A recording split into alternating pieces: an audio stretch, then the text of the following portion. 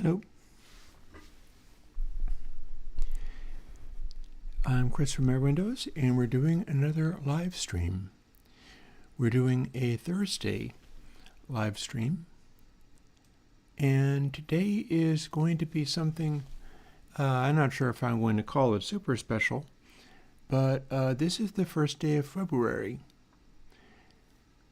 That means we're running back into doing challenging work, and it is a plugin coding day. And what I've got sort of ready to go, hey Paul Channel Strip, I'm going to be working on Cathedral 2. And I've done a little preparation just so that it's not too tedious. I also think I'm going to need to do my usual, throwing a log on the fire, making a cup of coffee, all that kind of stuff. But this is indeed plugin coding day. So let's see, one of the things I need to do is grab this is a fiber optic connector, and hook the laptop that you're now seeing what I'm working on up to the speakers. If I can. Might pose a little difficulty.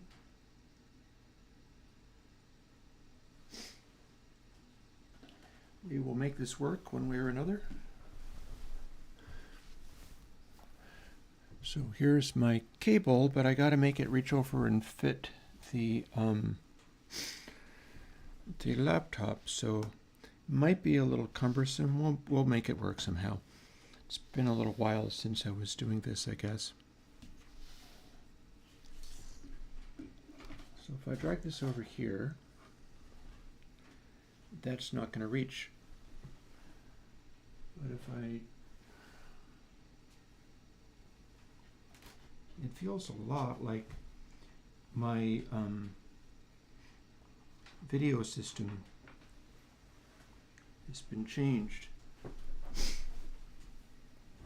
And indeed it has. The video system now allows me to have my switching stuff where I can reach it, but in consequence to that, it makes it harder to do this, to plug in the laptop that I'm using. However, I have now done that thing. Should turn the speakers up quite a bit. And what I was doing was crashing the laptop a little bit. So we'll hope it doesn't do a lot of that. It actually wasn't this one that I was using.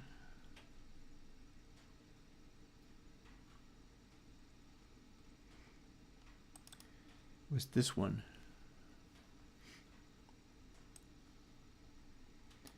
So I can do this with the original Cathedral. For what?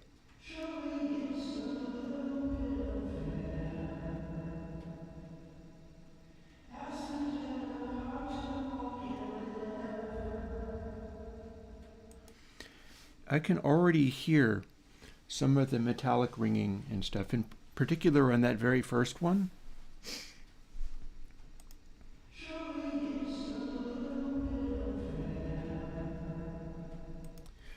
There's sort of a clang in there. Hey, before 23. So what I'm doing to try to raise the game with that is Cathedral 2.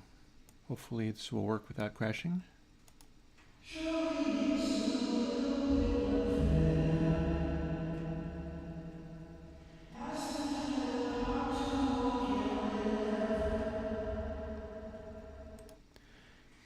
So what I've currently got, it's a lot livelier.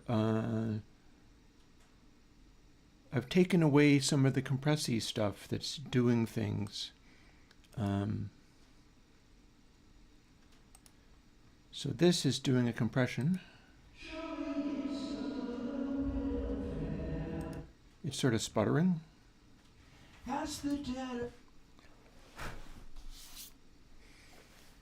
Whereas if I Do the other one, it's playing a little louder, but I don't have the compression in there anymore.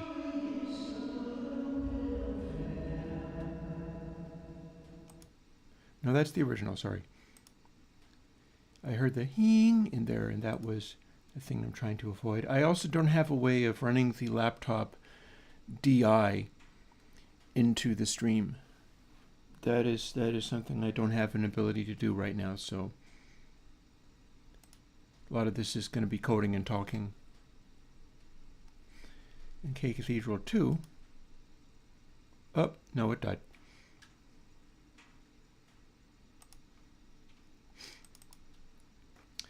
This little old laptop struggles when made to run 2 instances of this heavy reverb plugin. What this computer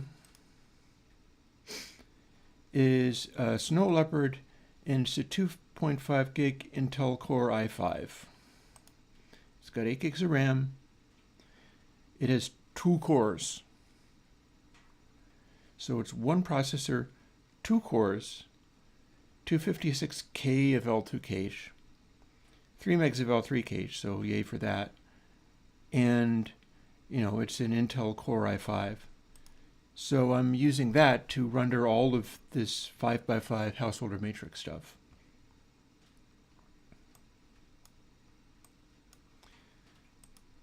And we could actually throw something else on.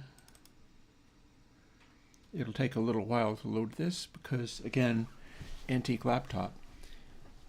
But I've been developing all these plugins so that they can run on this. Oh, and it's also 96K. I've been developing all of these so that they can run on this machine even if it's just barely, in the belief that modern computers can use the efficiency of being able to do stuff like that. So if I was to do the same thing and see if it works, original Cathedral.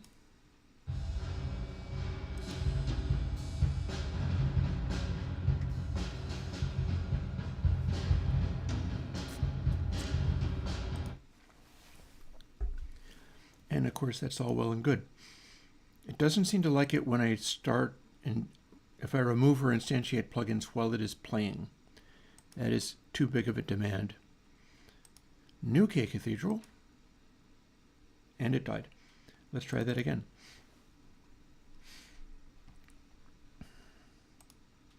I wish it didn't ask me. There's nothing it can do for me. This is the laptop that I use to code all of the plugins. It also might have to do with the fact that I have Xcode open in the background on a system that only has 8 gigs of RAM. Like if I compare the two, the laptop has 8 gigs of RAM. The thing that is doing the streaming has 128 gigs of RAM. The laptop has 2 cores.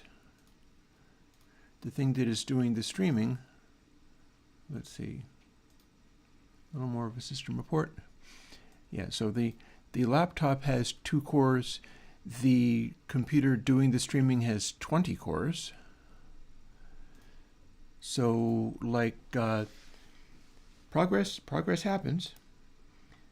Let's see if we can run this, and it'll run by not actually trying to do it twice. I'm not trying to load one and then load the other. Yep.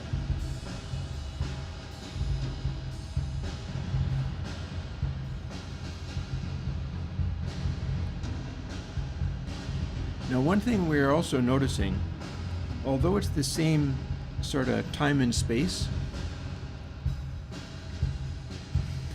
this is kind of a lot brighter. I'm not sure if I want or need it to be this much brighter. Because I do have the original, well, do I have it right here though? I think I have it right here. I do have the Bracasti capture, and this was not necessarily one where I have to obey what the Bracasti did, but the target for it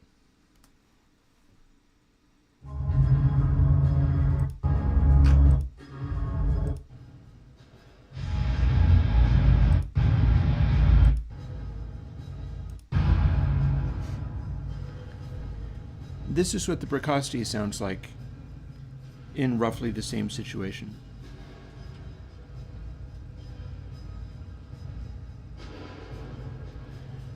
So you kind of hear some highs.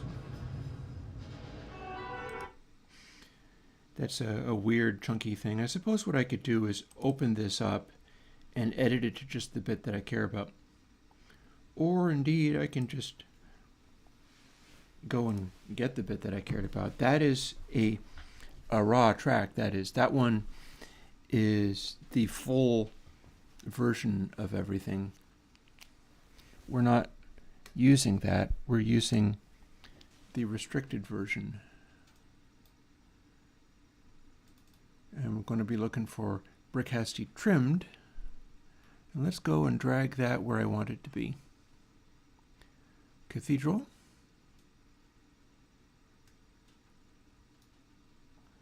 We can also play with some other issues here. Oh, no, it was still copying, but now it's done.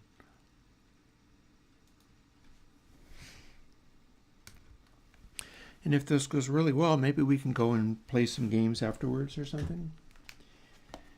I don't know. I mean, granted, I'm going like, this is February, so now it's time to buckle down and really like overachieve with some of this stuff. But who can say?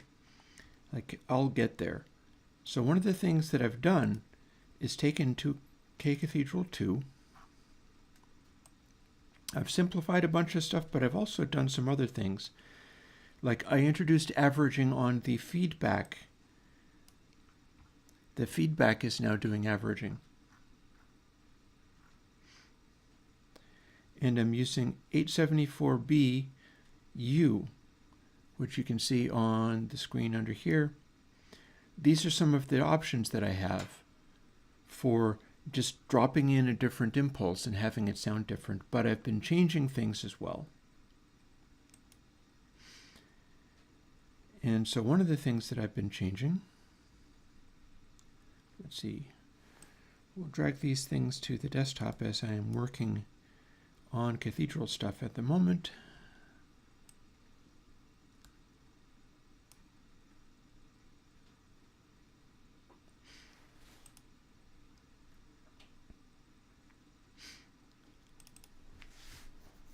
And I can run the new Cathedral on this at full wet, and we'll reference it. Oh, no, it didn't like that. It died. I'll keep trying until it works. Maybe it will be happier if I don't have too many of these things. So, like I have that open now too. I bet it's running out of RAM and crashing. I think that's probably what's happening. So let's see, if I quit out of Xcode, seeing as I don't have 128 gigs of RAM this time, I'm on 8. And a very much weaker processor. We'll try doing this thing on the antique laptop that I develop on. And let's see if I can apply this time. I do want it to be on full wet. And maybe we'll just keep trying it until it works. There's little point in sending that. I don't suppose I need to reboot the machine to make it work. Well, nothing to it but to do it. How about I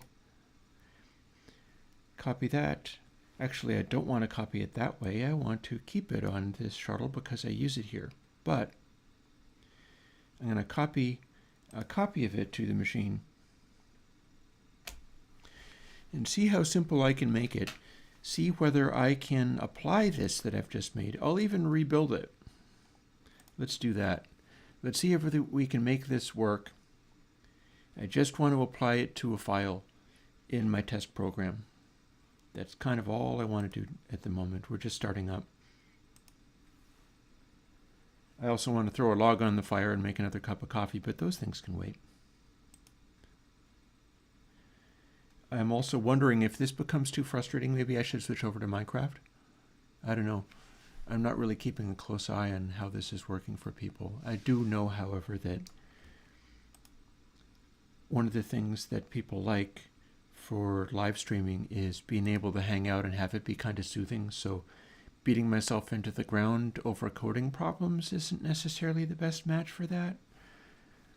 But it's my job, so that is also part of a thing. And I do like to be able to show people, hey, you can do this, even if it's difficult at times, that's okay. Like, you can do stuff even if it doesn't work perfectly. Maybe I can restore the, oh, we restored the, and it crashed while it was trying to do this thing. So that's not good.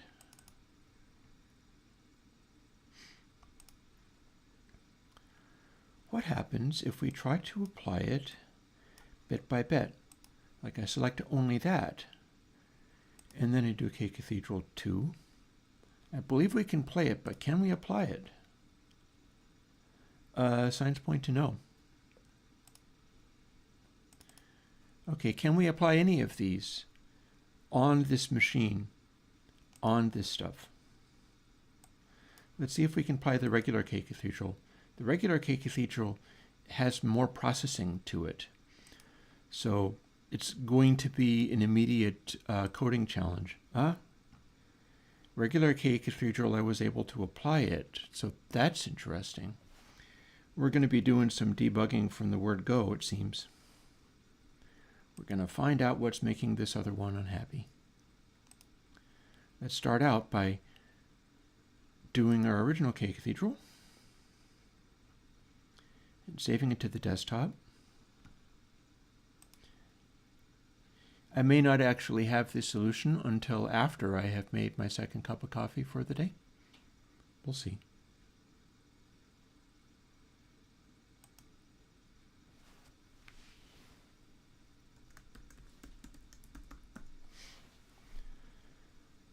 We'll save it as FLAC.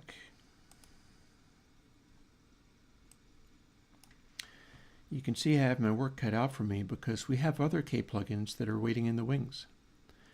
I'm going to do a K plate 240 and I'm going to do a K plate 140.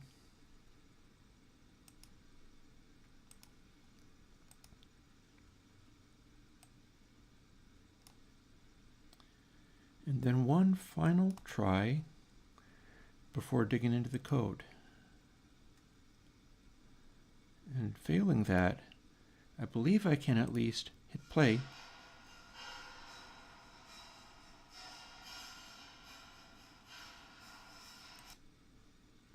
Weirdly, we're now not connected. That's weird. So let's devices.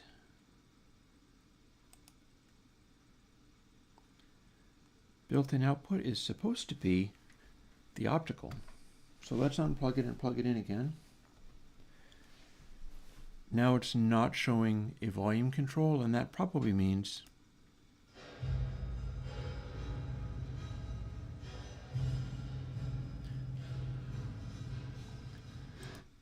but that was also the original K. I keep forgetting to do it as K Cathedral 2.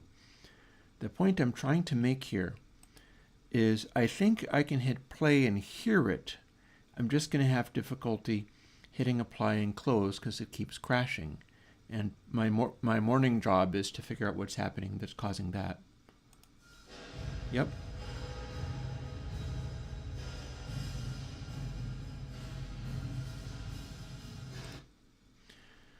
If I hit apply rather than apply and close, then what do I get? It might just die, but it might work. Let's see what it does.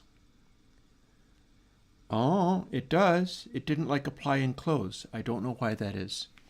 That starts to look like a twisted wave bug to me. Now if I close it, does it then crash? No. Okay. We've got twisted wave 2 on record. I mean, we've got K Cathedral 2.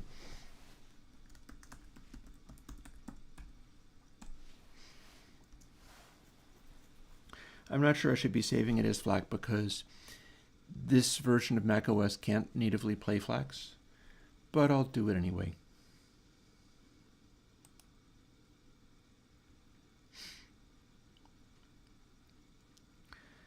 And if I've got that, and I've gotten past that trouble point, maybe I can load up some of the other things and demonstrate them. Let's see how we do at being able to open multiple windows at a time on the antique machine.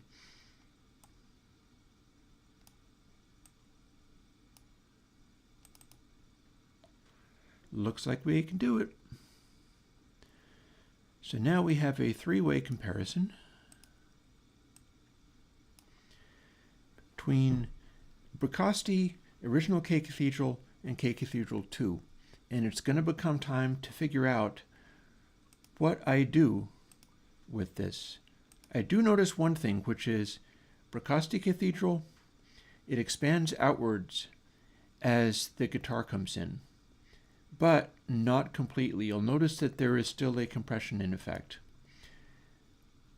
Airwindows K Cathedral compresses hard. It's not doing this, it's doing something else. But K Cathedral 2 basically just flips out. This is one of the ones where the peaks on the guitar section are really, really loud, while those drum parts are coming across as about the same.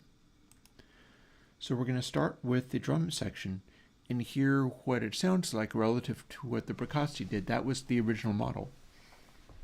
And I'll do that a little bit, and then I'm going to go put the log on the fire, get another cup of coffee, get rolling with some of this stuff, and we'll see where it takes us. Here's the Bricasti.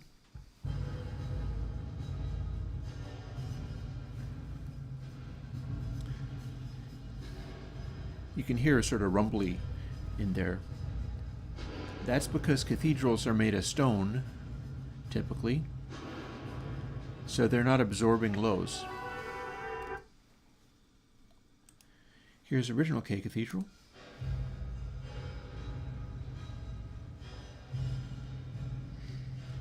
It's kind of a bit quieter, this. Mind you, I'm not mimicking the gain staging necessarily.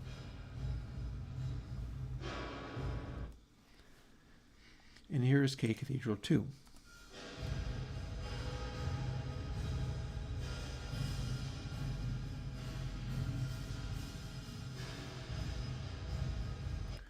So it's a lot brighter. And it might be worth seeing as the original was designed, the original is part of like a $5,000 reverb unit that people turn to when they're looking for stuff sounding right. And it is in fact correct to have long distance sustained reverbs lose highs. That's accurate. That's what happens in the real world. So when we do this, now I'm hearing hats in there. That's part of what the Bricasti is actually doing. It's actually letting through something which may not be dry. It may be some kind of leakage from the input signal. It may be coded in. There might be like early reflections there, although there's not a lot of excuse for that on the cathedral. And it's basically, like I did my initial comparisons with K Cathedral, having some of the dry left in there just so that it would mimic it more closely. But the settings allow to go to full wet on the Airwindows one.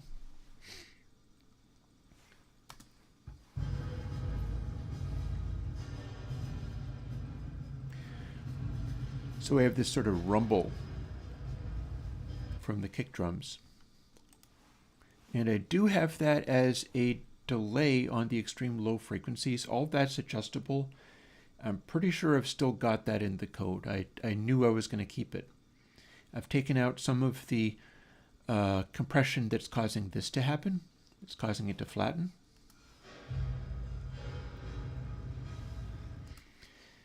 But my algorithm is not nearly as good as it should be compared to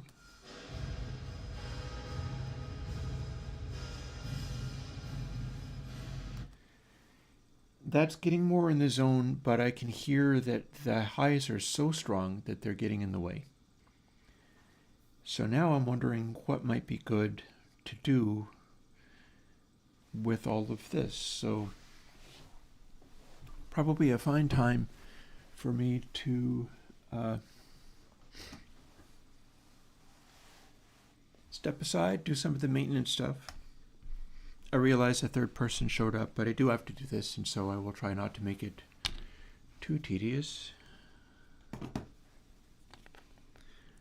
We'll move this to where it can be seen, and let's throw on some stream audio.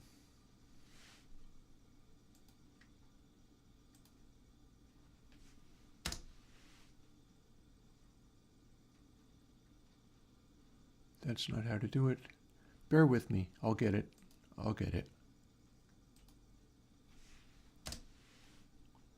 That's not how to do it either. Bear with me. I'll get it. I'll get it. It's one of those days, I guess. We'll see. Haha.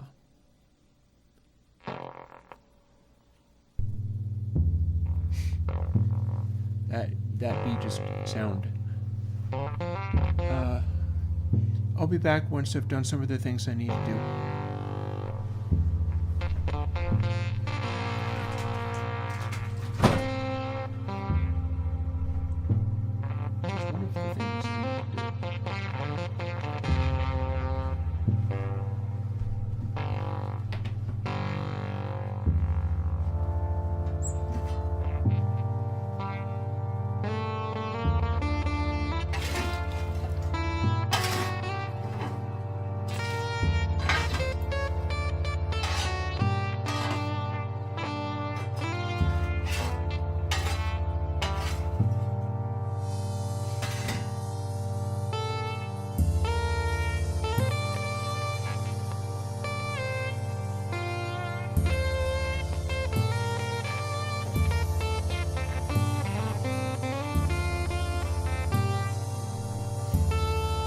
Many is the time that I have either drunk many cups of coffee before starting to stream, or, the cups of espresso and everything like that. And this morning it hasn't actually been one of those days, so I might be chattier and more quick to answer questions. Not that I've had many this morning. In a bit, I'm going to make another one of my regular pour-over cups of coffee, and we're going to be relatively moderate with that today. I wasn't expecting that, folks. That was really something. What just went before is not going to go up on my SoundCloud because it ain't my property. In fact, if Colin wants me to, I will delete it off of the saved YouTubes. I don't know though, I think maybe if he won't want me to. It can sit on the YouTube unless he asks me not to have it be there.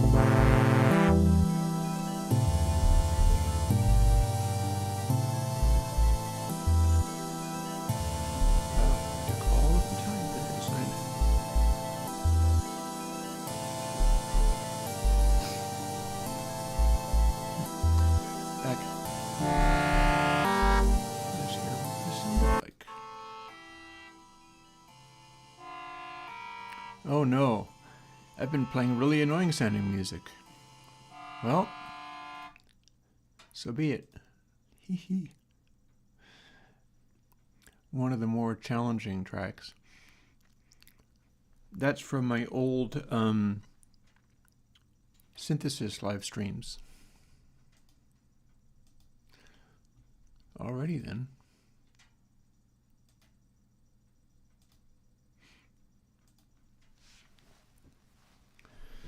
So here's where we're at.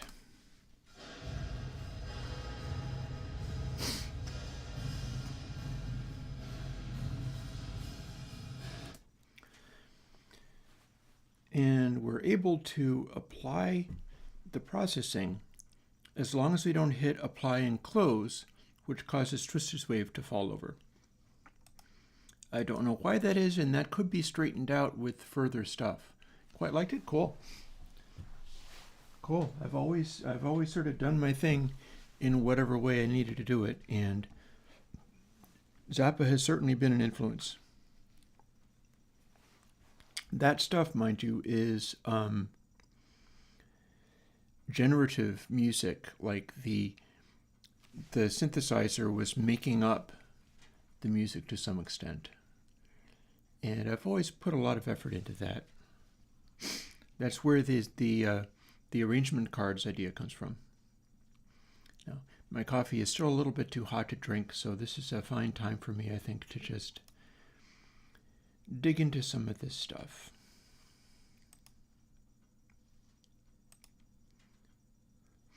And you can see my recent projects do include K-Plate 240 and K-Plate 140. I have a slippery elm lozenge in so that I can hopefully continue to talk throughout the day without suffering too hard.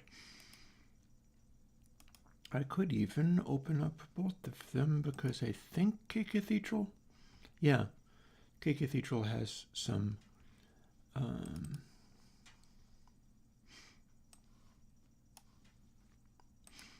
if we're going to use filters, we could use pair filters.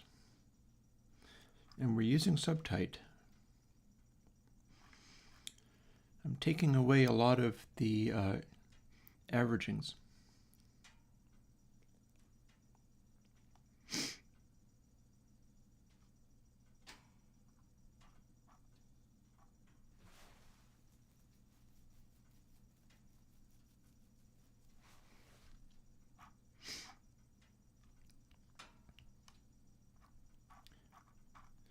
You can see those are the bits I took out. I'm also not using the early reflection stuff. I don't think it's actually working for me. And you would have thought that that would make the plugin easier to run, but apparently not. See, this one has early reflections. This one does not.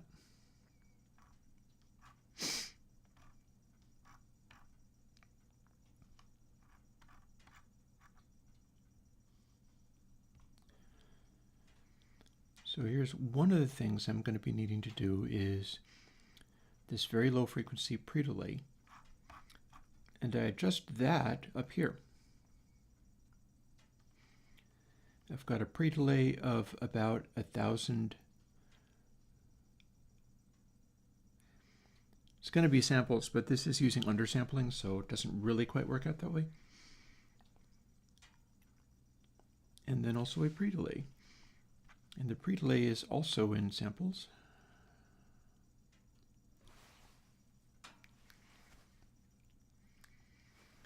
I might need to adjust all of these things, but first thing I need to do, let's go for the pair filter.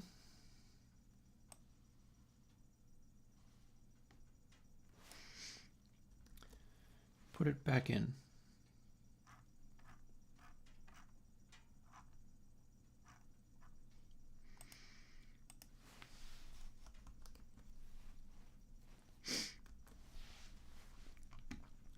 I got 3 stages, which doesn't mean I'm going to use 3 stages.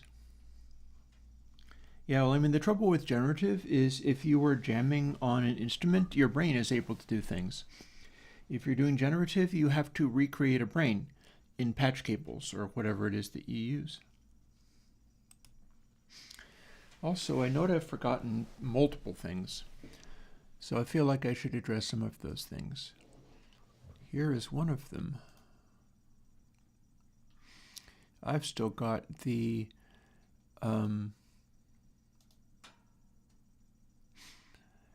Minecraft picture.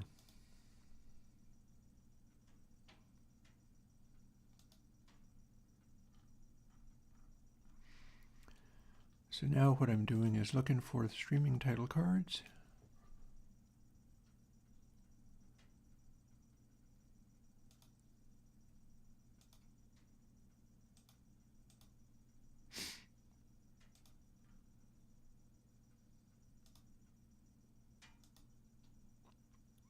Nope, nope, nope, nope, nope,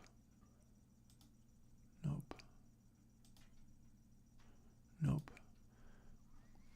Okay, the only picture I have that'll probably do it is this one.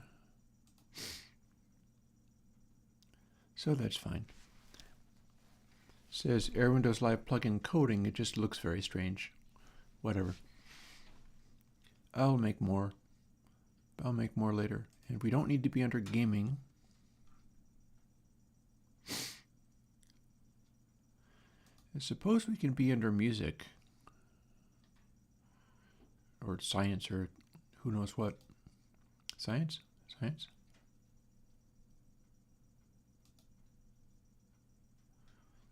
Tempted to go for people and blogs. I don't know, though. We'll call it science. And now the image has been edited. See you later, Paul Channel Strip. Man, the timing of people being able to show up is so weird to me. It's people all over the world. And I have no idea what their situations are, what they're doing, what they are not able to do because they're hanging around watching me instead. It's very disconcerting. It's all the more disconcerting when it's a relatively limited number, because then normal life things happen. And you go, what happened that everybody left? Yeah, it was dinner time. Everybody went and made dinner. So let's see.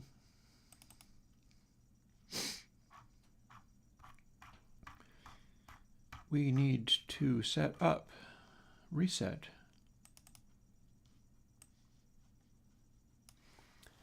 And we're going to kind of spell out this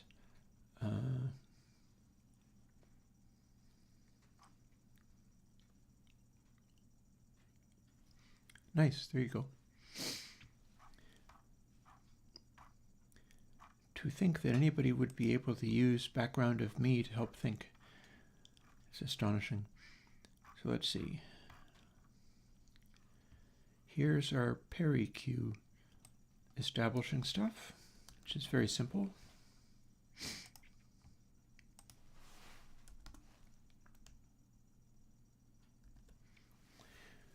One of the things I sometimes find is when I'm encountering heavy going with this stuff, and it could be because, I haven't had enough cups of coffee or the inspiration hasn't struck or whatever, or it could be because I'm trying to do something difficult.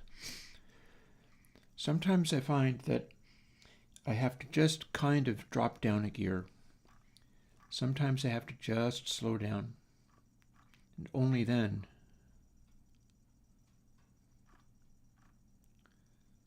Well, now, there's K Cathedral. There's Perry Q. Have I just hard-coded it in?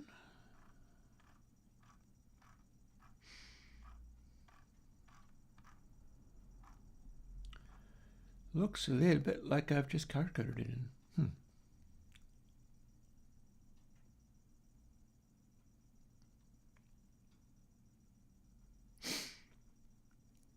Well, nothing wrong with that.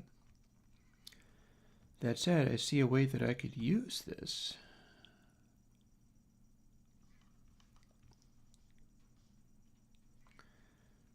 But what I was thinking of doing is allowing it to grind all of its processing. I've already got a darkening factor in the feedback. I'm thinking of using PariQ literally just on the end of everything, just as a post filter, and seeing how that goes, because that will have the darkening effect in the regeneration be purely a factor of the simple averaging I'm doing, which I believe is going to have about the right effect, but then I have to make the entire thing darker.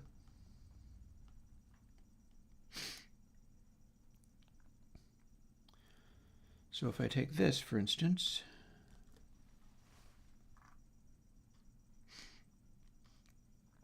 pair A sounds like the appropriate call. Yep, there's B. We got yet another one.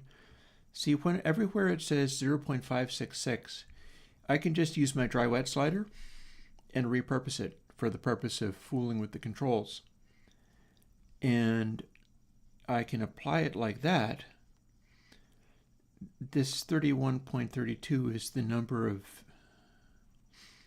stages we're doing. So that's going to make it steeper.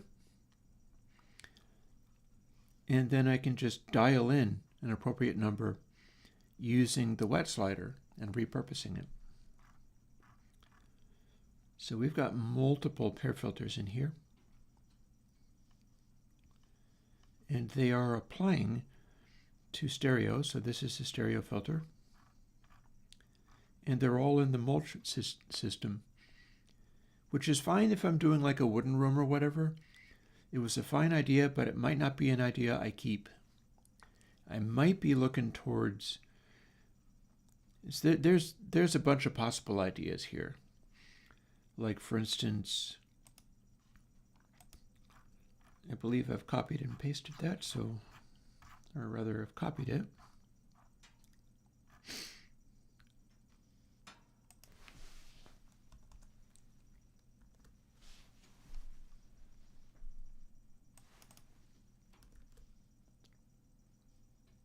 So here's how we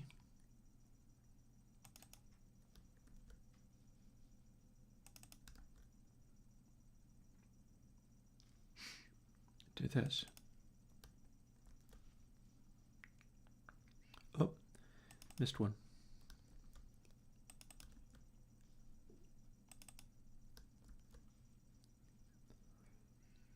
This being one of those ones.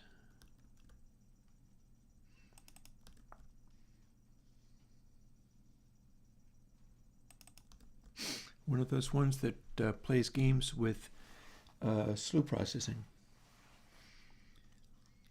So we should now have a fixed darkening filter. And we can control the depth of this.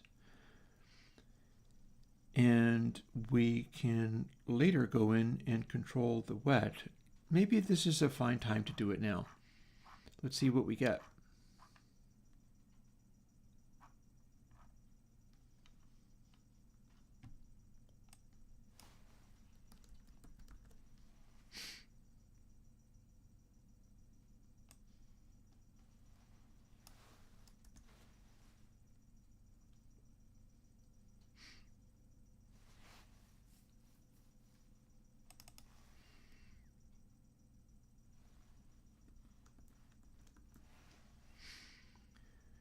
Of course, we're using the pair filter, so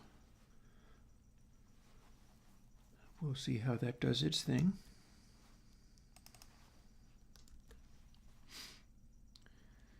This is Xcode. This is Xcode. This is an old Xcode. It shows on the screen. You can kind of see about Xcode. This is Xcode version 3.26 from Snow Leopard. It's 64-bit. Yay!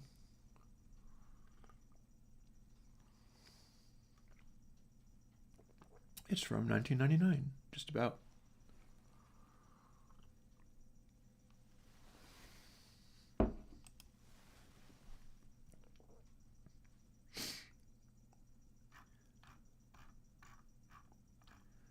Let's go down here,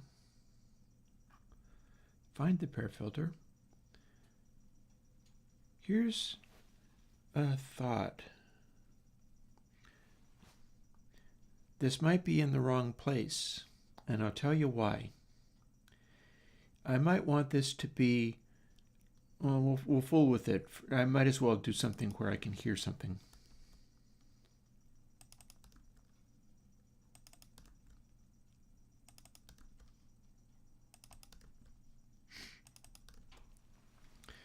It's going to be resilient to multiple sample rates.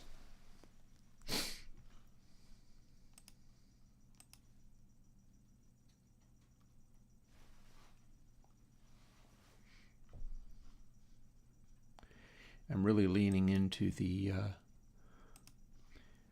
times get tough, or the coding gets tough. I need to go slower.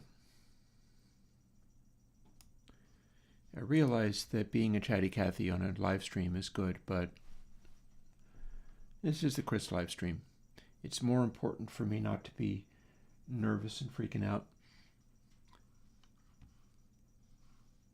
So, how do I get access to the thing I'm doing? I would say like this.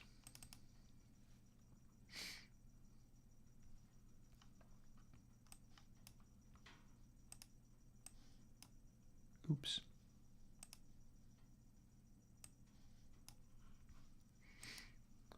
Now, if I select this and then do cathedral 2, wetness is now a filter.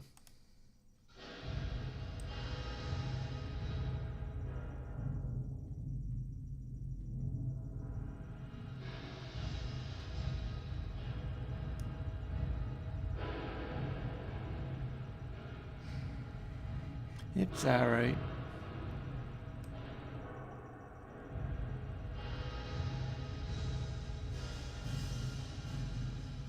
Here's our Fulbright.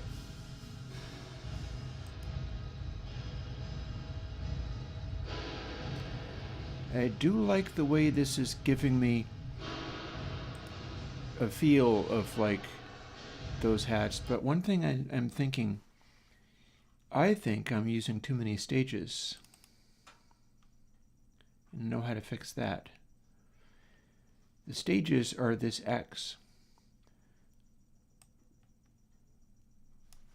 So that should give me the same number of stages, but instead if I was to do X16,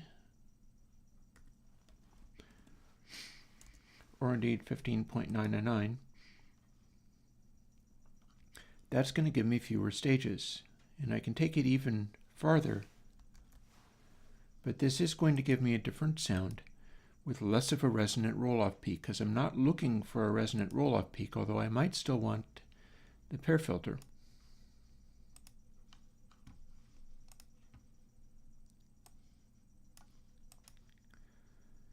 And that's not to say that the resonant one might actually be pretty close to the Bricasti, but I'm no longer really even working on the basis of I must replicate the Bricasti. I tried to do that with the previous one and it didn't really work.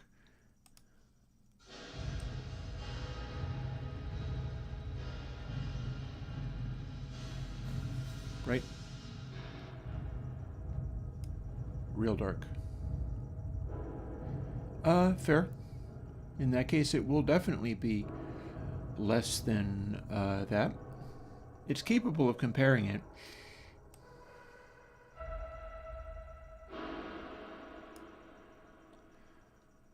That sounds kind of appropriately cathedral-y. What do we have to compare this to? Actual Bricasti. Kind of murky.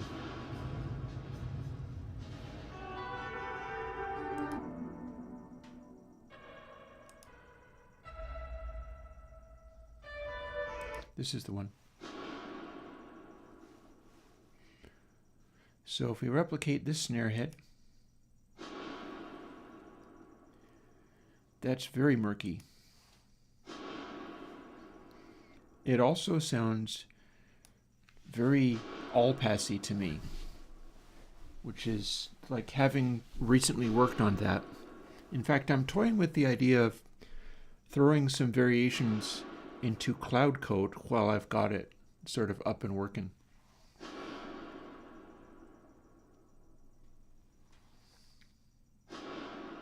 I'm toying with the idea of, before I put out cloud code, taking it and throwing some nonlinear reverb aspects into it.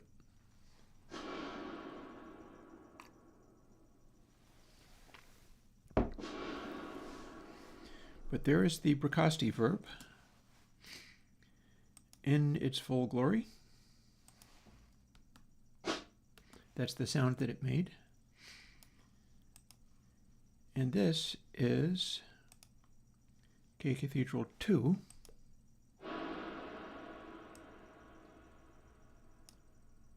It's more sustaining.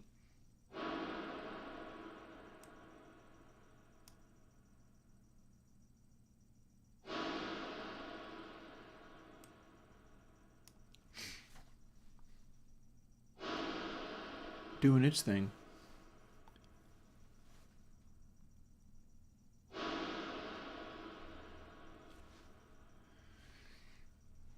I could darken it more.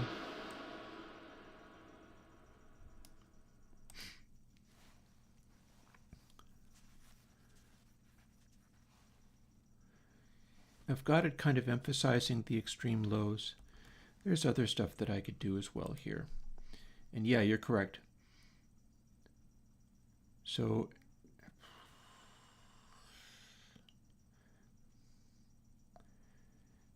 it could just as easily be 15 rather than 15.99. Same difference. Less than 15.0, same difference. So we're making it be less than 14. So 0, then 4, then 8, 12, and then it's not going to do 16. So in theory, this would be the same. So we're doing 3 levels.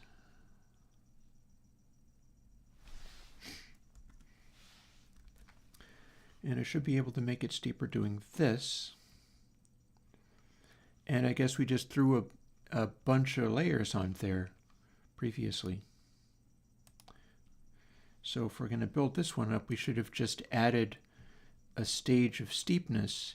Originally it was like 31. That's actually a fairly large number of stages.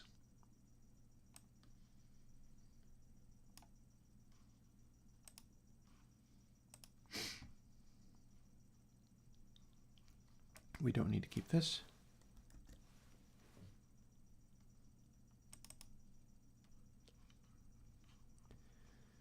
The original 31 is actually so many stages that I'm pretty sure it was getting resonant and peaky.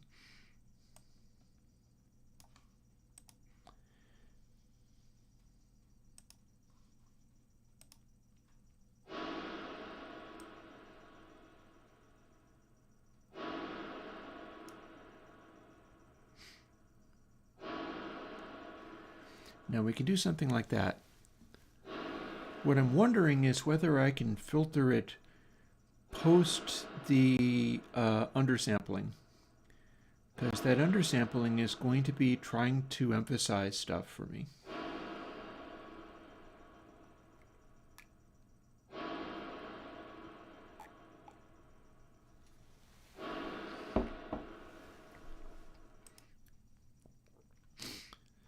Also, we've still got potential situations with like loud guitar.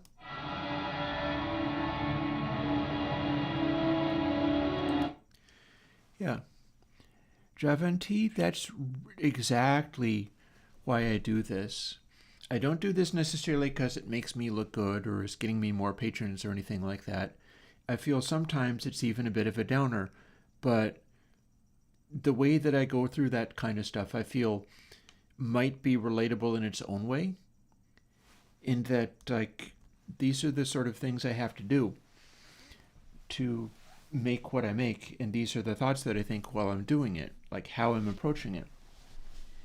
So in a sense, it's like the opposite of trying to be a live streamer and do things that will bring in a large audience. I'm trying to be useful to whichever people are out there wanting to be able to do likewise. And that's kind of the important thing. It makes it very uncommercial, but I mean, I'm an open source programmer. I'm by definition uncommercial. You know, wanting to help other people is not necessarily a commercial mindset. Although if you're smart, it can be. You eventually get down to the bottom of any commercial venture will eventually get down to the basics of what is the thing. And if the thing is, I take money from you, nobody's going to want that. So you got to think in terms of what you can do for people. But then at the same time, gussying it up and making it look pretty also has its importance. And that's a side of importance that I usually ignore. So let's see, where were we at? We were going to try to take the slew filter, seeing as we're doing this big darkening filter. Like the way this works is, oh, and I don't even have a averaging filter on the end of it. That's raw output of the downsampling.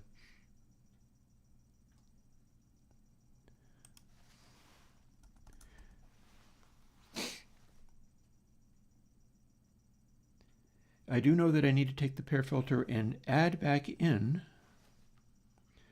something important. That something being get sample rate. So I'm going to open up my original pair filter, which is not undersampled. Actually, I think I have that on the desktop, don't I? Or do I? Do I or don't I? These are other ways of doing it, but they don't actually. The original pair filter is in the Airwindows folder because I put it out as a plugin. Like you can use this, but it's just a simple crossover, and that's the part I want to look at.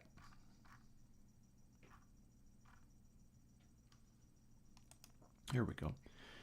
These other things are ways of applying this as a actual multi-band channel strip kind of thing, rather than just this is the minimalist form of this as a crossover.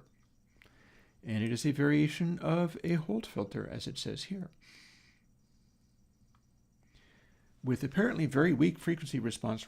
Okay, you have to use many, many poles to make it do this.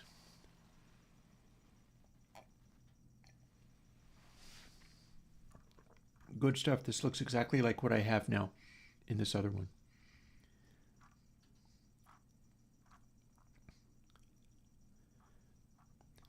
Max poles.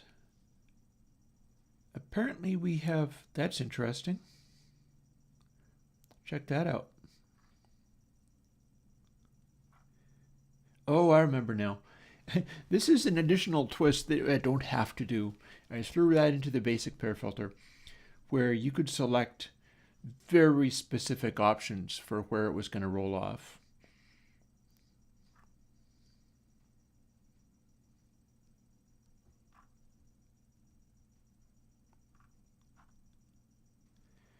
We do not seem to be compensating for sample rate. That's wild. Did this work, or was this actually something that didn't work? Like, not to say that I'd be doing an update on it, but what happens if I look at my more recent ones? I surely tested those. I mean, this is stuff that I've been using. It can't be that simple. It would be wild if this was a function where you got to ignore sample rate. Like I move it here and it works exactly the same as it did when undersampled. That would be crazy. Let's find out. Let's go and look at another one. Desktop, pair EQ, or indeed pair light EQ. This is like the 4-band, and that's the 3-band. So this being the 4-band, and of course Console LA uses a different crossover for the highs. It uses one based on the whole algorithm. So what do we got here? Oh, that's K Cathedral again. Never mind.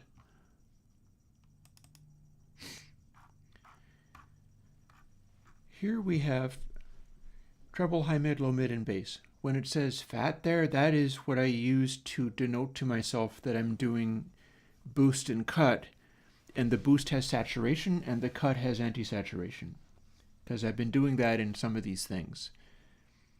Not absolutely all of them, but certainly in the console EQs.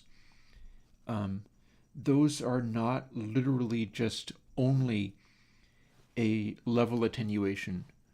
The one that I put out not so long ago that was like console LA's filtering all by itself, I believe I had that one without boosts and cuts that involved saturation or anti-saturation. But when it says fat treble, fat high mid, fat low mid, fat bass, that means that each of those, the bands that are produced, are getting a soft saturation as they boost. Typically it's sine and arc sine is what I'm usually using. And the reason for that is that as you boost and also add saturation, the sound will tend to come forward. Changing the transfer function makes the sound seem to be more forward rather than backward. And if you do arc sine, it makes the sound seem to fall backwards.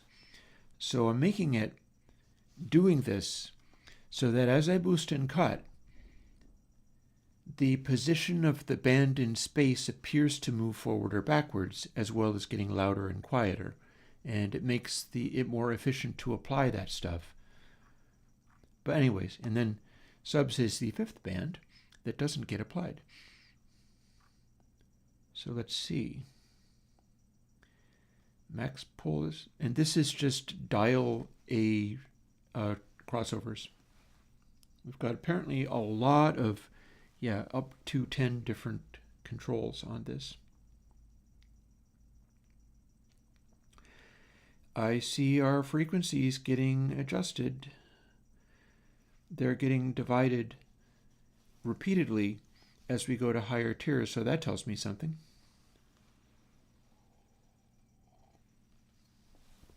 And that's one way of doing it too. It's not the only way I could do it, but that's one way of doing it. I'm keeping an eye on my wood stove. It is dwindling a little bit. If it gets chilly, I will go and deal with it. It might just get chilly on me. I don't know why this code is set up to do this.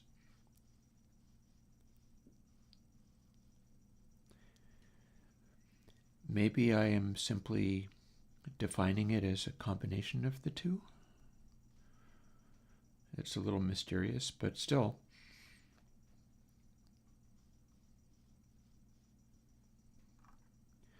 Oh, that's for the poles, and so if it's all basically the same, then it's all basically the same. But I'm using one fewer control for this. I don't need to be that worried about that part.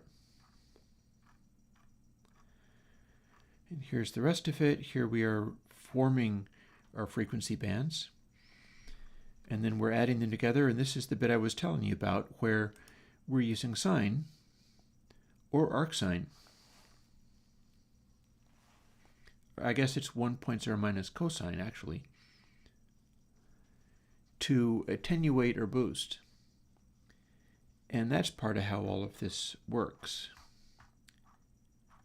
And this is the same kind of EQ that will go into things like the eventual, like the 4-band is what's going to go into the console version that's meant to be like the Trident Day range. That's a 4-band. And it's designed to do that and then be able to target mixes like some of those David Bowie mixes or Van Halen's Fair Warning that were done on a Trident Day range, and basically take 4 sliders and move them around and get it to where, like, okay, with this much high mid, this much low mid, this much bass, yeah, that sounds like the record.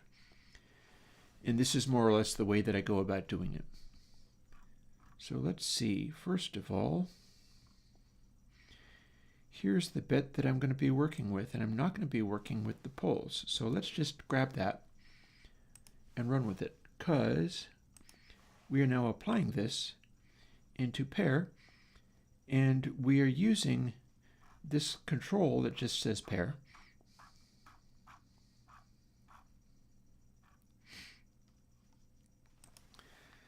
But guess what?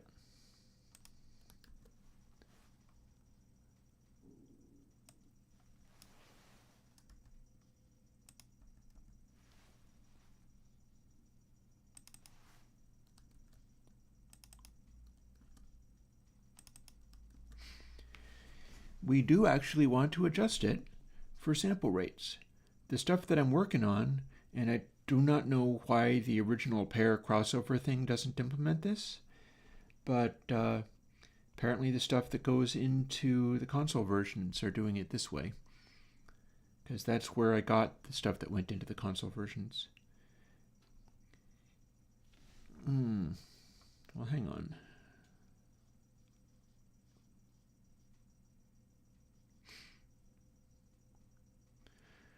There's presumably different ways of doing this.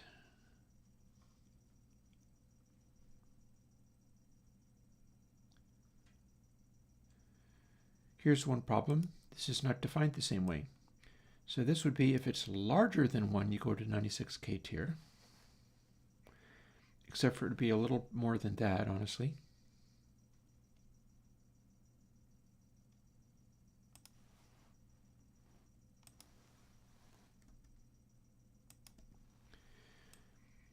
Instead, we'll call it larger than equal than 2 or larger than equal than 4 for the time being. This might not be the optimal way of doing this. Honestly, there's ways of... I could just have it be pair divided by a cycle end, and that would do the job. Maybe that's a fine idea. Like multiplied by 0.5 is the same as divided by 2. Although we can't have it cast to an int just because we're dividing by that. We've got a pair variable. We've got param1, which is a float, I believe. And then if we divide it by cycle end, it would be an int. But if we cast that to a double, then we would be guaranteed to get... Although we'd learn pretty quick. See, here's the stuff where the computers can jump in and bite you. And it may not, but it's an unsafe procedure anyhow. If I do this, and I am working with cycle end because I'm downsampling, that is the same as what I've defined here. If I've defined cycle end, and it's going to be 1 for normal rates, or 2 for a higher sample rate, 4 for extremely high sample rate, then if I'm running at 96K, it's going to be 2. Or at least that's what it says. These are the things where they can catch you out, you know, but I'm pretty sure that's how that's going to work out. Because I'm basing it off of 44.1K, not 48. So it's going to be 1. It's guaranteed to be at least 1. It's guaranteed to be less than 4 just to not crash and break things. And thing is, if the divide by an integer caused everything to be considered to be an integer, my divide factor for pair, I'd be working with something that's a double, that's based off of a float, but then if everything had to be an integer, pair would always just be 1 or 0, which is very unuseful. I don't honestly think that's how that would work, but if it was doing that, it would be a very mysterious bug, and we'd be able to fix it by casting the int as double. So if it says 2, it's like, yeah, this is 2.0. Just consider this to be 2.0. And if we do this, we don't need the stuff. And it deals with 176, well, whatever 3 is. I see 3 for silly people. What that means, let's whip out the little old manual calculator.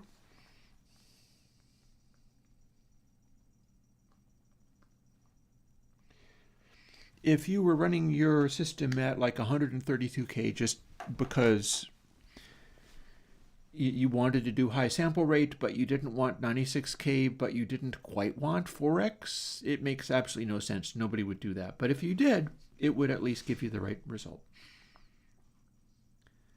But not for the undersampling, just for the pair filtering. Let's give this a whirl. Let's give this a whirl and see what it does this time around. I'm just going to isolate that one snare hit.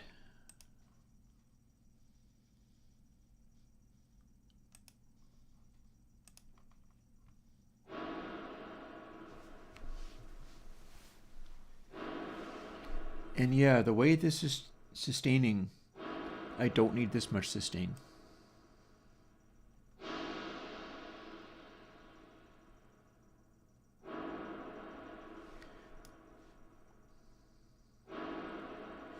I feel like I like the filter being there rather than inside the undersampling, which is not to say that we couldn't do multiple ones.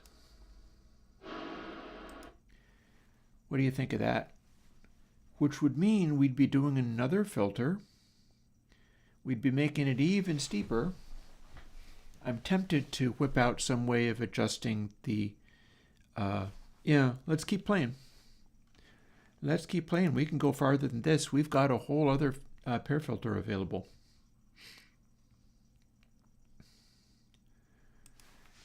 I'm going to start doing the things I need while explaining them as I go.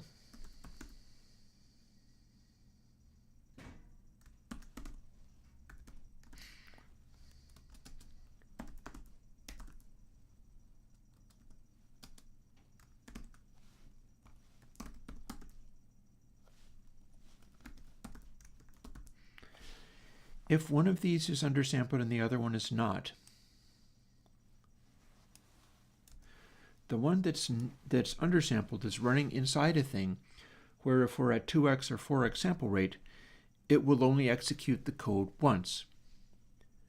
It goes through, does that, and then reconstructs the high sample rate version. We're doing filtering outside, meaning that only that one would be scaled according to sampling rate, but the other one, the one that runs inside the undersampling process, runs at a direct sampling rate. That one doesn't scale because you're not actually calling it each time you go. So what that means is we're now going to copy this and then change them around a little bit more.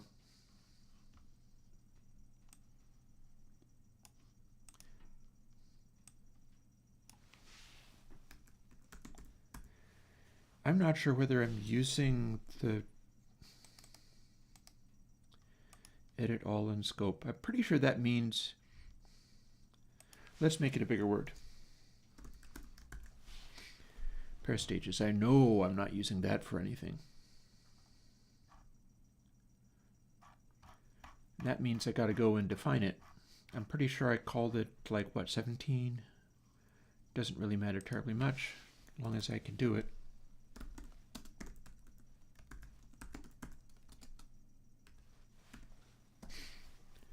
So now we can change that there. And the frequency gets adjusted here. We can scale that up or down as we go. And this will now still compile and run.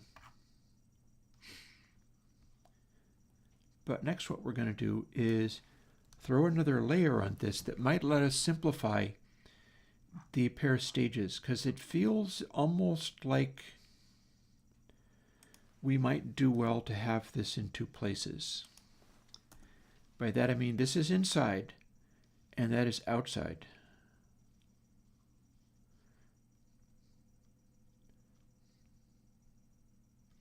We're going to use same pair stages for both.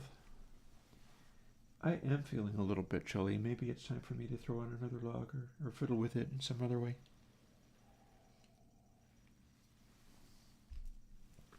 If this stuff works, I get to use it on the plates as well. That's the thing. It can come in handy.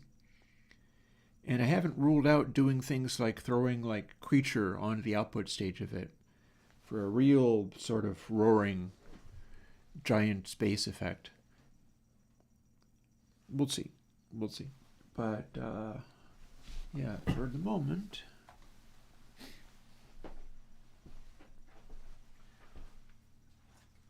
you can't even see a hint of fire in this at the moment, and that's because it's really dwindled right down.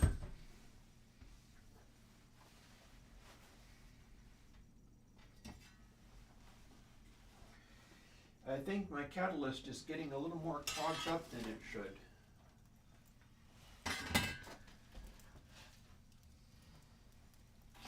There might be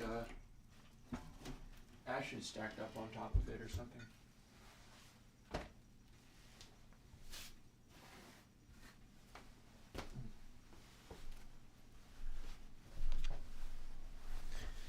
I'll maybe attend to that tomorrow. I can't do anything about it right now because the whole stove is too hot to work with. Alrighty. So here is pair A inside here. Here will be pair B. And I can adjust that.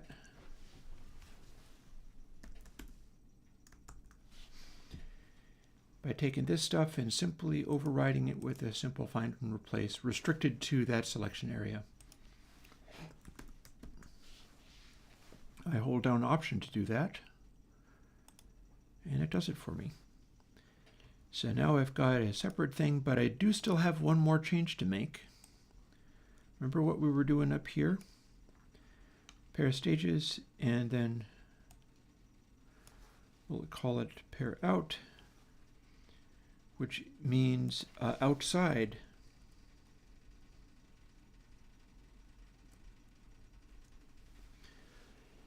Outside the undersampling. Undersampling is making it so we don't have to adjust the size of this filter.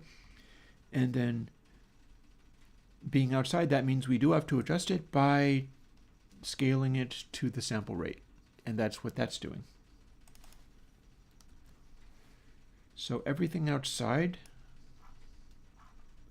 this area, which is reconstructing from the undersampled version, that turns to pair becomes pair out. And I'm going to find each place for that. For instance, there's also one here.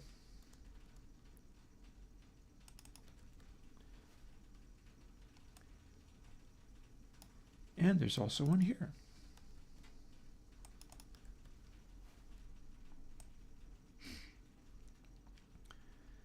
But that covered it. It's a nice little simple thing. Also, cool thing about this version of Xcode that doesn't necessarily always apply to everything I'm working with. For instance, I can't do this in the Godot engine.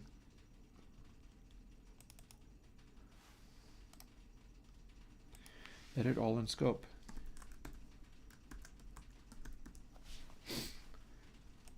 Scaled to the new sample rate. So everywhere in the code, it went and found what I was doing, and now everything says pair scaled correctly. So we'll give that a little try. We're now doing a filtering that is twice as steep as I previously had without changing anything else. And that is because, I feel like I want to have that as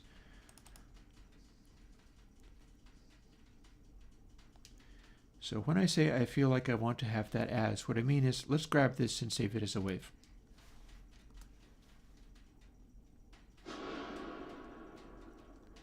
That's precocity, baby.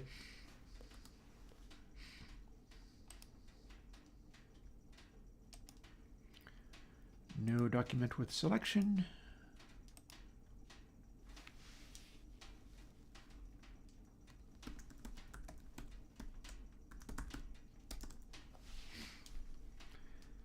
And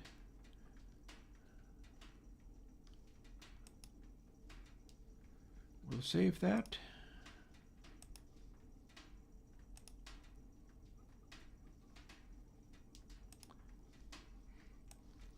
Now we get to hear this in the Finder if we want.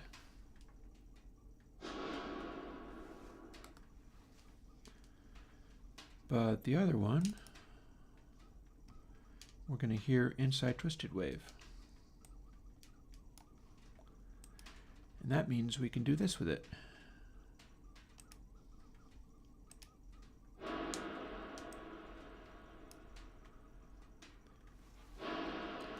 We've got a lot more sustain this time.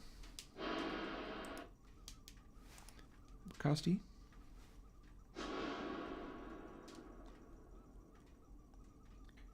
It's also darkening up a lot.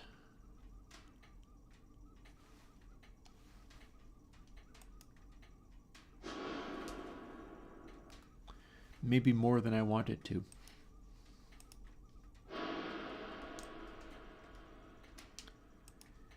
Like mine,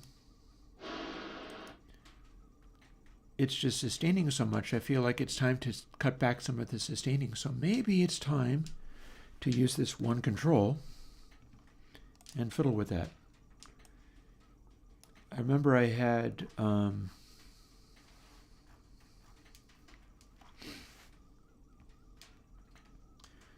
so if we call this about 0.5, hang on, one thing at a time.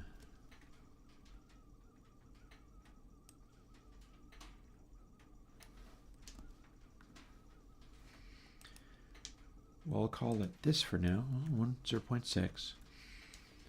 Perilously close to golden ratio. Say meme. For a guy asked me the other day, we were playing Minecraft and stuff, and it's like, what is your favorite meme? And that's really, some of people who hang out and talk about memes are often not really my jam. For me, however, golden ratio, clearly for Chris from Airwindows, golden ratio is a meme. No question about it, because I find interesting things to do with it, like the cloud coat. I tried it with the 0.5 all-pass filters, like you'd get an MV, and that was fine, but then it really bloomed when I went to what is normally considered the classic all-pass filter setting, being 0.618, but of course, I'm Chris from Airwindows, and so if I see that number, I extend it to be the full-on golden ratio number to the nth degree, and it gave a really nice sort of expansion of the sound. That said, I'm still kind of interested in adding a nonlinearity control to it,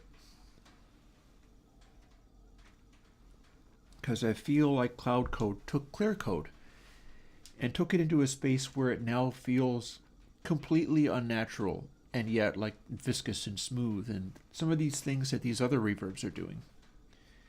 I've been stepping away from that big time. Okay, so let's see, where do we get feedback? Here we get feedback. So let's take that number.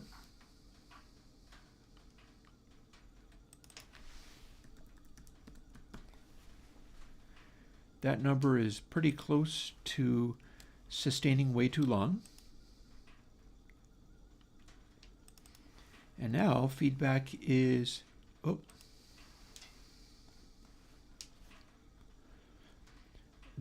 this scaled to this number, and we get to work with that and then sneak it right back in when we have a updated correct value. But for now, this is on a control. We're going to dial in the sound of that Bracosti. Sebastian, I am not up to speed enough with Coldplay, so I can't tell you. Do you have like dinosaur rock examples for how that would be? Like, I really don't know what that sounds like. I really don't know what that sounds like. I'm an old 70s guy, right? Those are the sounds I could tell you off the top of my head. You do this, you do that, you do the other.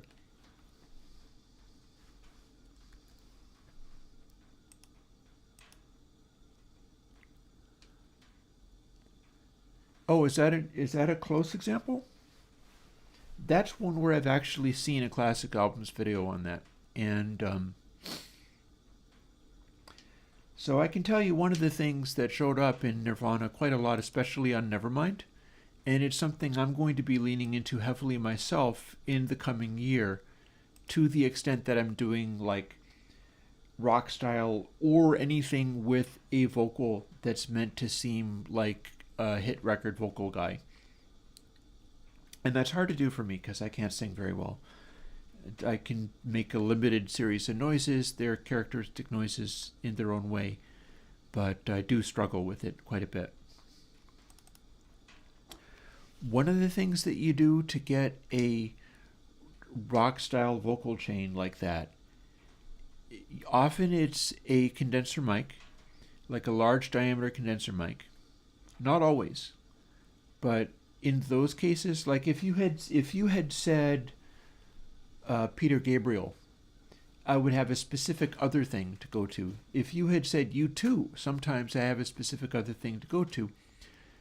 Because, well, if they are that keyed into what U2 did, they might be using an SM58 or SM57.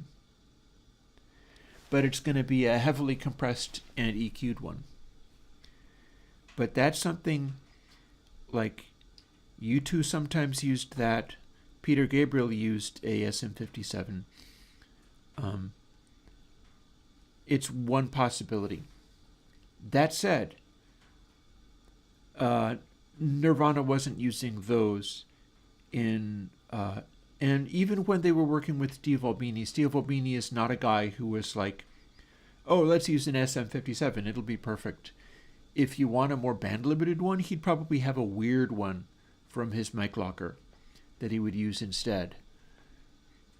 When you have that penetrating mid-range ability to handle belted loud vocals, which I'm assuming Coldplay must be doing that because U2 was very known for that, Nirvana even more so. The dynamic mic is able to sort of constrain and shape that, but the large diameter condenser mics are also a thing. One of the things that you sometimes get, like also, if Foo Fighters is anything like a good analogy there, I know something about that. I've seen what they do enough that I can tell a little bit more about that. Because I've made some similar choices as far as how I get a vocal sound. So now we have our sustainy thing. Little reminder. Bracasti Cathedral.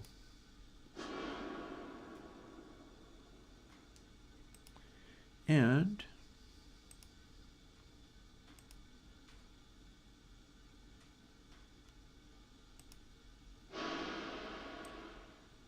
ooh, that dies away real fast, doesn't it? Oh man. Yeah, we're not gonna. The raw impulse is this. That's crazy. We definitely have to have a bunch of feedback in here.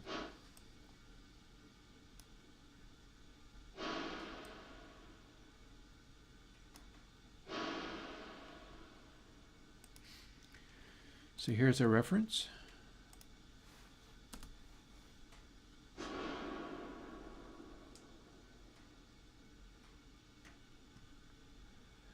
That's about 8 seconds until I can't hear it anymore.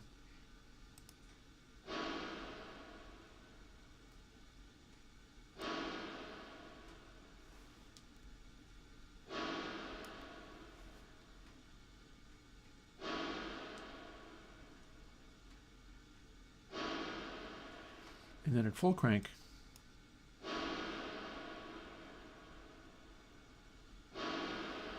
so one of the things that needs to happen is this needs to darken a lot. And we're not actually that far off from this.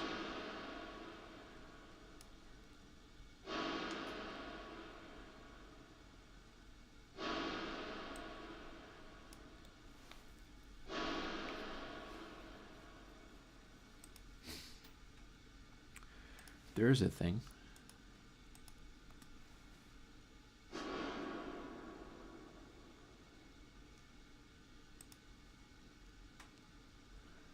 I can't answer that question.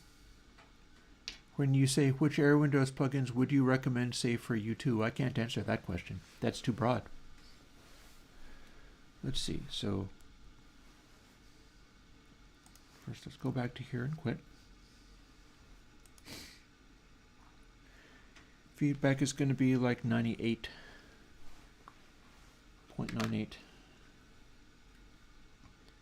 0.95 is too small.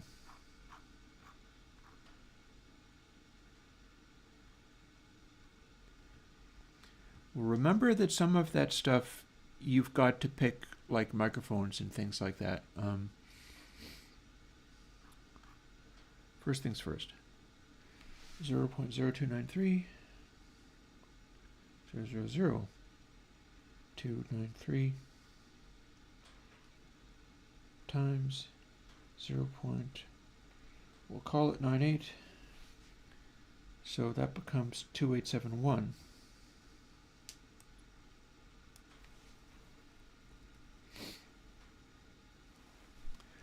Close enough.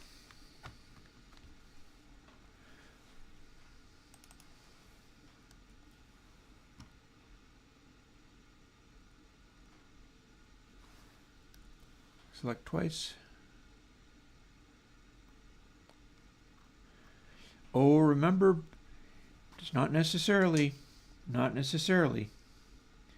Remember that the SM57 and SM58 have little tiny transformers inside them to bump up the output of the capsule. SM7, not the same thing. SM7 has a very different style of internal transformer for doing that. Because they are such different internal transformers, the whole behavior changes. So you don't necessarily want the SM7 in a context where the guy that you're emulating was using a 57 or whatever.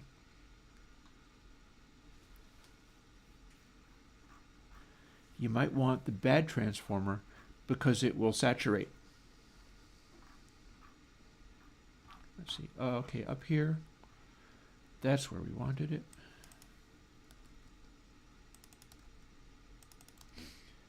We have now scaled the sustain back to where it should be.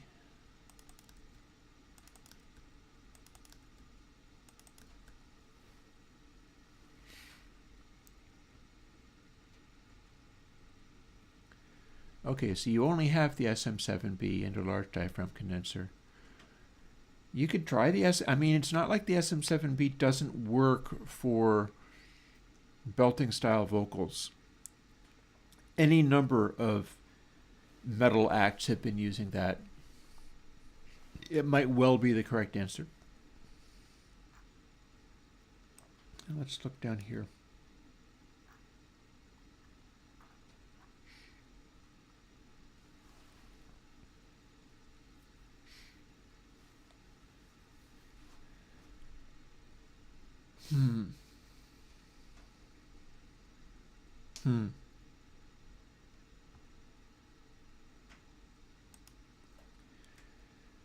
Let's see what happens if we use 5 pair filters. 5. Excuse me. If we actually want to mimic this, we might need to go about it in this way. We only apparently have 3 sets of them, so we're going to go beyond that by a healthy number, I think. I'm just trying to figure out how this makes sense. Yeah, an SM7B or especially 57s are very good at aiming at things. There's a number of reasons for that. Some of them might be specific to the 57 and 58.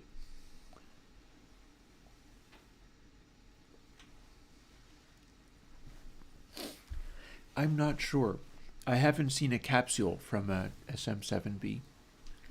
Although I wouldn't be terribly surprised if it's still applied. Like, the capsule, including the little plastic dingus in the front, might be the same for all of those mics.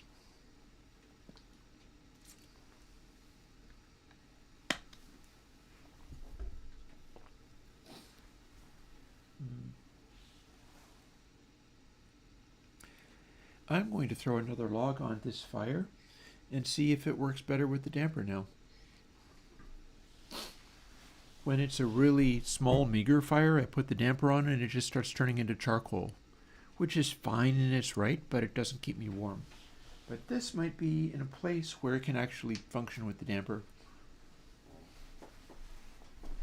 And if I do that, I don't have to think about it for a little while. So that would be cool.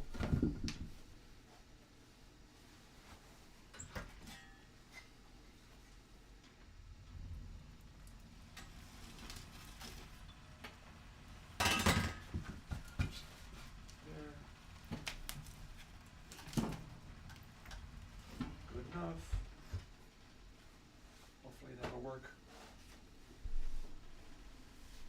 It sort of toppled over a little bit, but it'll be fine. One of my concerns is that the internal stones of this are getting beat up pretty hard. But that's what they're for. They're for having wood be burned up with them sitting next to it. Well, let's see how we go with the damper.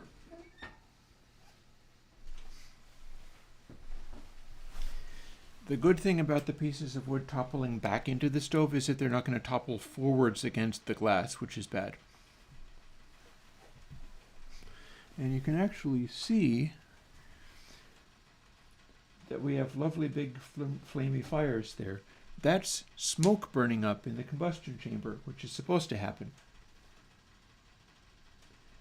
That means the whole stove is burning hot enough that it's burning its own smoke, giving more heat and producing less pollution. So all of that is all to the good. We'll see how well it's able to continue doing that.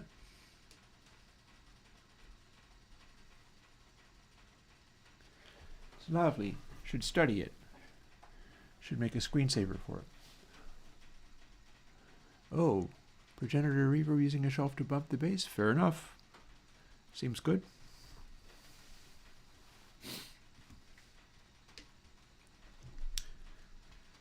Where was I at? I was going to make a bunch more pair filters and put them in the feedback loop. That'll work. And then we'll see what we get. And we'll use the same filtering for everything.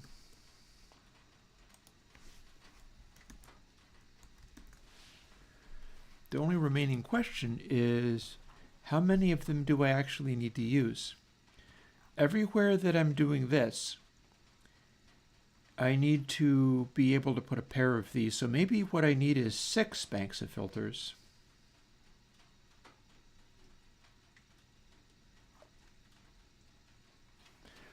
And we're applying them only to the feedback loops. Works kind of like this.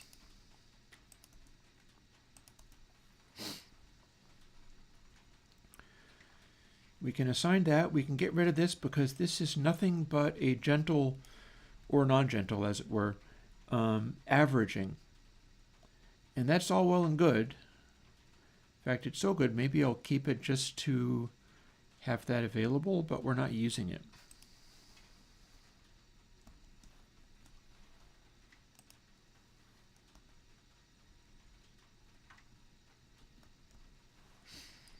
Commented out.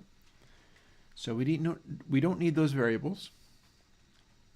But what we do need to do is throw a pair filter in every one of these places. So there's one pair of things, another pair, third pair, fourth pair, fifth pair, and then we have the final one on the output. So we're going to need 6. So A, B, C, D, E, F.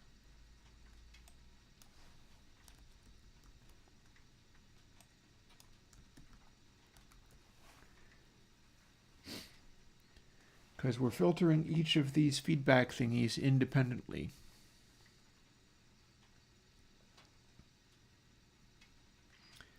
That's kind of how the householder matrix is working.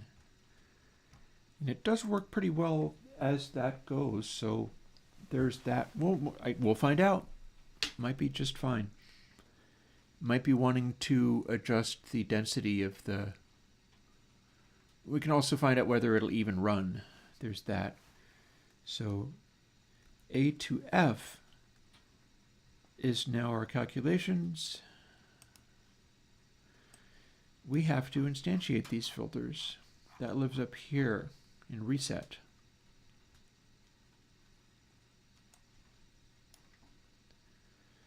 So we're going to rename these guys. ABC, copy, paste, DEF.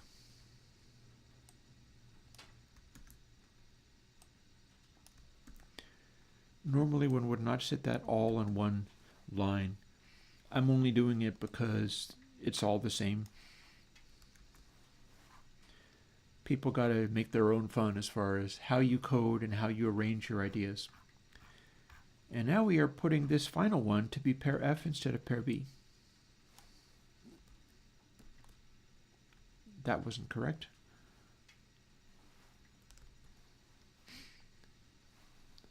It's Command F I'm looking for.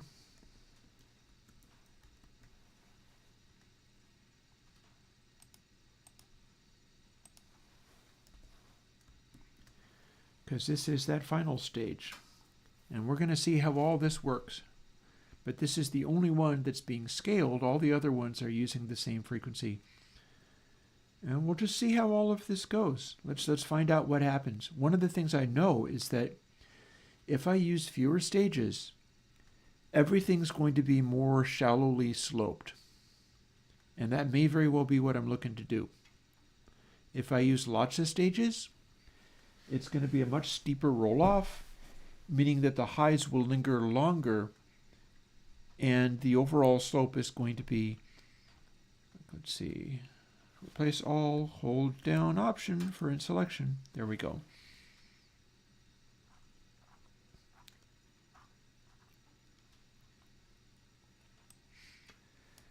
Now we take this. We're not going to be done after doing this, but we are going to take this and move the whole thing around. All of our input stuff is full brightness, except for the roll-off on the final output. Let's see how this treats us. Everything is going to get updated.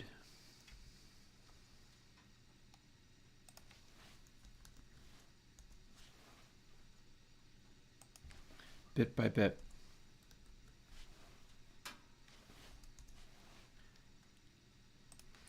We can but try. We're doing these various things and just trying to make it make some kind of sense. Final paste.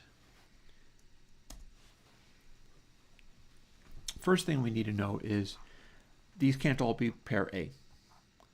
These have to go A, B, C, D, E. So that's why I left the search and replace thing there.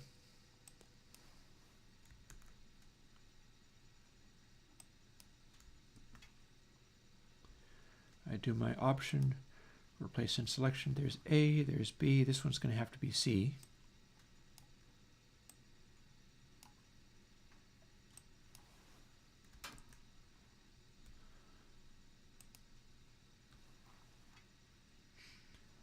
This one's going to have to be D. I won't be done once I'm finished with that, but it is the next obvious stage. And then E and F is down below.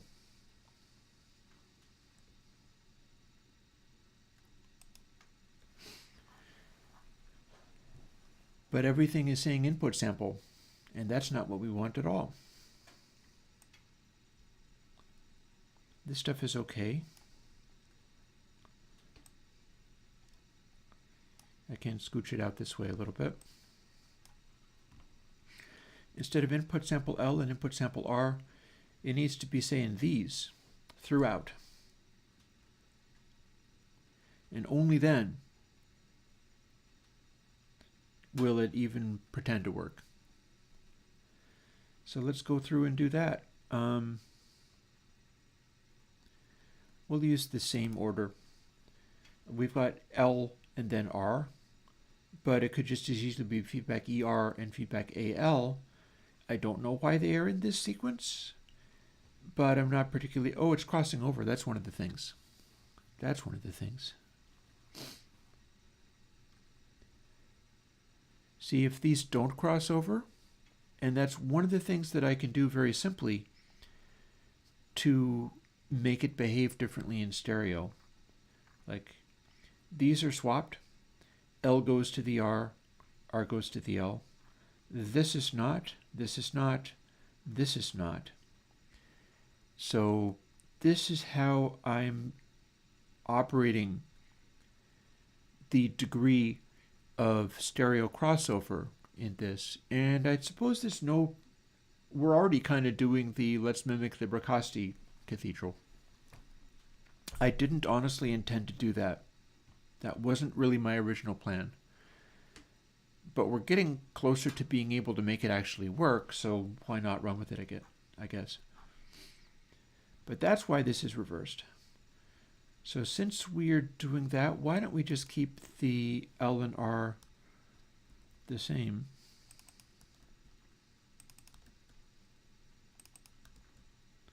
Those three places are the only places that is found.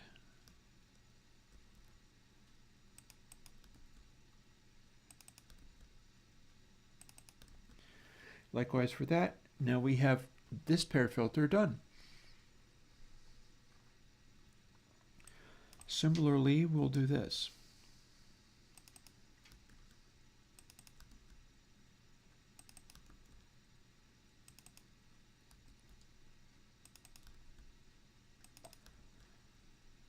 There's so few entries to it that I don't really need to go in and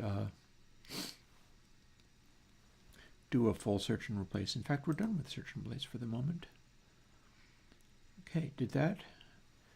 These do not swap sides. It'll be quite interesting to hear how this sounds.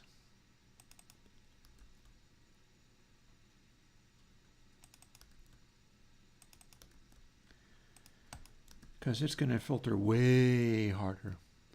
I have ignored early reflections this time. I've decided that I don't really like what they're doing this time, and so I took it back out. I had them turned down really, really, really quiet.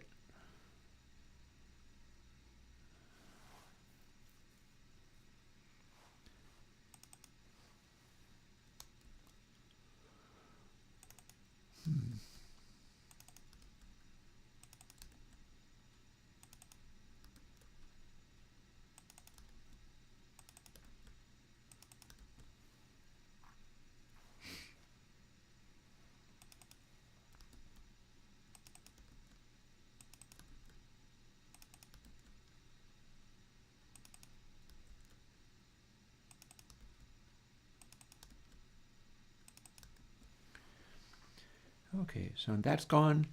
That is potentially a darkening method that I could use for maybe a plate.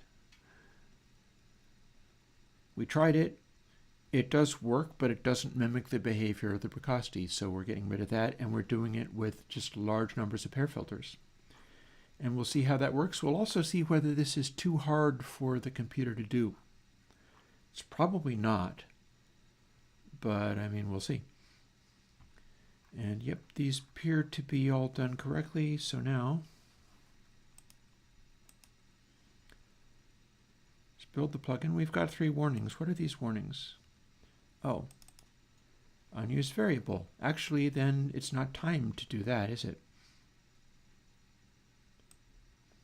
It's time to do this.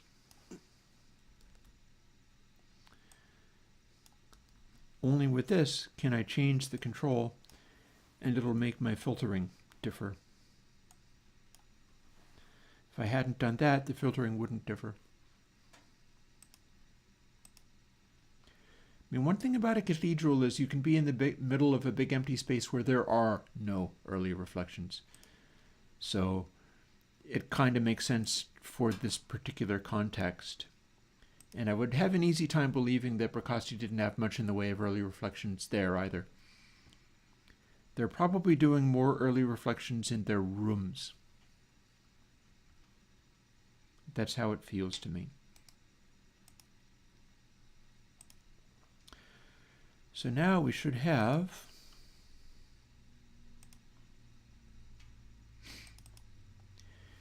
a reverb that is putting pair filters on all of the feedback rather than doing a simple averaging on all of the feedback. The feedback is very much in place,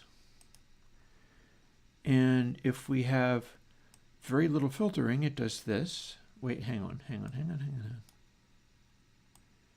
Want to go back to that snare.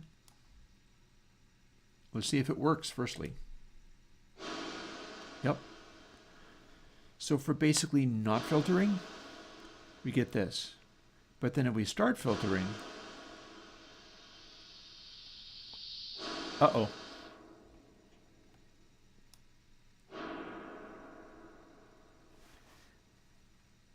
Do you know what that means? That means our pair filter has too many poles. It's resonant. We don't want that.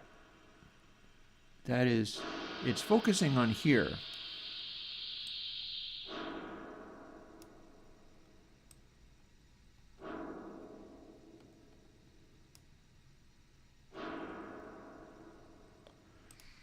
Interestingly, the extent to which that resonance is affecting things is not a million miles away from what Percusti's doing. It's going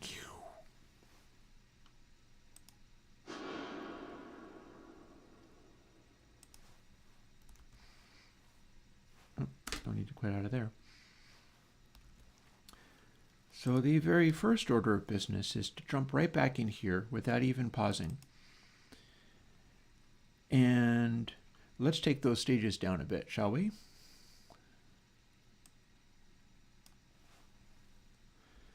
If we take it down this much, might very well want to take it down even more. We might want to have only one stage of filtering. But that was far too resonant. Far, far too resonant.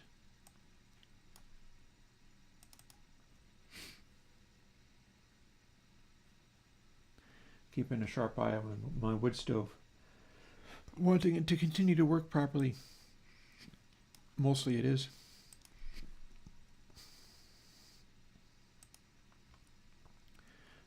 Now we have this.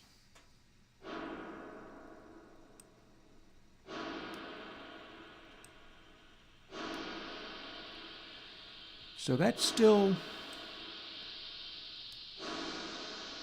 if we have it in the bright area, we do have a resonant quality there.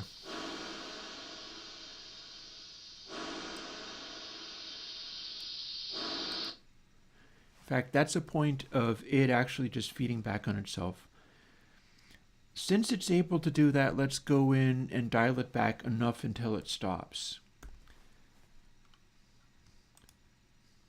Let's dial it back until we have just one stage. If this works, then we can simplify the algorithm quite a lot. If this doesn't work, we've learned something interesting. I'm pretty sure that's literally just one stage. We will see what it does. I'll bump it up to like 8 or 9, see what it does with 2 stages, but I'm trying to dial it right back to next to nothingness. That ends up being an incredibly shallow filter. Oh. Didn't select. No, I selected.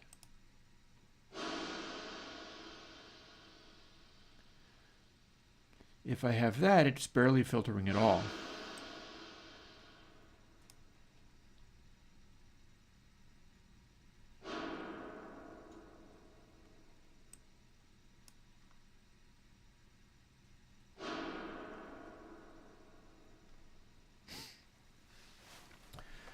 So the extremely shallow,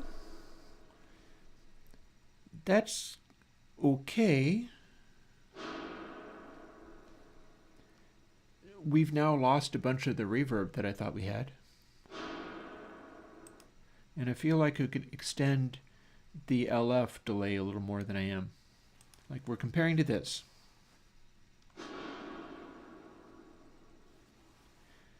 that feels like it has more resonance on that cutoff.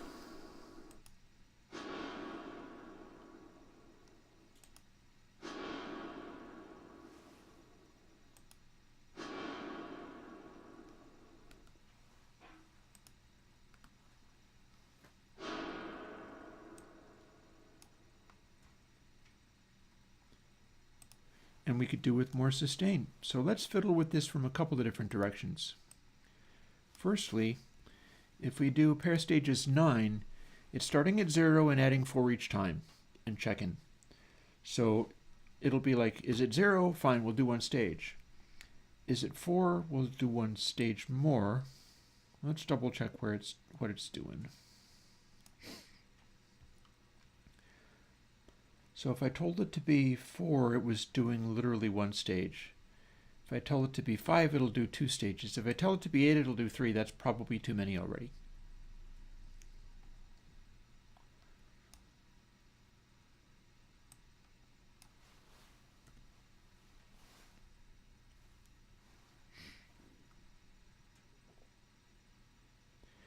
Yep, sound. Which one? I'm trying to get these to sound the same, so it's like whatever. If they both sound like the same pre-delayed reverb to you, then they both sound like a $5,000 reverb unit. Question is whether I can get it there.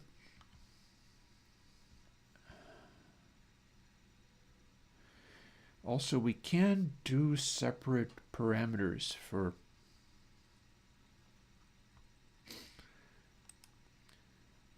like if I was to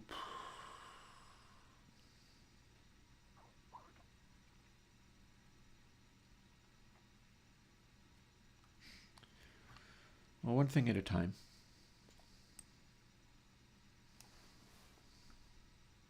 Oh, hang on, wrong thing. That's not the right thing at all. This is the thing I'm interested in.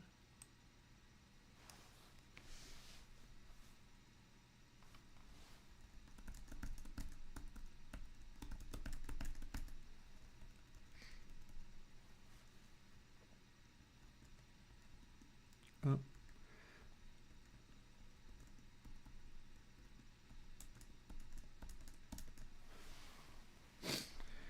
Now we have more sustain, and we can go even farther than that, but we'll see how far we get, or whether that's entirely too much, because now we're doing the filtering, and it's having a profound effect on how much of that's working. And when we do pair scaled here, what that means is we're doing separate things for pair scaled is the one happening after, but these are now in the resonant feedback. So the filter parameter could well be better setting it lower outside the filter parameter. So instead of this,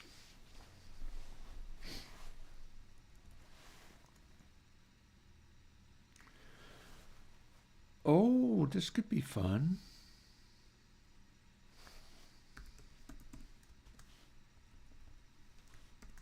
That's going to get me close to halfway, but that might actually be a handy shortcut to giving us useful ranges on that one. And as a final tweak, I'm going to jump into H here, and we're going to make VLF pre-delay be bigger.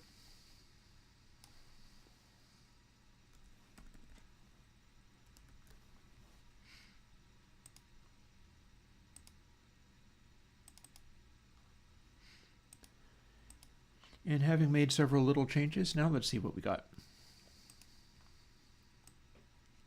If this works really well, we'll start comparing some of the other things as well.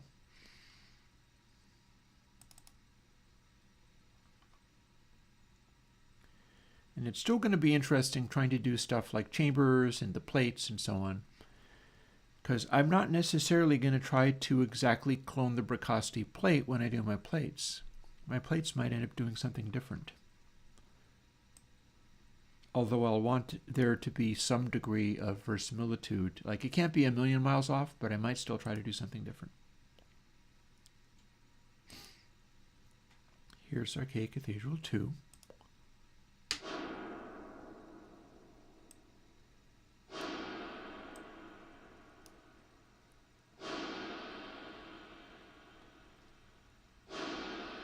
We now have a little too much sustain. And I am pretty sure that that's too much resonance.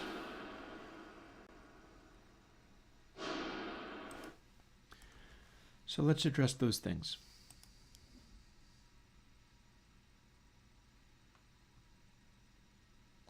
Well, firstly, let's take this out and see what we get. And secondly, here's where we started getting way too much. So we went too far here.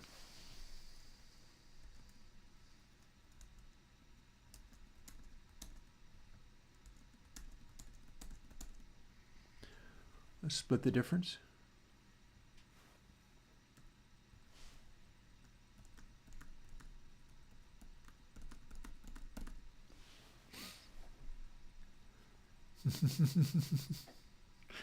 It depends on who you ask.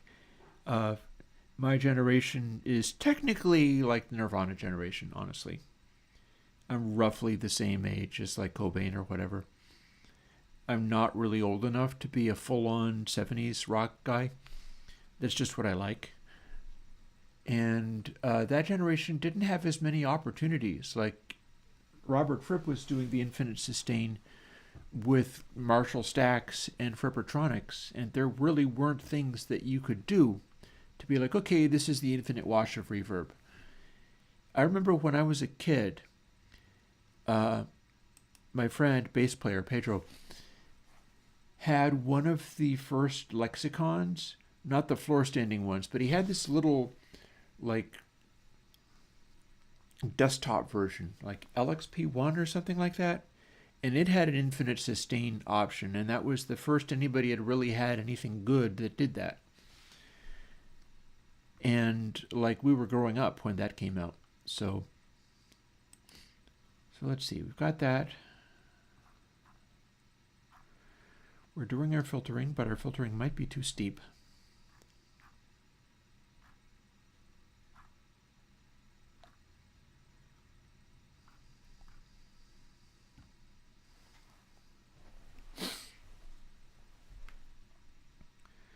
Where does our feedback come back in?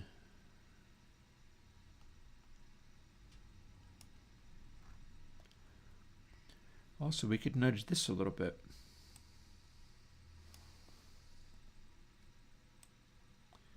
I've made this more delay-y. If I wanted to also be a higher crossover and take effect more, I'd be doing this. So we'll give it a try.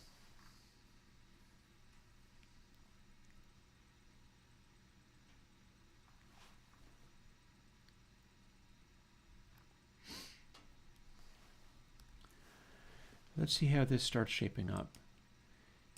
I've just done a bunch of little twiddles here. Yep. I have thought of going and getting my MIDI verb and setting up the 49 and 50, especially 50 settings, doing some nice recordings of those, and then trying to get one of my like mega householder things to approximate the tone of that, knowing that I'm not replicating the process by which it got there, but trying to do the stuff that's working for me at the moment and adapting it to the other purpose, because I don't have those algorithms on tap. Let's see what we've got.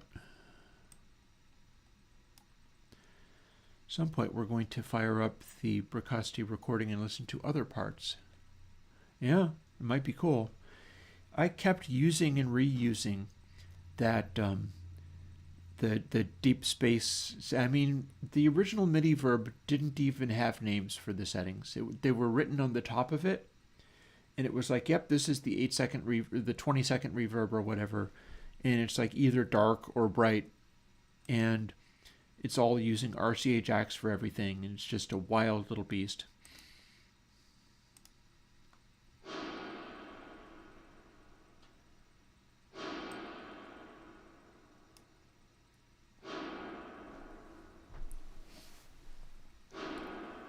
So here we have something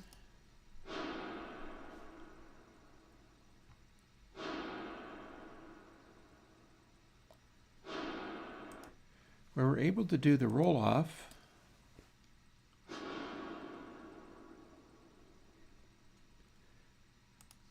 I'm losing something.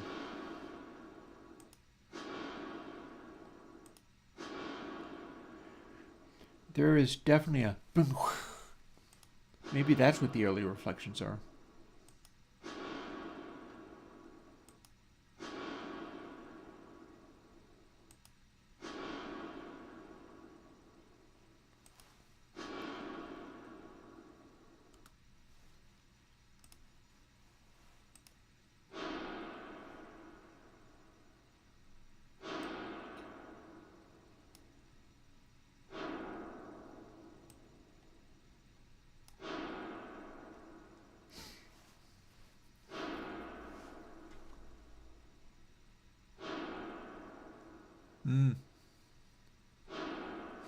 Yeah, those old Delices things, sometimes they were made kind of strangely.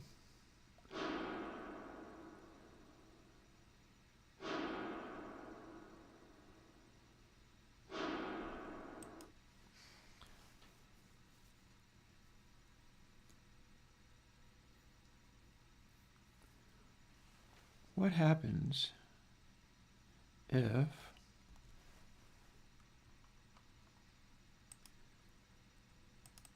I pump up this delay a lot?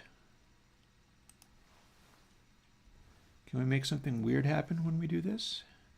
This is now a huge delay on the base pre-delay, which is more or less all we're doing with this stuff. Let's see if it works properly, if we can still run it, which is probably we can still run it. And now what happens? Can I hear what it's doing more clearly?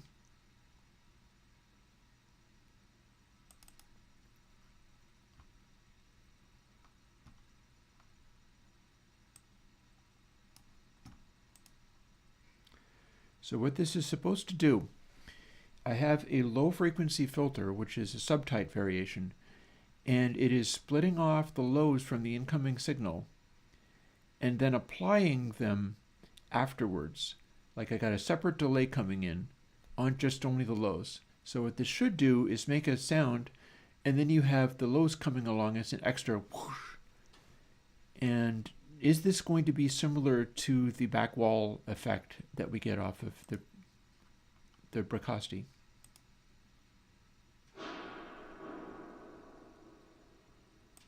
See, that's what I'm talking about. It's now a big delay. So what I'd be wanting to do is dialing in that second one, making it darker, because it's trying to replicate this.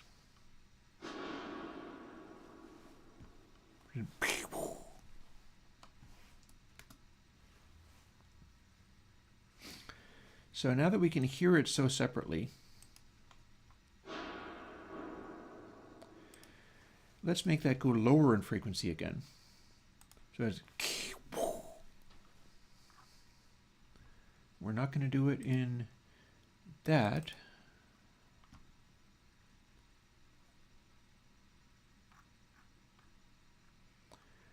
We're going to do it by kind of directly adjusting this. How, you ask?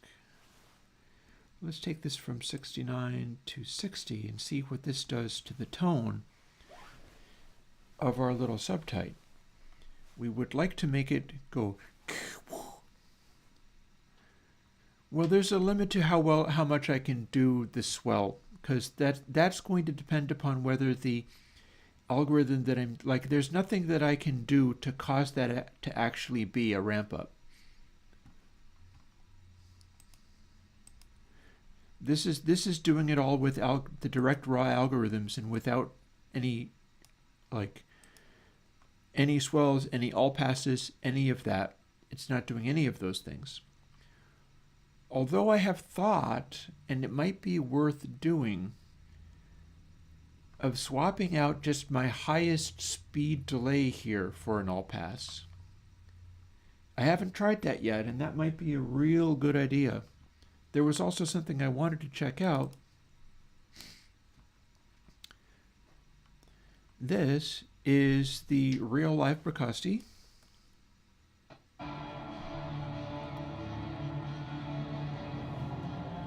And that's it doing its guitar thing.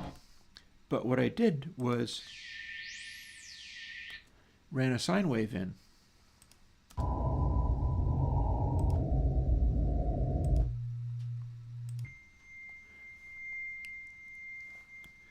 That's the real Bricasti with a set sine wave. This shows me whether we have any modulation going on.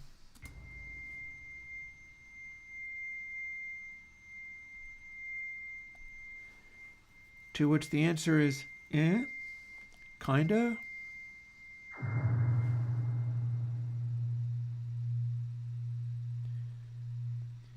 It feels almost like something's moving in there, but you don't hear like pitch modulation exactly.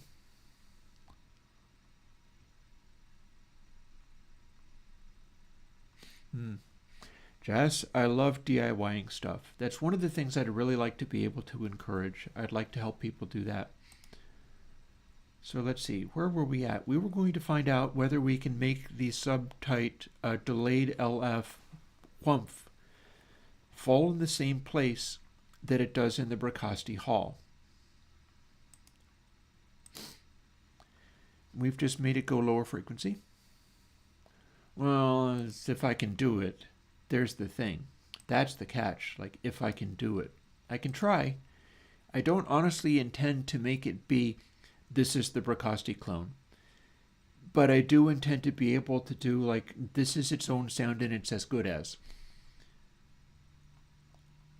So, one thing at a time.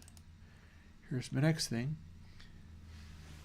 Within a half an hour or so, I'm going to make another cup of coffee so that I can just refocus on all of this, and then that'll be it for the day. My self-care stuff is progressing as it goes. It's progressing in an interesting way, like some of the... Oh, are we not happy? Let's build you again. There you go. Now I wait until it's finished building and then drag it over and maybe... Oh, for heaven's sake. That's not what I meant to do at all. And put it here. And then in theory, this time it'll be happier. Yeah, that's known, but it would please me to be like, yeah, I basically nailed it. Because I'm using my own techniques to do it. So it means, by definition, it's a little bit different than that.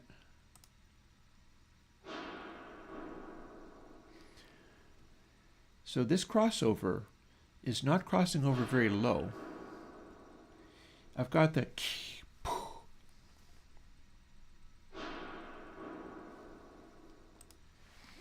And I do appreciate how that's working. Oh, maybe I can make it even more highlighted. If we do this...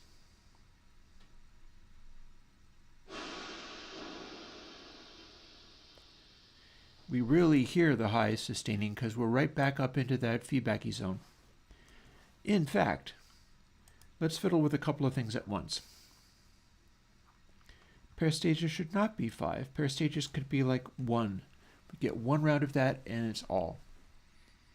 Then we have a separate section which is showing us the... let's just keep dialing that down. I could put it on the slider. Shall we put it on the slider?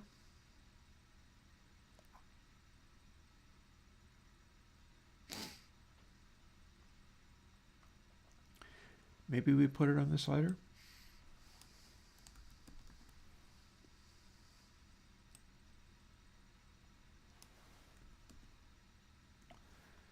See, that's fairly bright.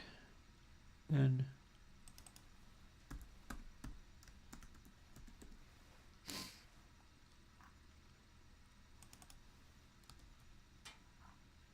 let's see what we get.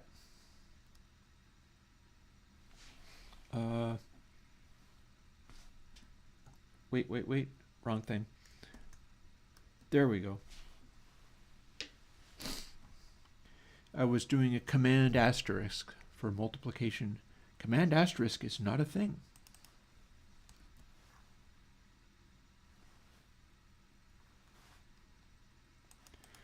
If we can get a new correct value for this,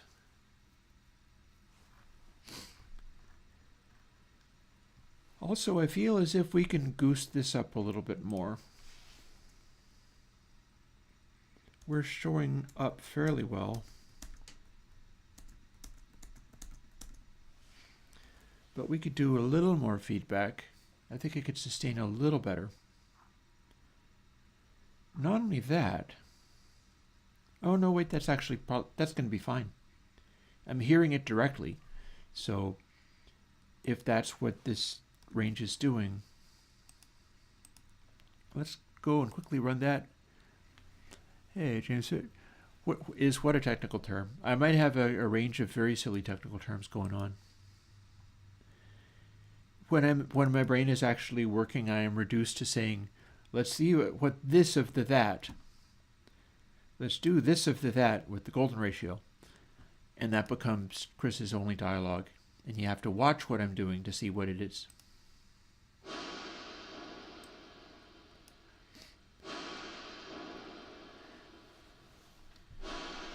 So here's that feedbacky sound.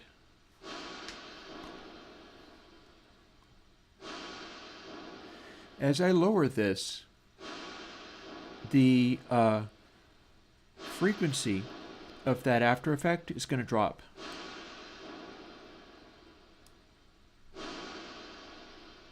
To the point where you can't hear it anymore.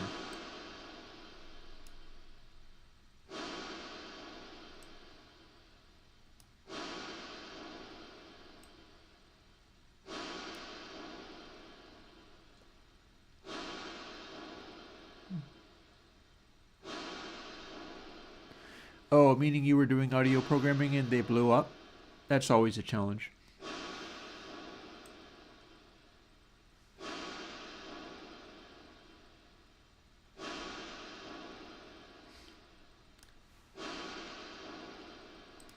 "75% of what we had should be enough."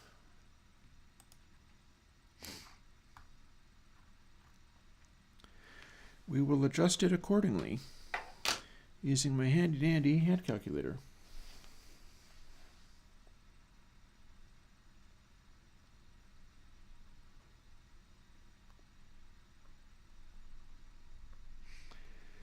"001875.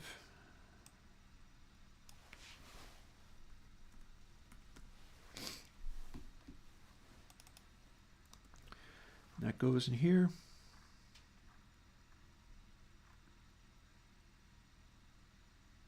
That goes in somewhere.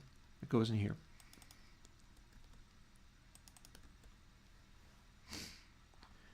Then this comes back out again.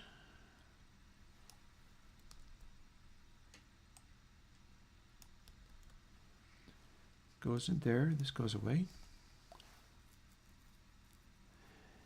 See you later before 23. PD. PD? Maybe I'm not familiar with exactly what PD is.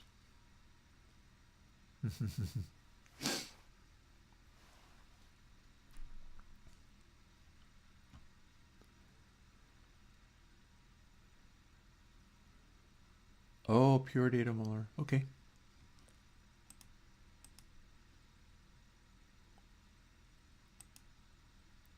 Fair. Yeah, it's really interesting dealing with all that kind of stuff, because back in the day, like I was watching a Todd in the Shadows best of list, and he was showing like Eric Clapton playing lounge blues in an MTV Unplugged thing, and he was talking about old people who had not related to the fact that the kind of music that they grew up liking was long dead.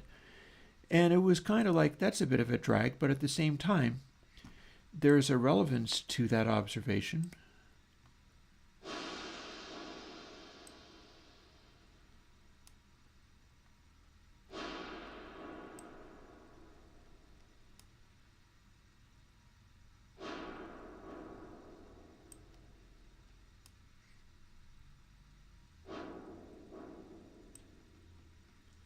All right, that's interesting.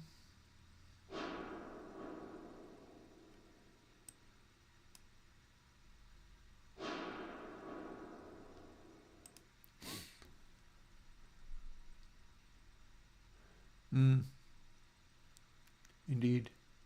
Indeed. Oh, open source version of Max MSP. Well, now that's interesting. That's very interesting.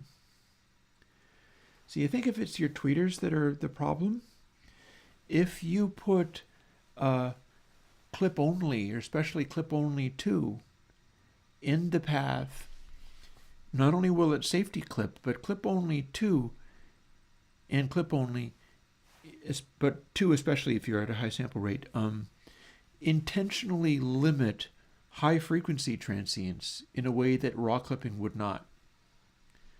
So it could be a safety scenario there. Let's see, where were we at? We were doing this.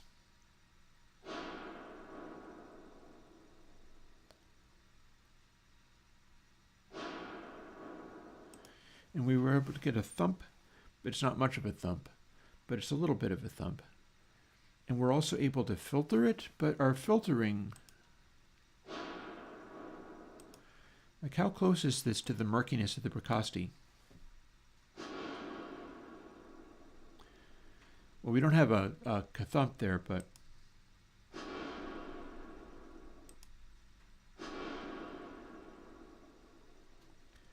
it does have a better quality of being able to sound like a back wall wave. Mine is far bigger than that, but I've intentionally made it far bigger than that on purpose.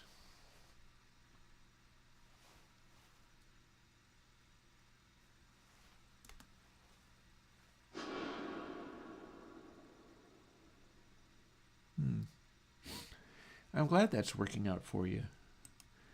With all of this stuff, I'm always fixated on trying to do the particular thing that I'm looking at.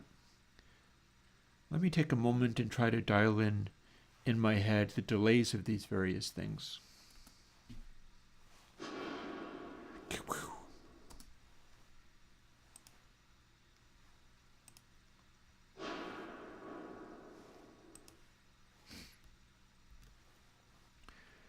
Now I can't actually scale this one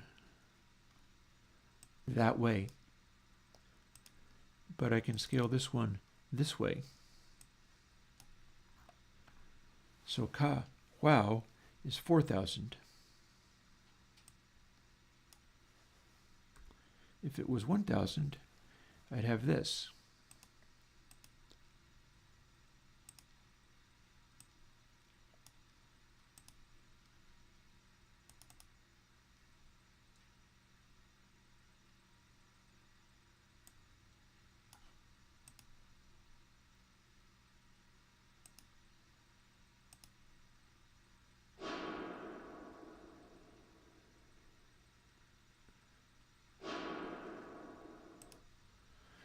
Now it's too short. Weird.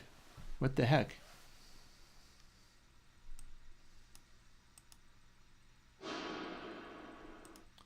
Yeah, that's absolutely happening too fast. I would not have believed that possible. I only divided it by 4. Yeah, let's divide it by 2. 20,000.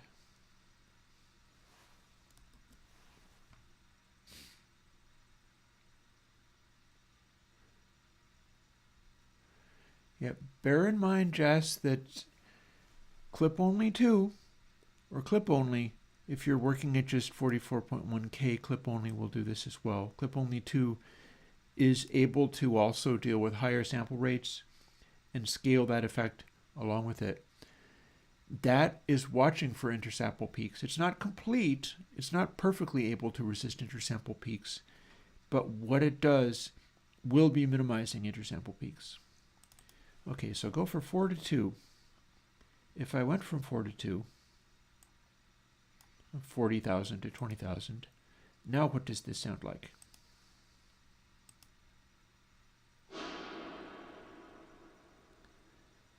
Wild. this makes it so I can't hear where it's like within that. It's not, it's like Haas effect or something.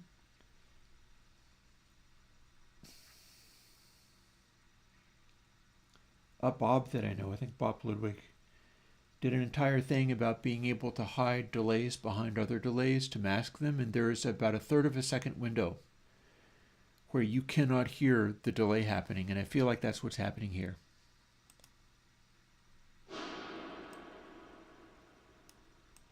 Like we can go to the full ringing.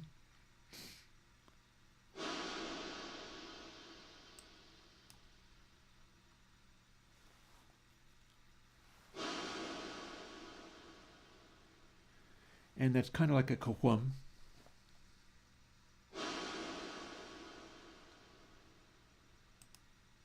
Or we can make it dark. Okay, now I hear it. Ka-whum.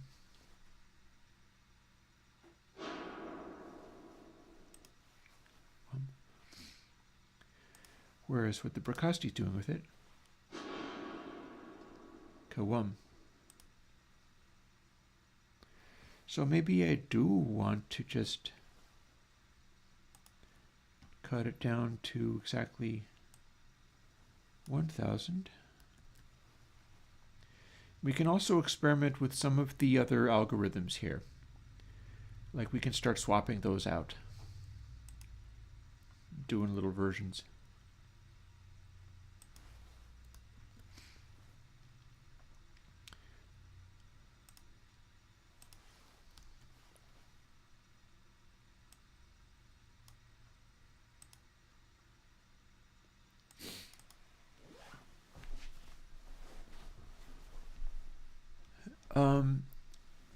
This is a billion kajillion echo returns, honestly. There are no frequencies here. There's nothing but delays.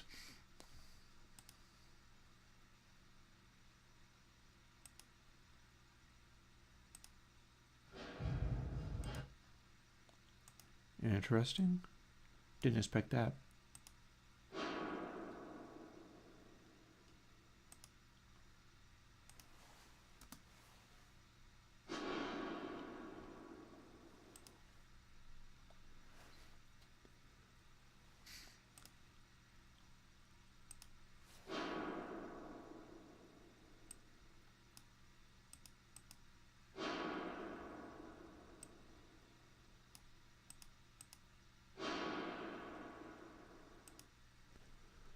That ain't bad.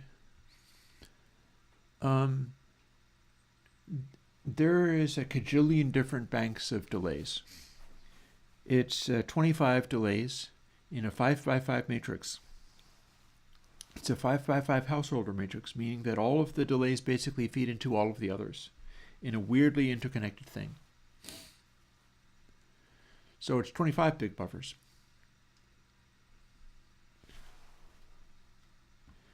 Householder matrices are usually more along the lines of 4x4 or something like that, because if you do that, you can make the householder matrix.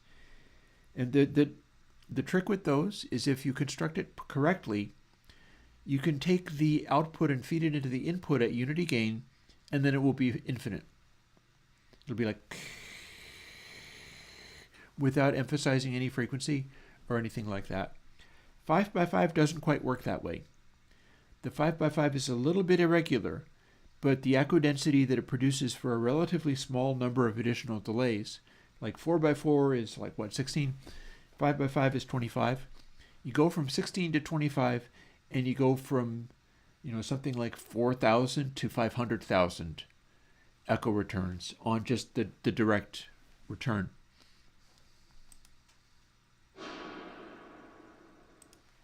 So I'm going to try something right now.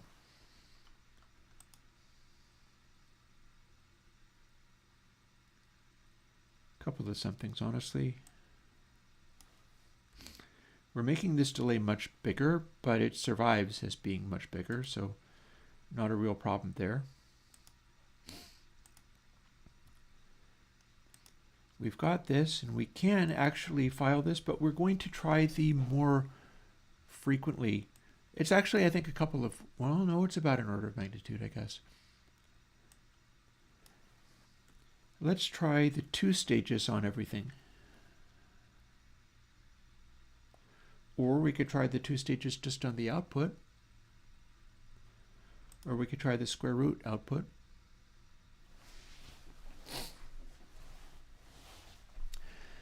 Here, let me show you.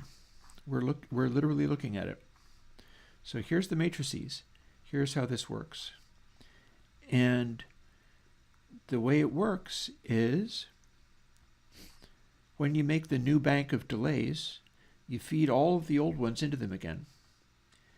And it is 3x this one minus 2x each of these, because it equates to the matrix going down the middle has to be a 1.5 the output of all the other ones, and all the other ones are inverted.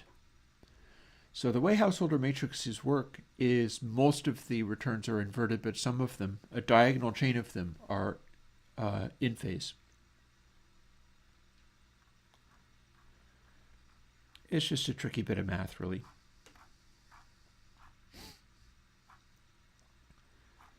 So let's see.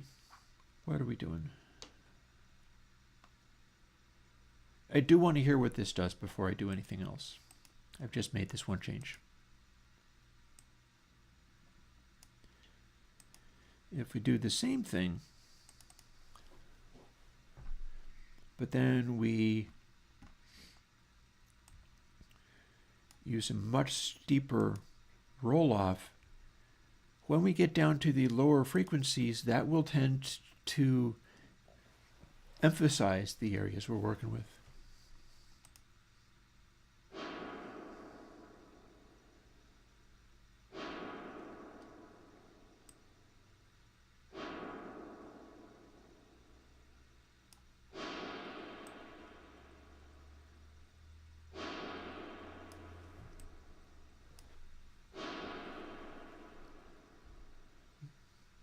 Nice.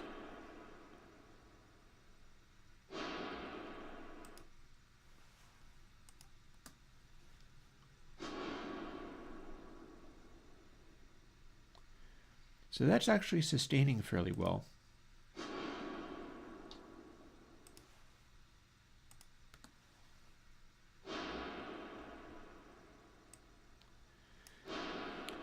If I sneak this up, it starts to become a little bit feedbacky, like that.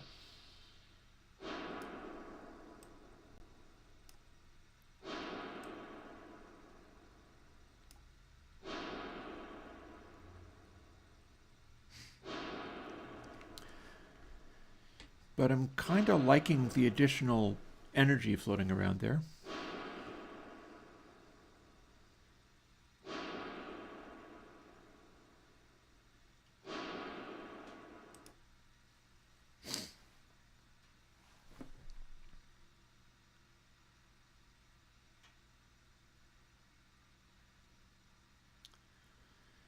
So then it becomes a question of, what if we roll the whole thing off a little bit lower to help with that? But then also let's not use, we're using the 2 stages of pair filter for inside the reverb. But then if we, okay, check this out. We're using this, we're using pair stages of 5.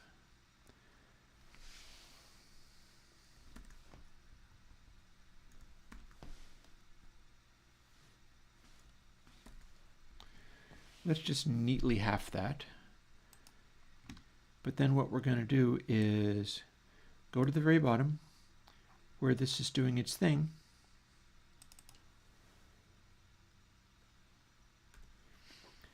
And we're only running 1 stage of it. If this works, we'll be able to take this entire part out. It'll not be a for loop anymore because it only does once.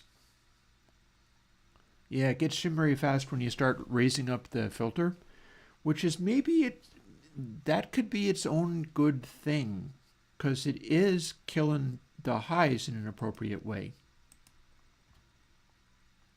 Let's see what we got out of this. This is all different kinds of filters and stuff. If we want, we could throw another subtype in there and use it to tilt EQ everything and boost the bass, because I feel like there's more bass in the Bricasti than I'm getting. And that would be a way of enhancing everything.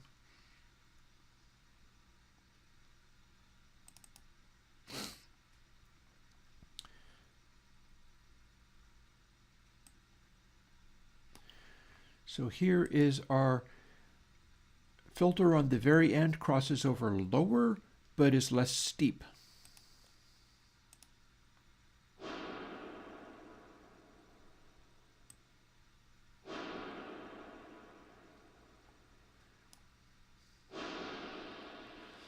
So there's that airy, shimmery stuff.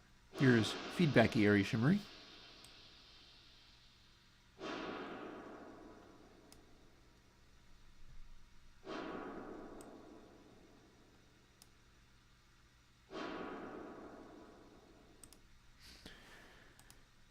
And Bricasti.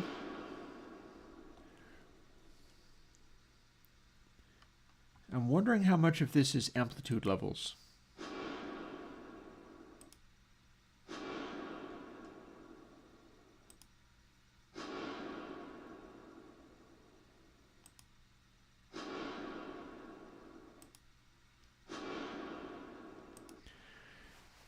There's definitely a ramp up that feels like it could be all passy.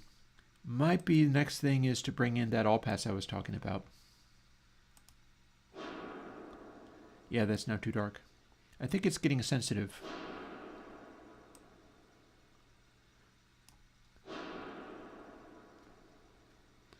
Well, I mean, if you want shimmers, we can do more shimmers.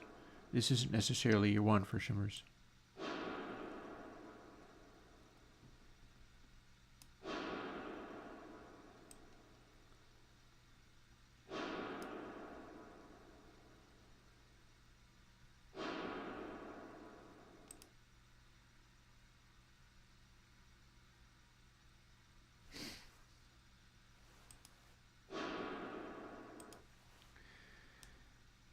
I think we need to stretch this even a little bit more.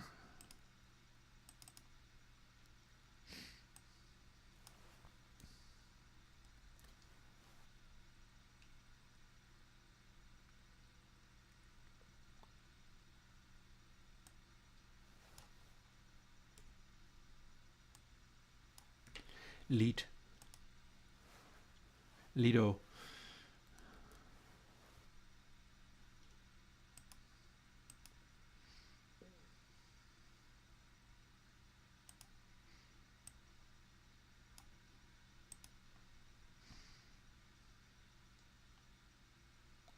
Oh, just thought of another possible thing.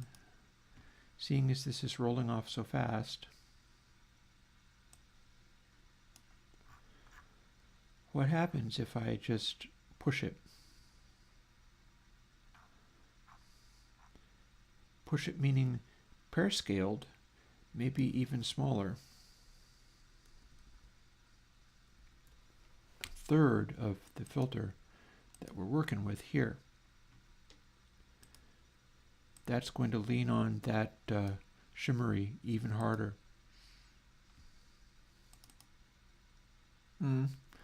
Well, thank you, Jip.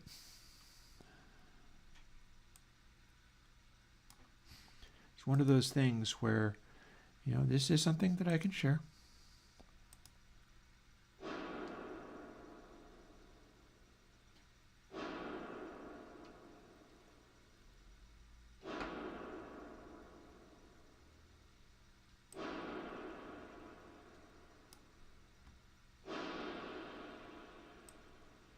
There's that resonant filter.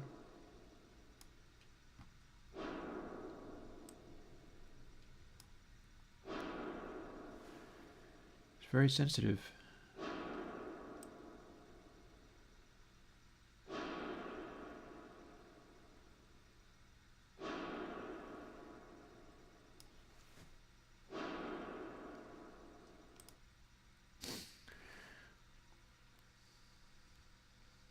Zero 036.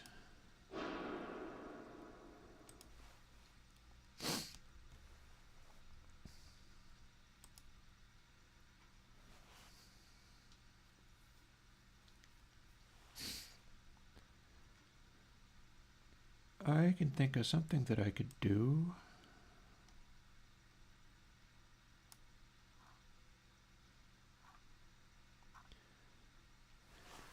We could take some of these and have them be brighter. Which ones?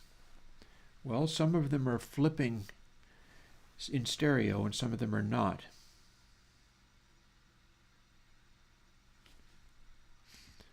What would happen if we reversed this?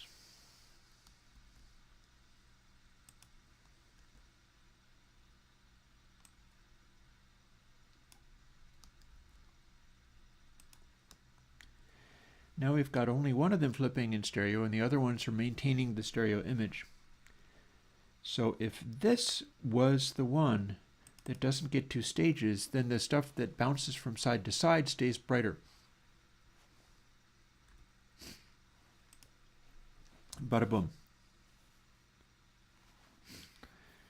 So now we've got one that doesn't have the full filtering on it and four that do have the full filtering on it. So we've stepped back a little bit from the intensity of pair stages as defined as 5. And that should do something. Let's find out what it does.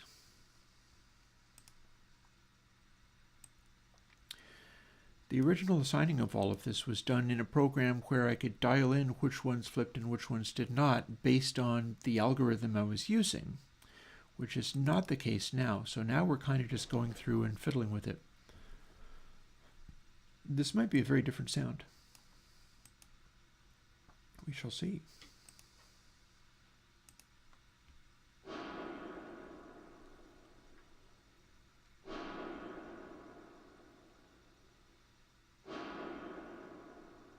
Interesting.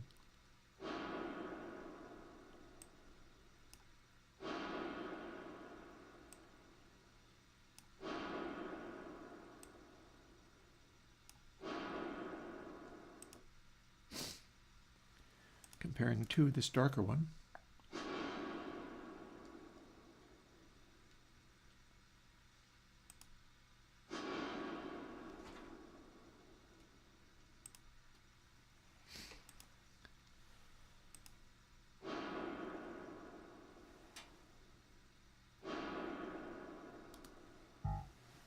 Bonk.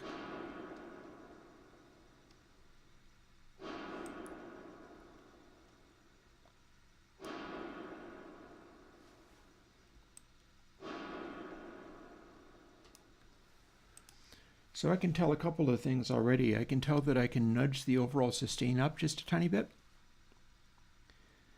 And this seems to be getting into the zone of what I'm looking for it to do.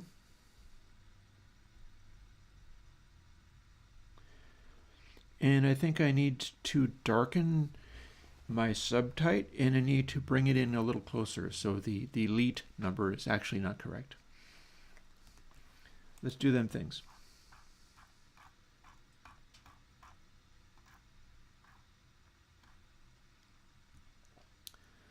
That's fine, that's fine. Not actually working with those directly. This is the part where it needs to cut off a little bit lower. That will be done by reducing this number.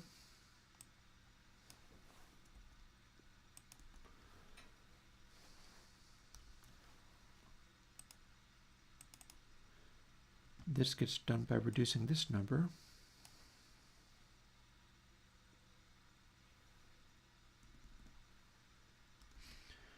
Let's push it even a little farther than that.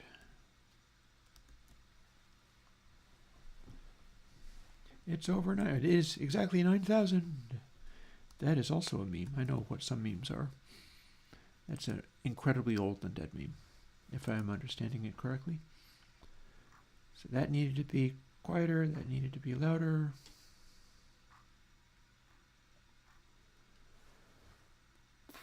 This can probably be a little more than that.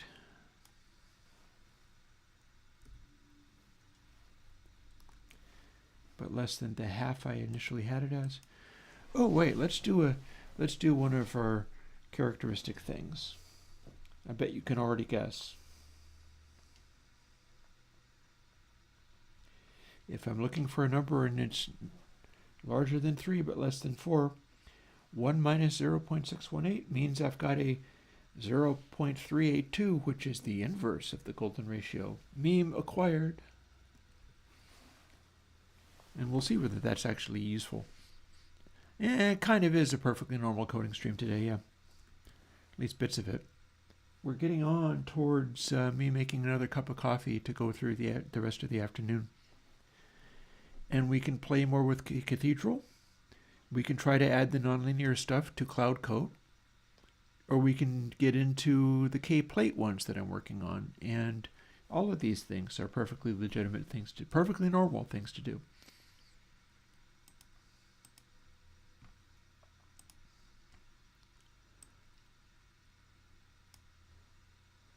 For now, here are some adaptations towards getting closer to that Bricasti style snare.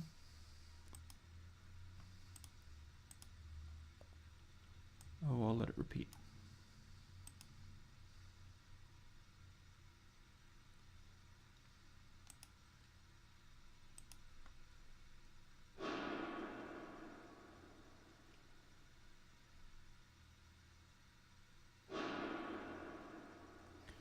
There's just a little hint of that.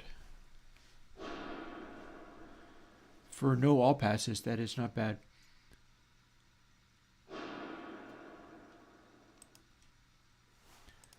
And here's our Bricasti. Some of the tail is acting similarly. I think one of the things I was going to do was boost more of this regeneration.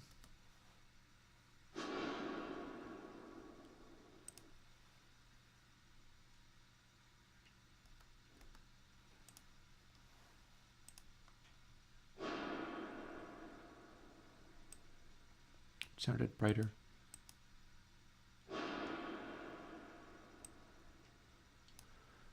I'm starting to like that.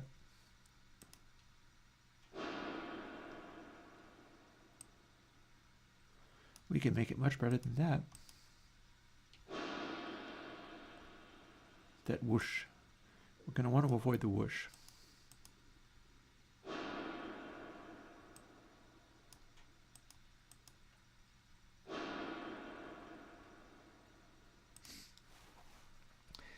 I'm balancing sort of hints of different kinds of effect here.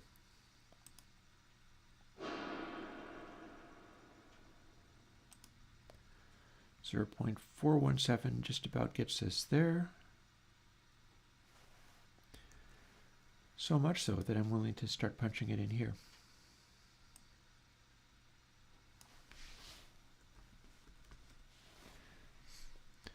Now we're starting to approach useful positions. Here's the thing, and I might actually want to make a note of that on this on paper. We're going to have the same delay thingy each time. One of these delays is going to say 11.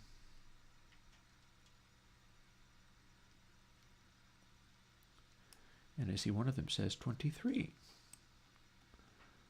Delay P is 23. Delay U is 11. I'm going to grab a piece of paper.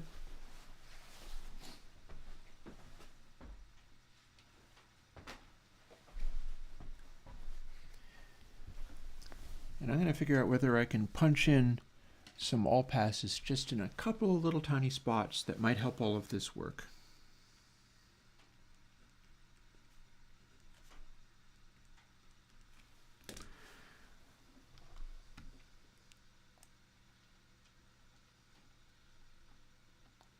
See, delay P is also real short.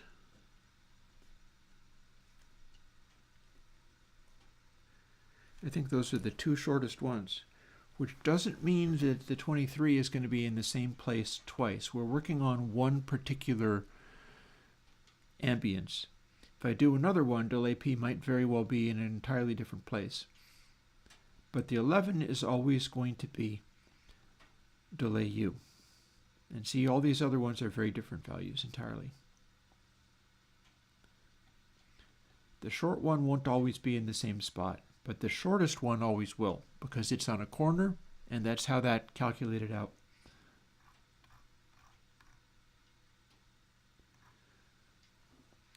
Which means that a UR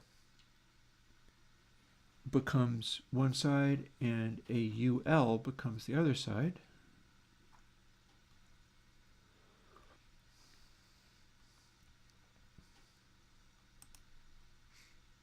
Which means we can have a look at something else. And it's something I only just did. So check this out. Assuming I can operate my machines correctly.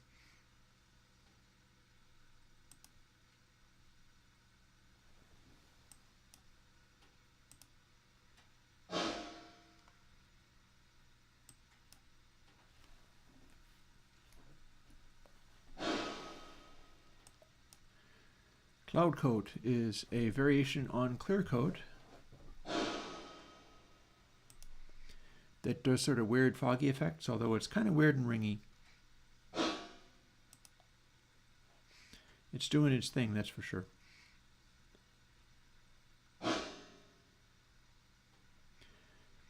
But it's got a different sort of vibe to it than Clear Coat had. And that's because it's all made up out of all passes. We don't have any sustain.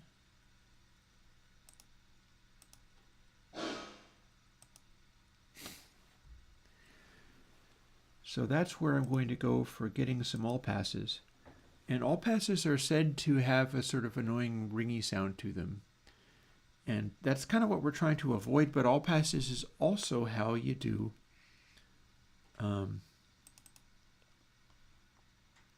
let's see now. And that's the thing, is it's literally Clear Coat translated to all passes.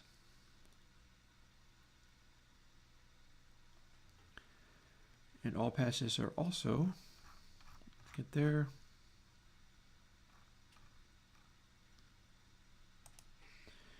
how you do this. Oops. Well, that was cool, but not at all what I wanted. Let's take that again. All passes are also how you do this.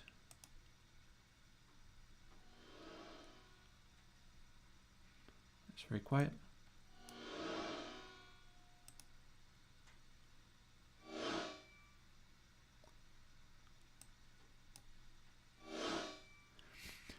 That's a stack of all passes. MV, of course, is the space ambience thingy that is just a long stack of all passes doing a bloom filter. And it will regenerate.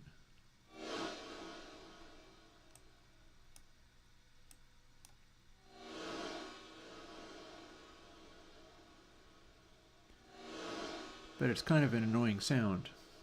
See, that doesn't sound anything like a drum. But it does smooth off the softness. It does smooth off the attack of that initial snare hit.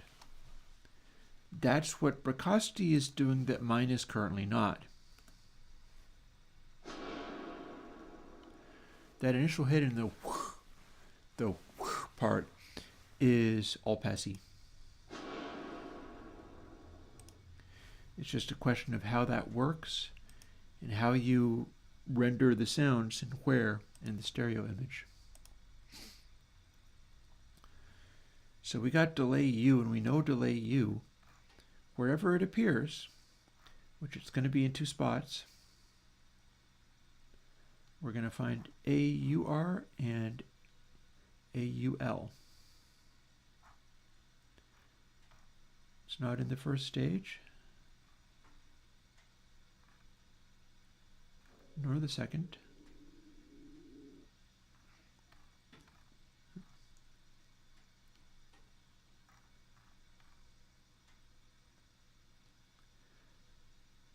It's in this one.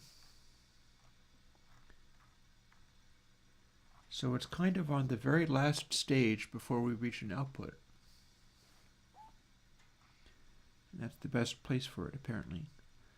So let's see what we get, because this also becomes something that feeds directly into my feedbacks, which I'm working with at the moment. Also, where's P? P shows up in the very last one on one side, and the second to last one on another side. But the very shortest one appears at the very last. So let's open up the work I was recently doing on Cathedral. That ain't it.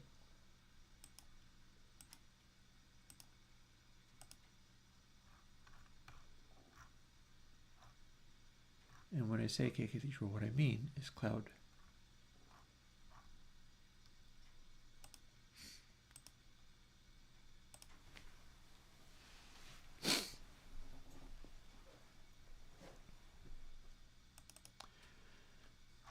Same filters, same things, same all of that.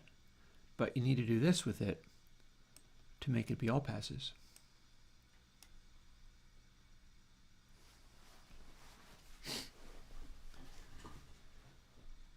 So, do these need to be in this order? No, I don't think they do. Let's put the all passes to the end.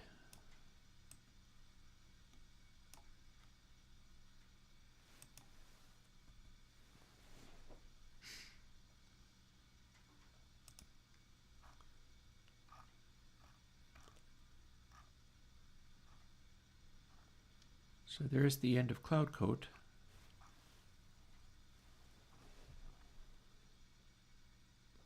Yeah, man, this is also a 5x5 matrix. Am I running into a problem with how I find? Oh, hang on, no.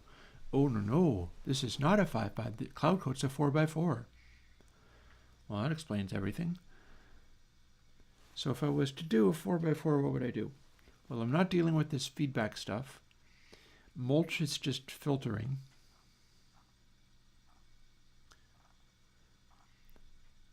So to translate stuff into, okay, we'll use ML and MR to stand in for UL and UR.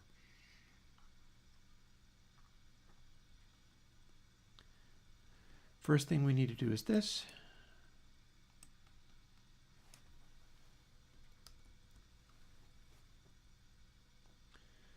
We'll just make a little space.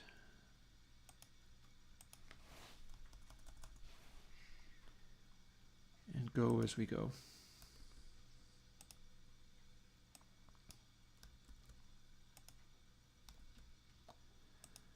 Then we got to do this.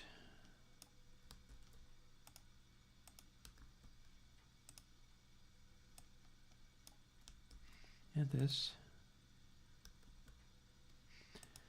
Then we got to do this count part, but that's exactly the same as we're doing it. And at the very end, after those things,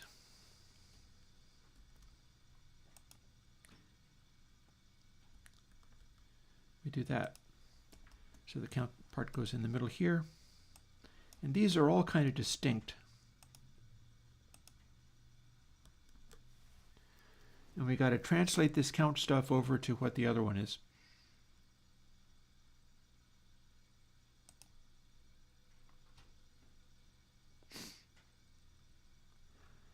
And that's as far as that goes.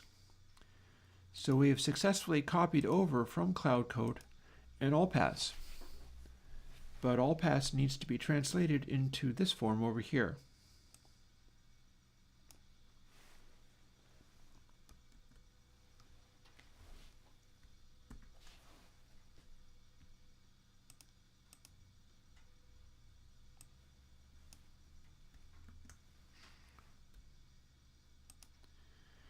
We translated that, but we're not done.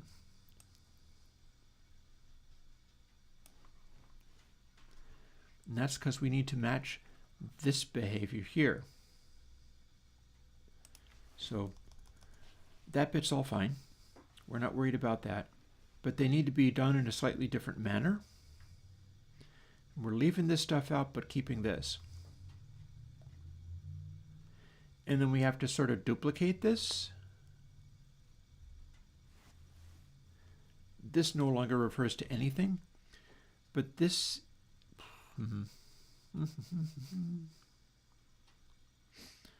Well, let's bring the count where it needs to be firstly. And that count needs to be here.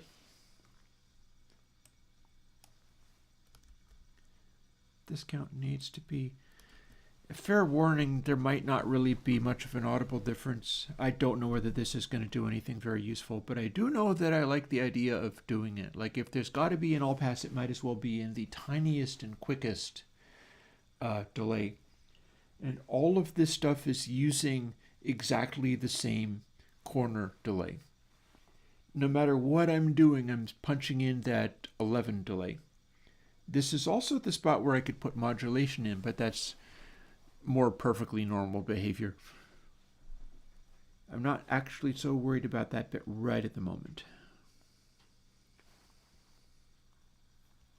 I'm more worried about, can I make this work?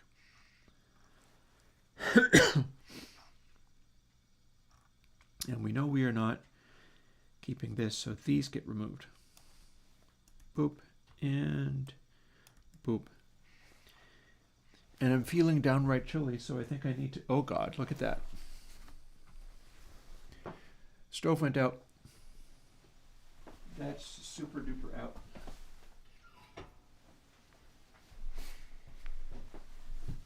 Raise that damper and get that sucker going again so that I can throw another log on. If I throw another log on right now, it's just going to smolder. And that's no good. That's pollution. Don't really need to be doing that.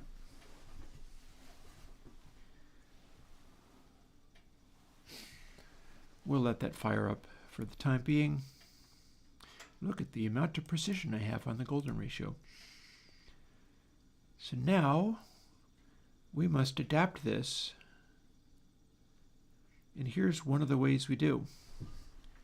Short U is not a thing. In fact, everywhere it says short U, we can redefine that, no matter what it is.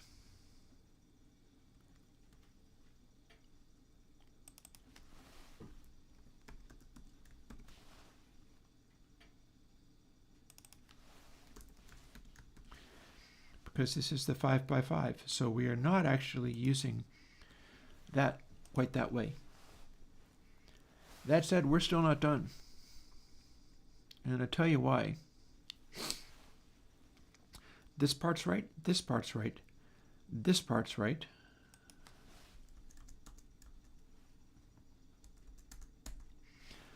This part's not. Where it says out IL equals this,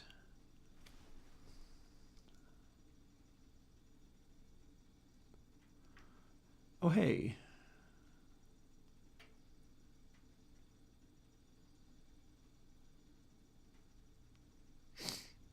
it needs to have this formulation instead. But,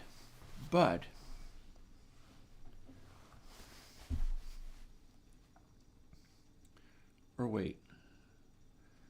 Okay, this is me trying to figure out what the heck. Okay. I'm trying to figure out whether I need to swap this elaborate algorithm into two places or just only one. See where it has, where my cursor is? Like, wiggle it around here.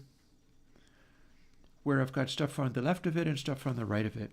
Stuff on the left of it is household or matrix stuff. Stuff on the right of it is something else, but what that something else is a algorithm that is using count UL to draw a previous sample from the buffer. And it's a little 11 sample buffer. That business with, is this larger than delay U, question mark, delay U plus 1 or 0, is just being able to scroll through the thing correctly. And then it's that thing from the buffer times 0.618, etc., namely the golden ratio, namely the all-pass filter. So the stuff to the right of the cursor I will not need to change, but the stuff to the left of the cursor I need to replace with what's up here. And that's about it. That's all. Let's do exactly that.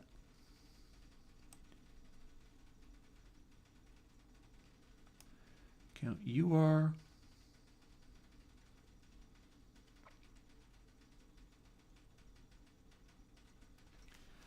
So do I have this crossing over somehow? It doesn't look like I do. Looks like I'm going to want to select L to do the L and R to do the R. Sounds good to me. Let's do it and find out whether it works. If it doesn't work, it might be as simple as swapping the things out.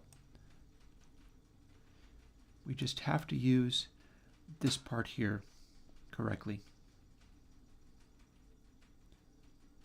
And then I don't know whether that's going to successfully make it the all pass, but you know, we can try.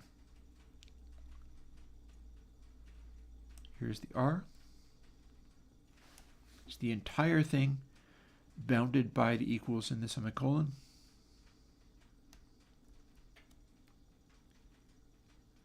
And then we put it in where this entire thing is.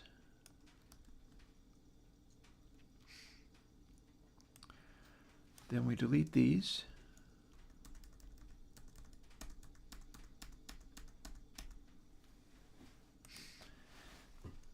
We bring in some of the space.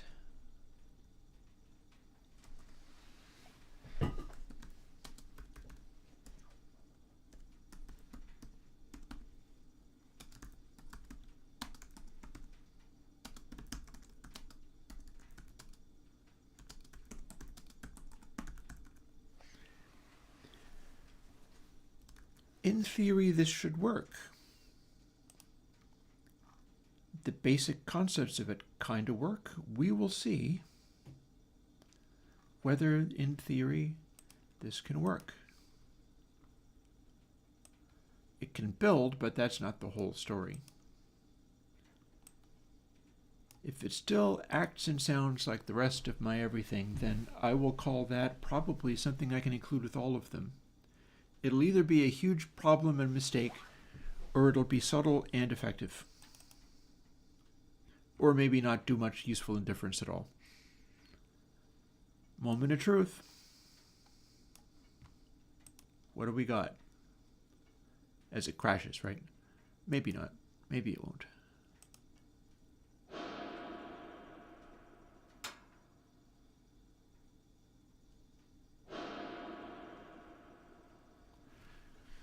That's not bad. What happens if we have it be much brighter? Does it do anything nice? Oh wait, I can't. I'm no longer attached to this, am I?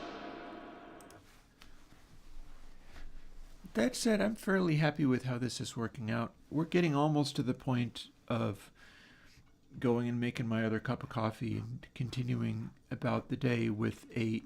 I will do you a little A/B as to what I had the first time around, and you can hear what that did. Because that is hilarious.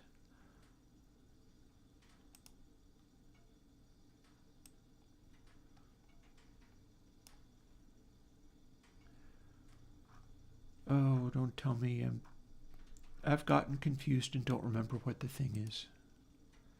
Yay. All right, well, I know I have things here. Come and see what the thing is. I can't remember. I have to type a thing to be able to adjust the knob, and I have lost track of what the thing is because I'm so busy doing this.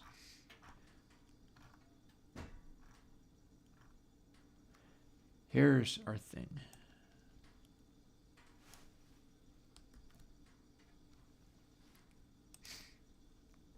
That's all I wanted. Was to be able to hear what the all pass does, maybe through making this stop sounding anything like the precocity and sound bright instead. And then we can evaluate what it's done to the texture. And we can play with it over the full drum sound rather than just a single snare repeated forever.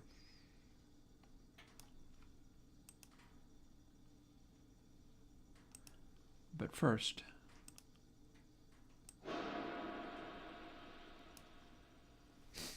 so all pass. Can we hear all pass?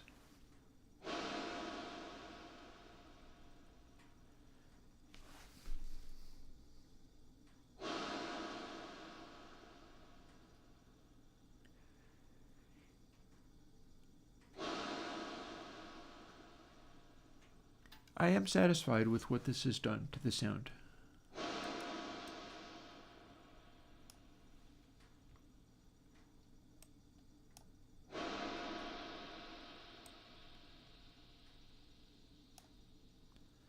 Hissy sound.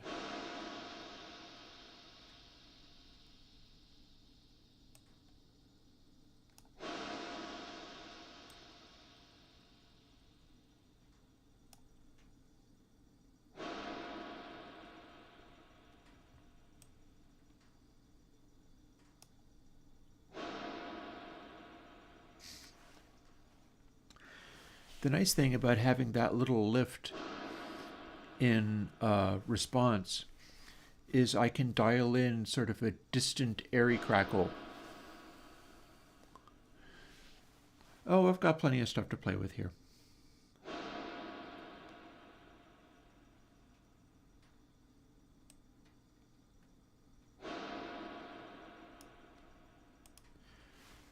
So we're doing all of this to try to do the $5,000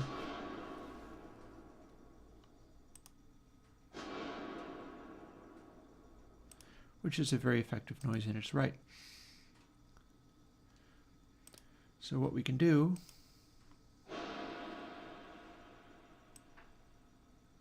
is darken it a little bit more.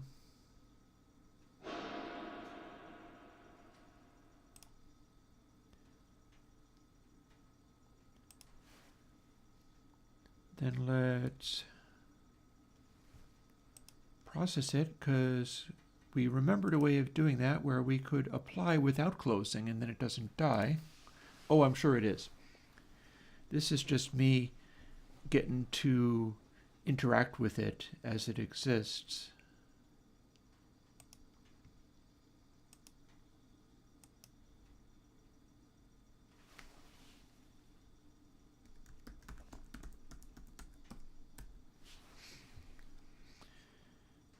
Save it as a separate file. We might do a little bit of adjusting the volumes, but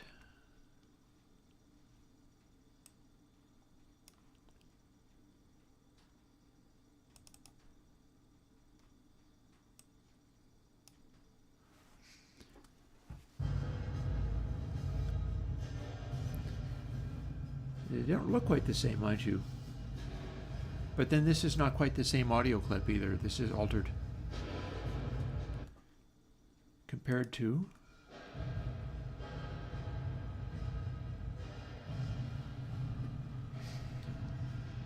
I got more of a stereo effect happening than Bracasti did. Not that you can hear that.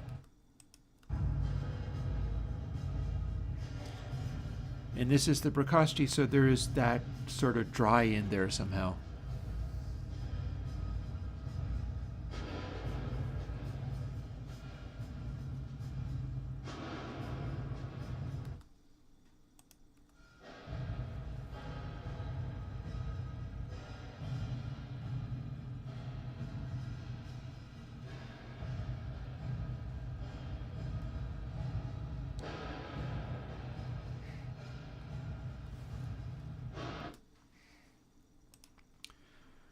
And if we do some other sounds, like, what have we got here? I don't have all of that in my track.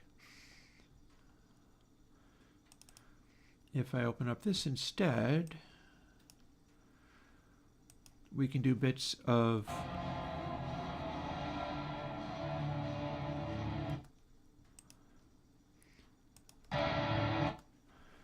our levels are quite different. So without saving this, let's normalize it.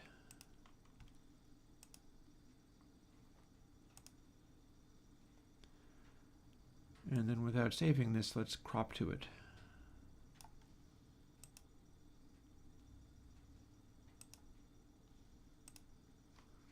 And let's crop to that. Let me remember not to save these.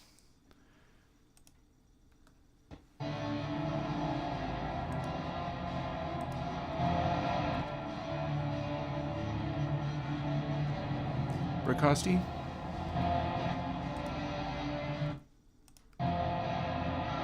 Mine.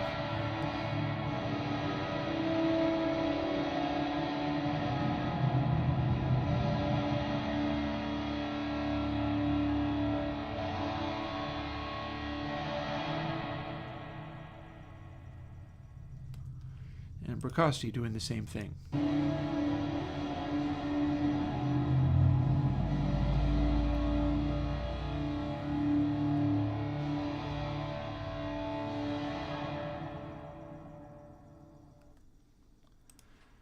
Mine.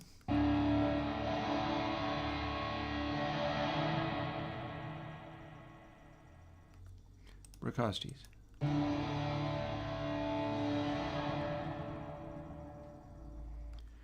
We're a little darker. Bracosti's a little darker. Oh wait, I can't just adjust this, it's already been applied.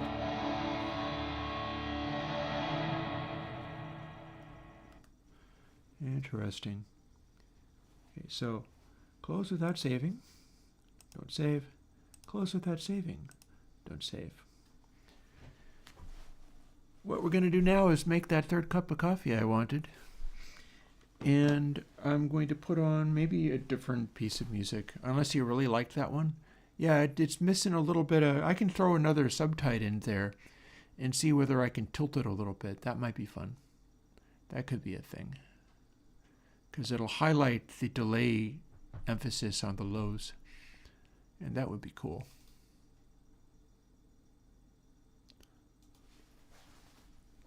Let's throw on Boogity Down. Oh no, Botic Erotic, that's always fun.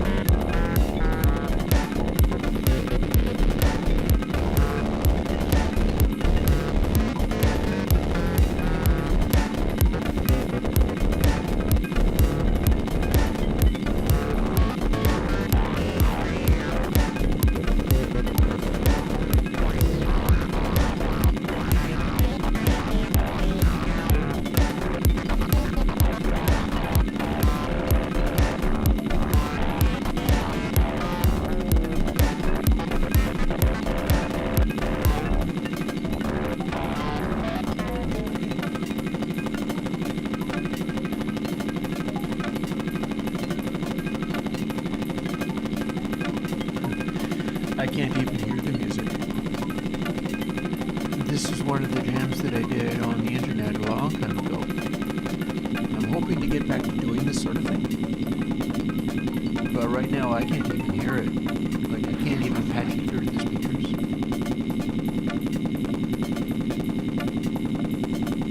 Glad several of you are enjoying it. This was from 2020. This is 4 years old. And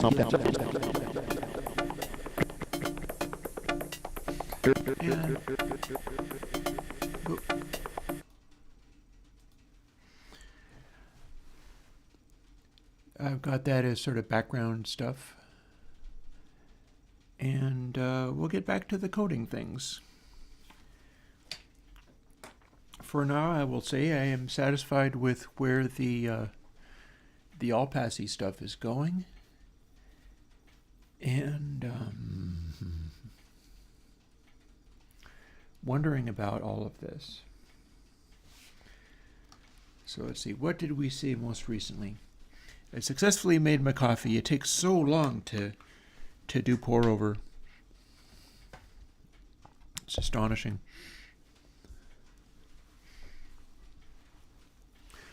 One of the things I was contemplating was adding another subtype. So let's see what that would take.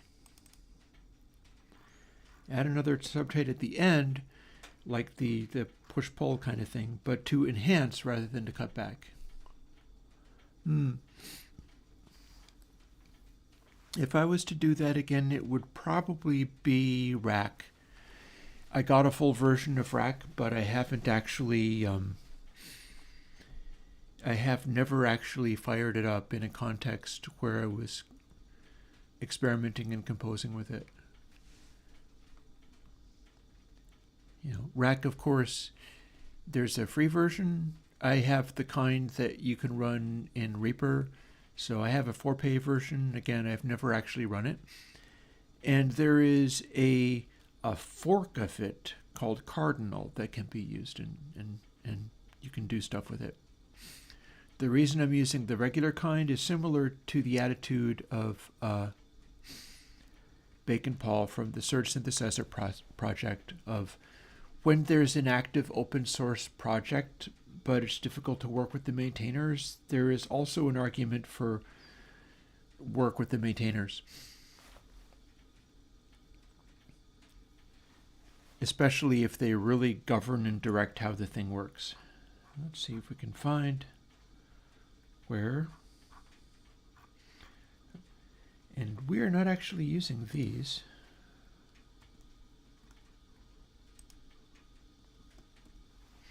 Those aren't actually being used.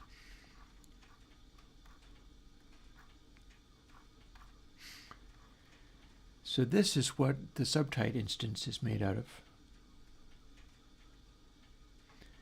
So we're going to do an additional layer of it.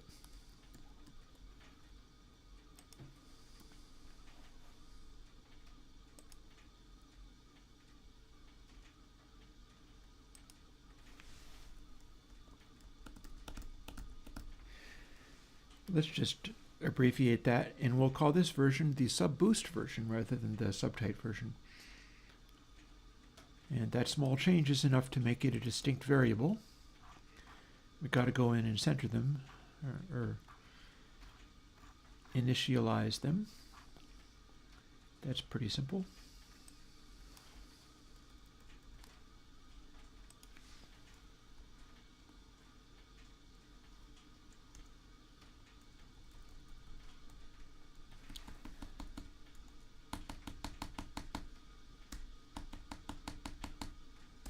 Tedious, but got there. There.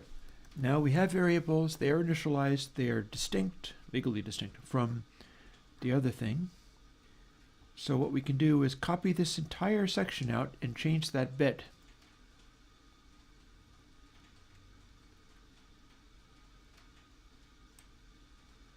We might not even need to redefine them, but maybe we will. I feel like this is within the undersampling.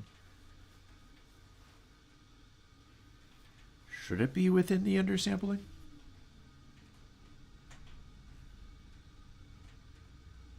I'm wondering whether this should be within the undersampling or not. Because I can certainly keep it the same frequencies this way. Oh, what the heck. Let's keep it within the undersampling, but we'll put it on after everything else. Copy. We won't need to redefine anything this way. We're not putting on any delays. And this goes on after all the other things. But not here. This filter is after everything.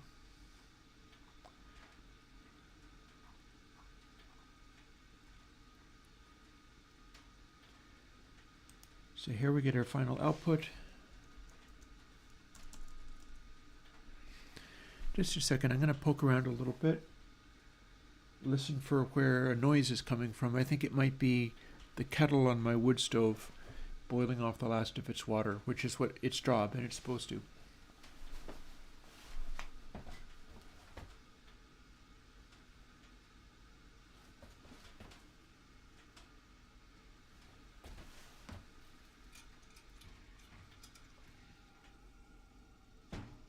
Yep. Yep. It's a fairly loud noise that wasn't there before, so I needed to check and make sure that it wasn't like my wood stove exploding or something. Paste.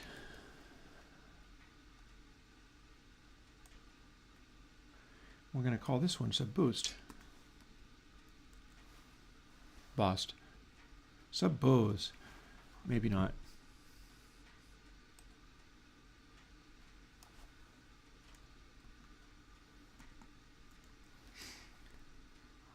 And we've got our final output, so we can work from that. This should not only boost up the extreme lows as I expected before, but it should also be cutting the extreme highs, which was what jumped out and got me on console MC when I thought I would be able to just cut extreme lows, but it ended up boosting extreme highs. That's what got me that way, and this would be a compensatory thing. In fact, it's at the same frequencies. So we'll see what this does to the overall vibe. But I'll tell you something else. We don't need to redefine any of these. We've already got them.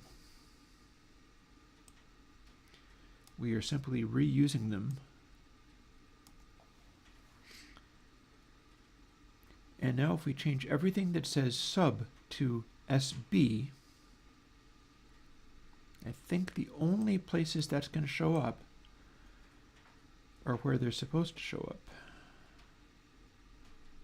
And then we have one more adjustment and we'll be done. So find and replace. Looks about right.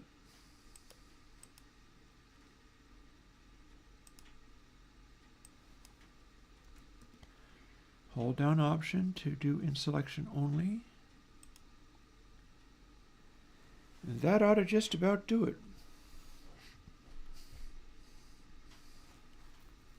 That ought to just about do it.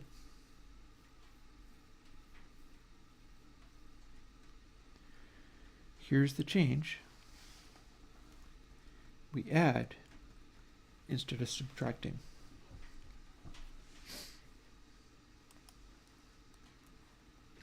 Let's see if it builds. Oh, we're blanking this. That is an area where I needed to cancel that out too. Easily done. That is not what I would call a serious bug. That was me initializing something that we don't use, and it'll build now. And it built.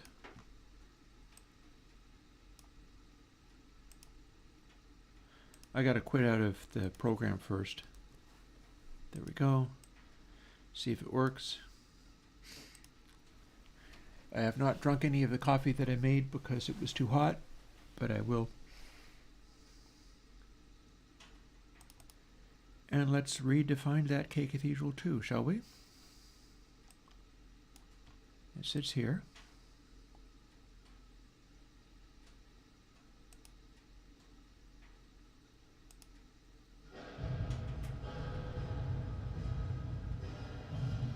Oh, hi. That sounds like Lowe's.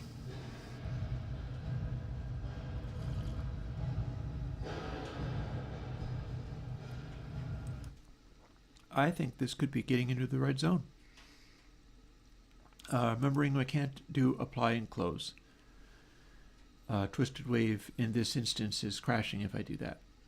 So instead we will apply and then separately close, and then we're going to re-export it.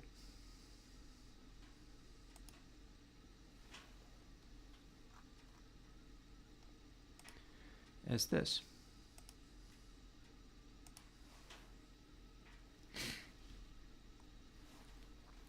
Now when we compare this to our Bracasti version, we're going to hear something more interesting.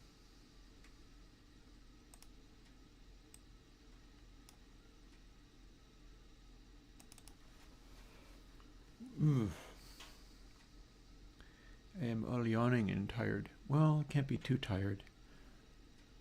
Day's not over yet. Here is the real-life Bracasti sound.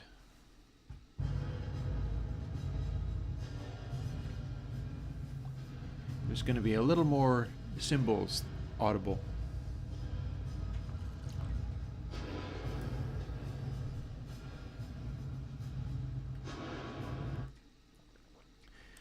Here is the Airwindows version.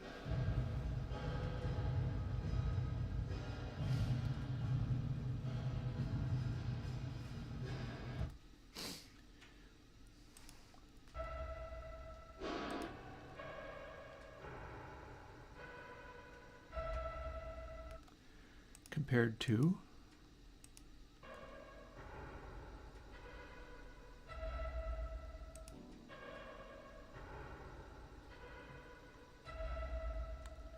Bracasti,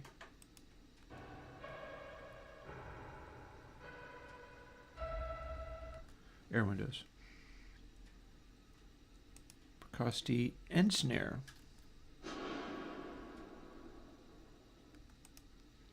Airwindows and snare. Well, I actually have to zoom in a little bit.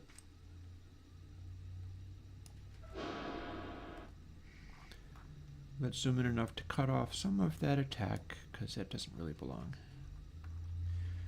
So, Bracasti snare.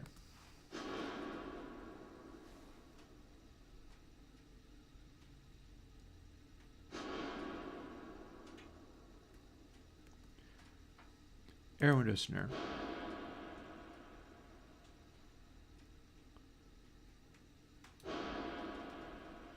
We got a little more shimmer going on, which I'm not sure is a bad thing.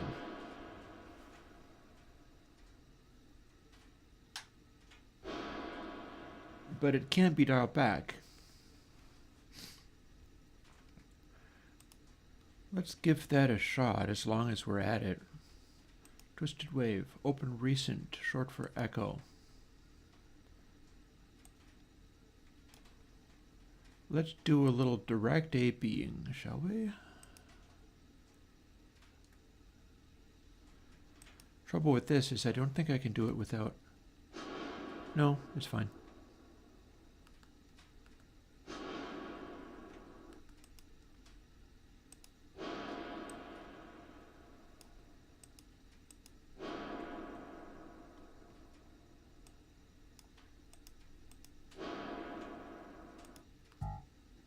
Bonk.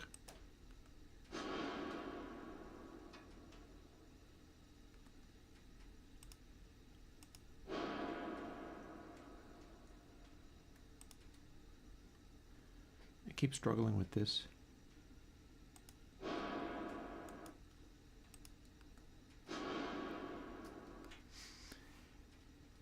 There's kind of more stuff going on in the Bricasti one. Goes.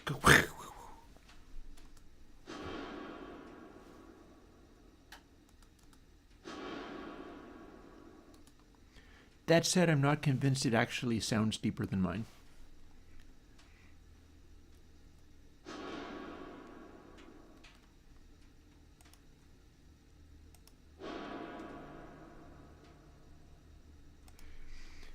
Mine's less irregular, but I think it's competitive as far as the depth of field is concerned.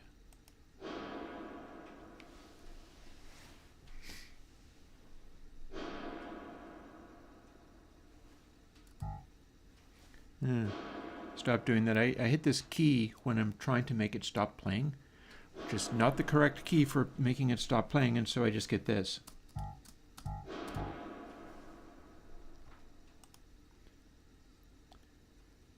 Let's apply it, close, copy, undo, and punch it in right here, just for now. A little back and forth between Airwindows and Bricasti version.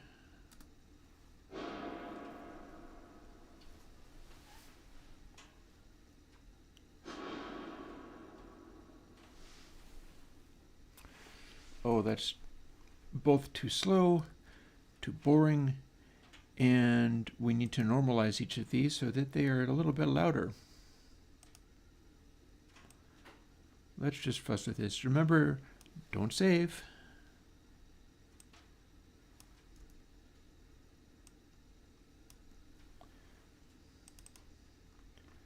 Normalize this. And normalize this.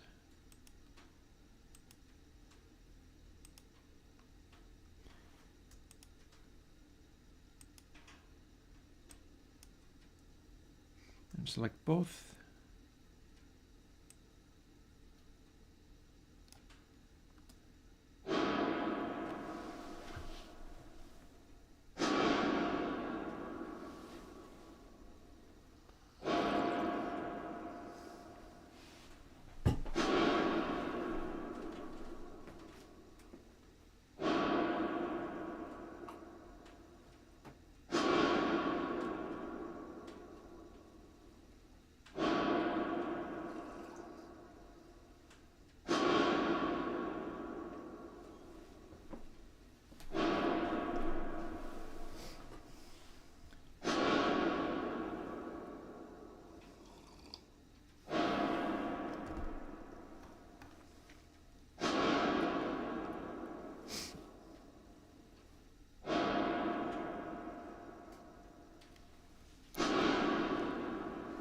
The Bricasti one's a bunch louder, and it feels like there's dry in there.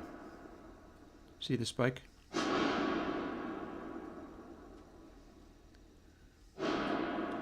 Mine doesn't have dry in it.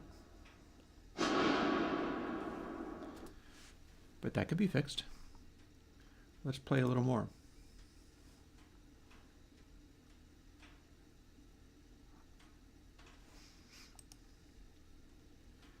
This is, after all, the... Well, no, wait, I can't put dry in it yet. This is still doing the job of a filter.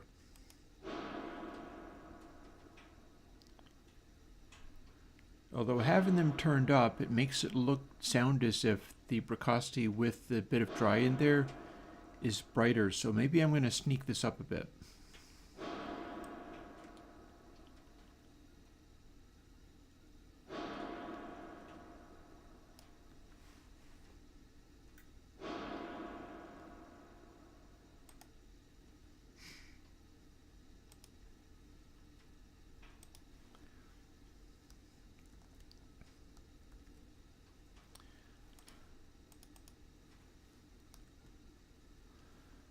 Is that and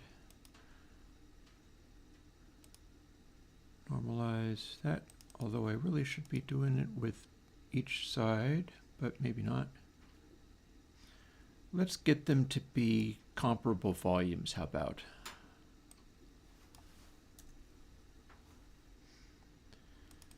Like, we do still have analyze in this older version. It's just not as good. So we got a global loudness of -16 for the Bricasti.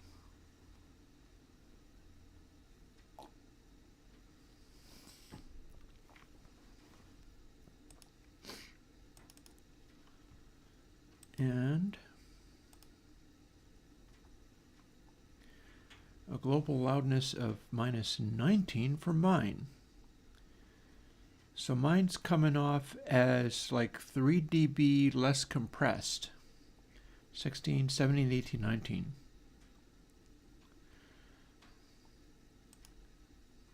So although it's going to look funny, I can make them have comparable volume by taking the Bricasti one down, -3.0. They peak a little bit differently, but that's kind of like, that's literally part of how that works. And so now, because, I mean, that includes the attack of mine.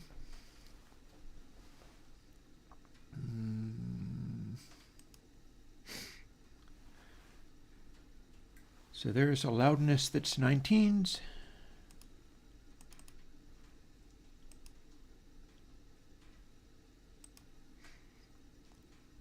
And a loudness that's 19s. A tiny hair louder still than mine. But now we can A/B them. Mine. And Bricasti's. And again, the attack is a little different. Bricasti's attack has this bright splatter going on.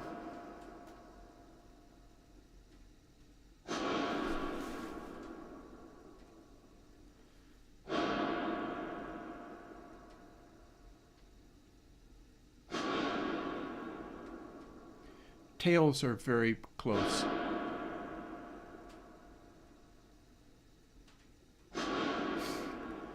So it becomes a question of, do you want that early splatter in there? Because it could be done. That could be done.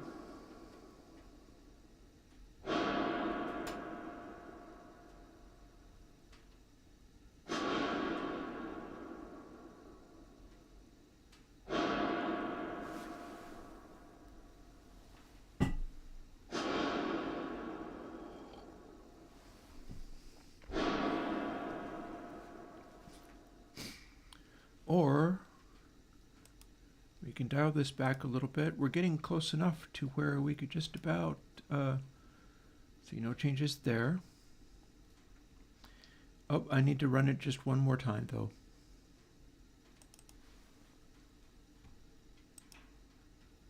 Because I need to open that up and see we are on 0.388.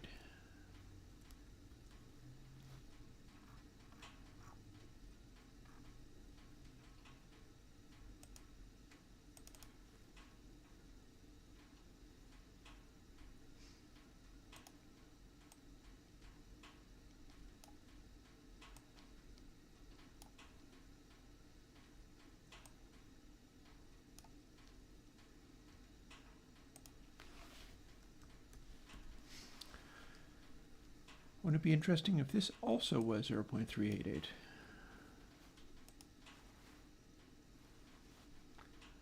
Which is kind of like the square root thing I was going to do initially.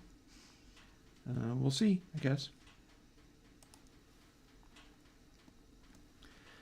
And now we put our wet back.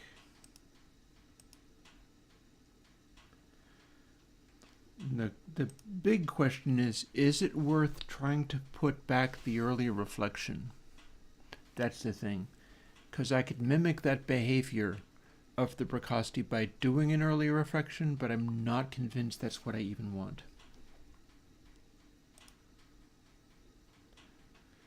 Like anything that you're doing as far as deep space and cathedral or whatever, if you bring in the early reflection, you're immediately causing a bunch of that stuff to happen. You can't really build deep reverberant spaces if you've got a lot of high frequency splatter coming in early on. So I don't know about that one. We are doing some filtering of various kinds that would mitigate that to some extent.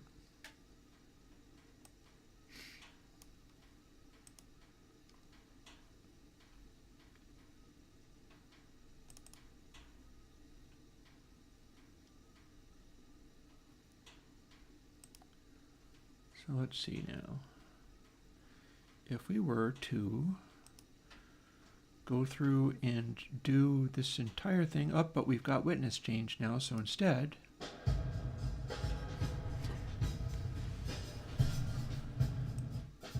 now we've got all the dry going on.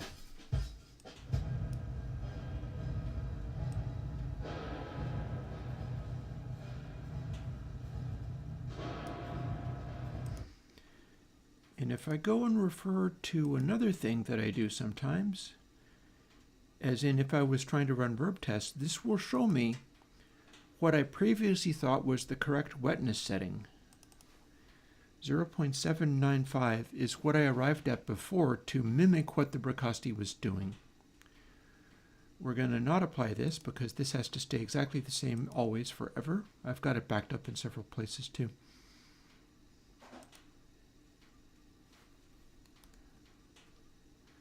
And we're going to punch in that number.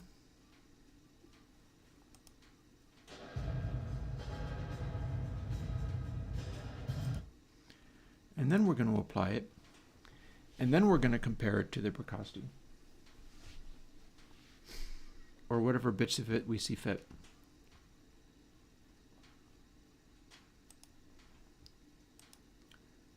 It may have gotten to where I could have saved it without, like, hit the apply and close, but it may not have.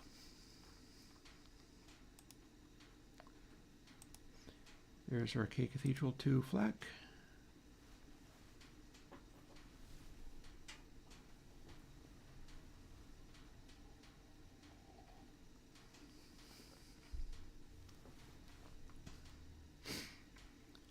Here's our precocity version.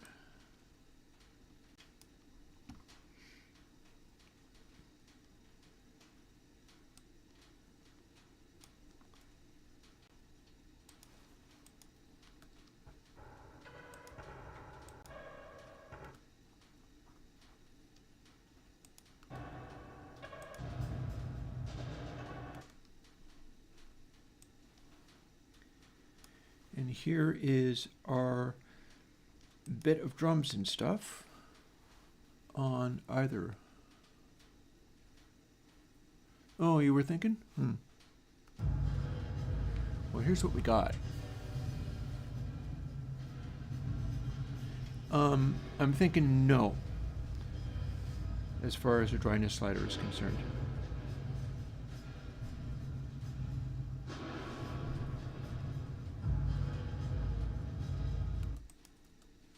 Wait, wrong. I did the wrong thing. I did a wrong thing. Let's go back and try to do the right thing. Oops, wrong, mistake. Back.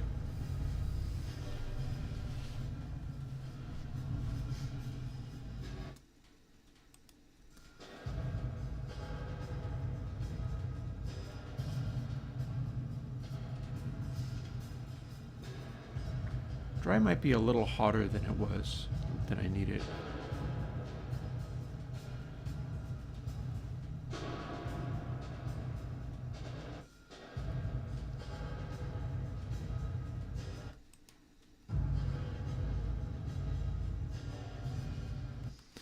You know what?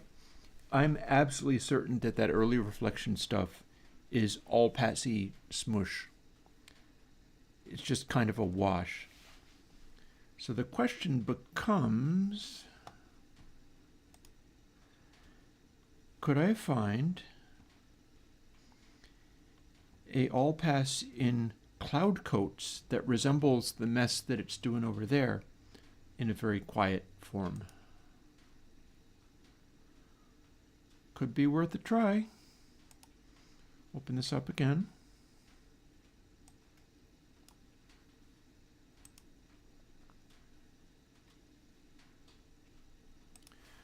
This is going to be a lot louder.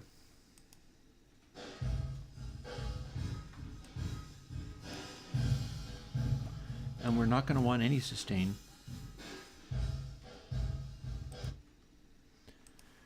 What's in front of the reverb?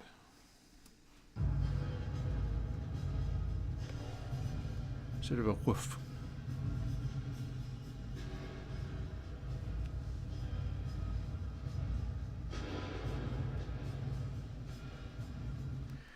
We're going to assume that's purely a little all-pass network mess.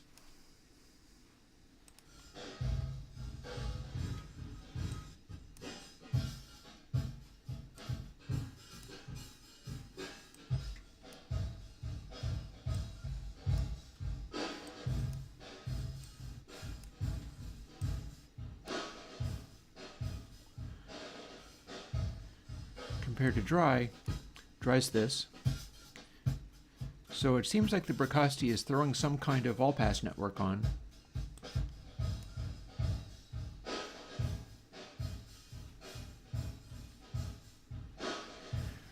Might be worth trying. It's certainly an observable difference. And again, there's not going to be any sustain on it because it's just being dropped in there as an additional blur. So all pass on the Bricasti sounds like this.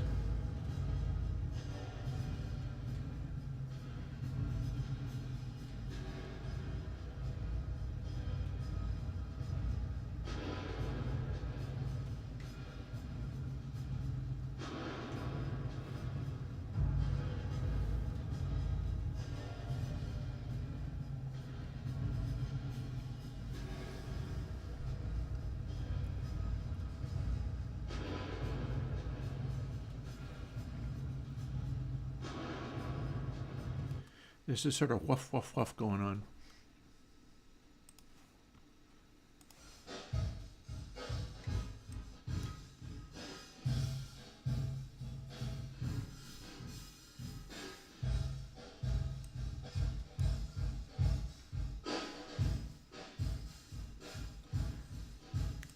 Maybe setting 15 would do it. Crazier things have happened. Although cloud code, this is potentially problematic because cloud code is a 4x4, which doesn't mean I can't do it. It just means it's going to be a little trickier that way.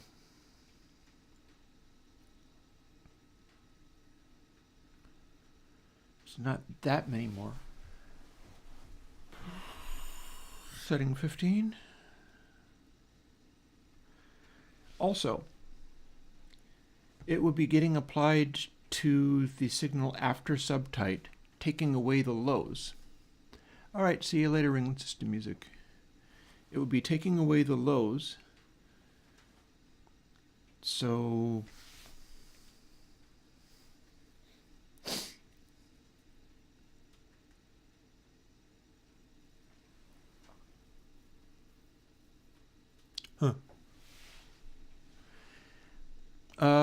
look into pressure. I've got pressure. Pressure acts a little bit like that.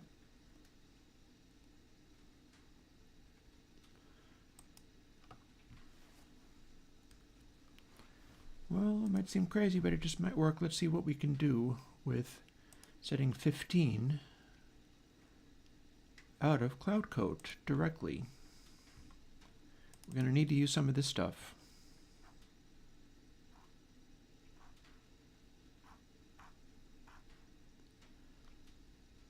And we will see how far that gets us. Which may or may not. This may or may not be remotely successful.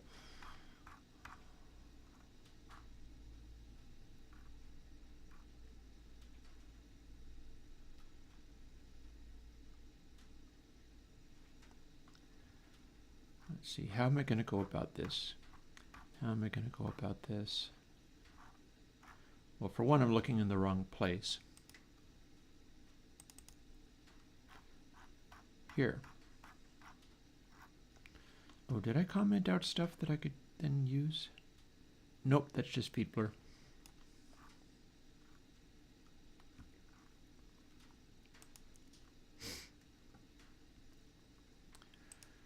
Let's see whether we can find Cloud Code's patch 15 elsewhere.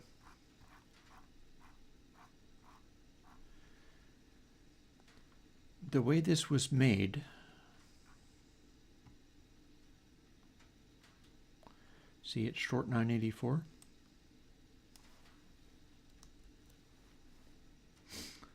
is rather special.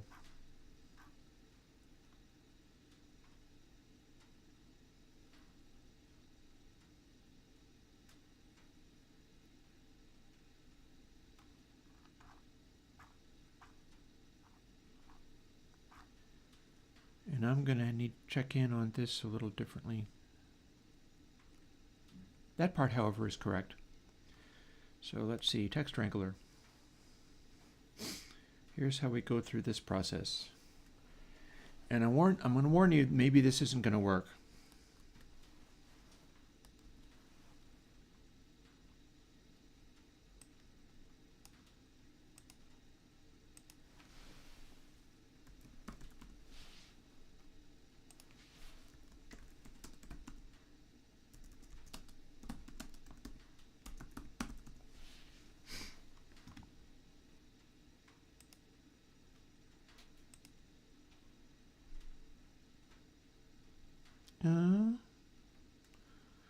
Or maybe it will. Let's find out.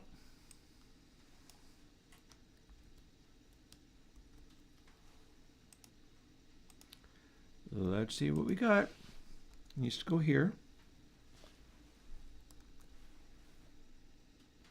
Hey, that's not so far off. That looks a lot like what it's going to need to be. Up, but too many breaks. Doesn't need to say break. However, it says break, I think, just exactly once.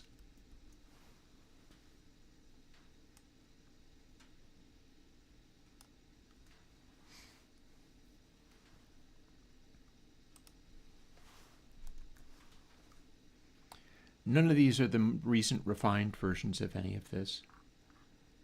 This stuff could be done with the recent calculations too, it's just not. Okay, so seeing as I have this open and available right now, ooh, hang on. Hang on a second, that's not going to work at all, is it? How did I do it in the original Cathedral?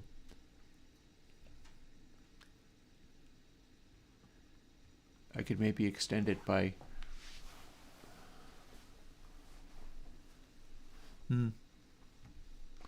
sure enough. I did sin kick and skin kick back in the day. Those are like attempts at a sort of membrane modeling. I don't know if those ever made it to the current way of doing things. So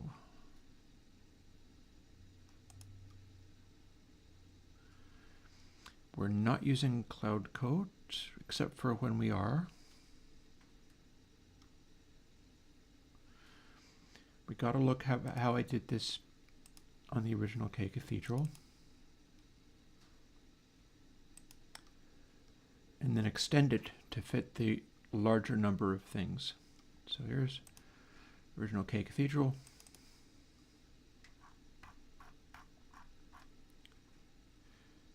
See, we got double EAL.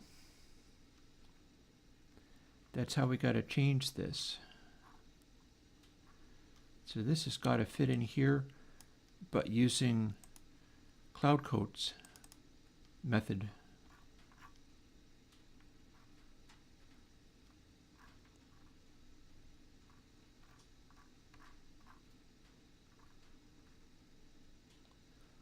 Oh boy, I'm not sure whether that's going to work.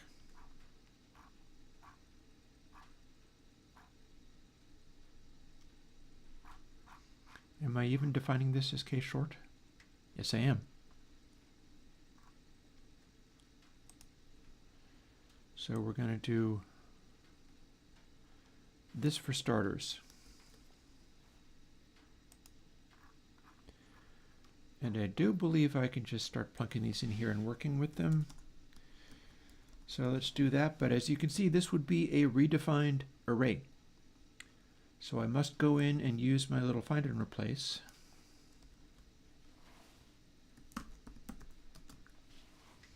For only this little spot.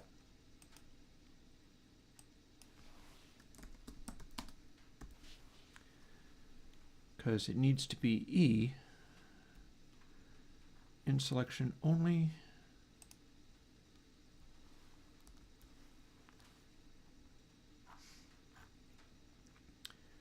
And it should be finding these, is it?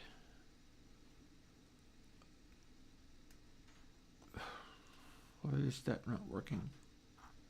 Have I defined this wrong? Oh, okay, I see what I did wrong. I see what I did wrong. Now we need to do the same thing but change case short to short.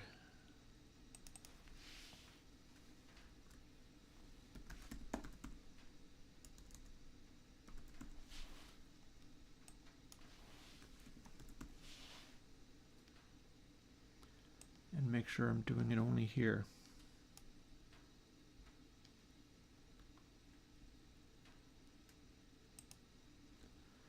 Alrighty, now it can find it. So we got that, and it's not overlapping over these. If the computer is big enough to be able to carry this number of delays, it'll be able to do that.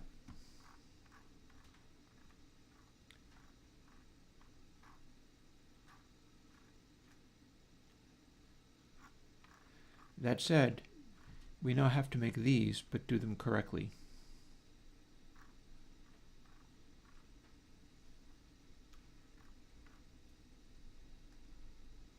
I don't know what these are here for at all.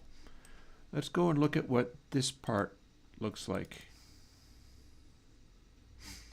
Here's our definition. Several things in here are going to need to be changed. That's for damn sure.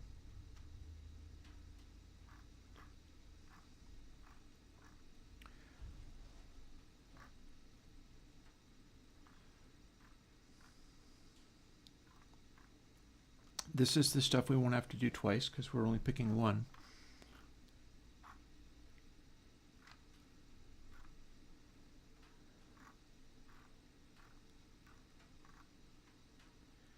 Here's a bunch of stuff that's also going to need to be changed quite extensively.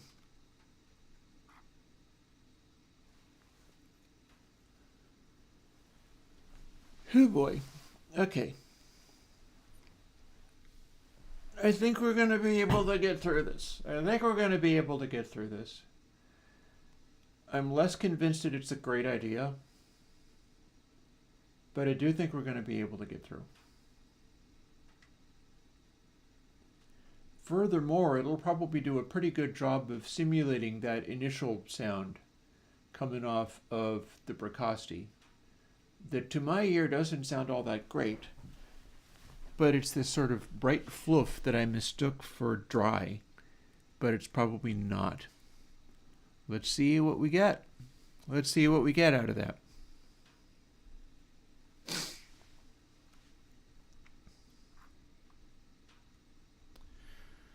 So instead of count, all of these are going to become short. These don't need to be there at all. So we're going to be copying all of this, but changing it to short, but otherwise leaving it the same. Because as you can see, that overlaps with this. Same problem as before.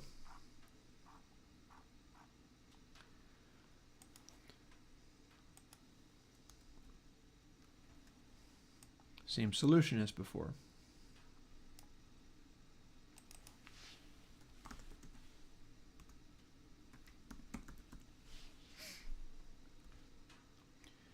in selection. Make damn sure to hit in selection for this. Now we've got these defined. I don't think there are any further things to do with this, like the rest of this stuff is filtering things. We're not really doing that. And we're not going to be dealing with feedback at all. We've set the feedback to be like literally nothing.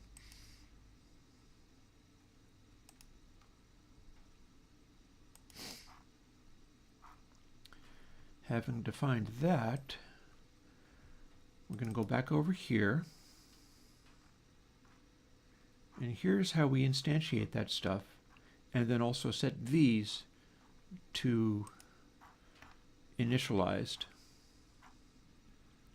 So that's going to be changed to short. And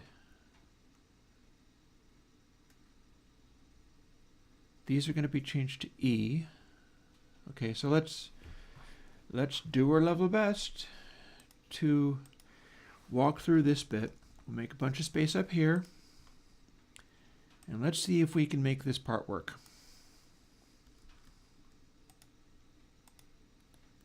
I'm going to do as much of it as possible with find and replaces rather than just walking through. I don't know though. Like, what if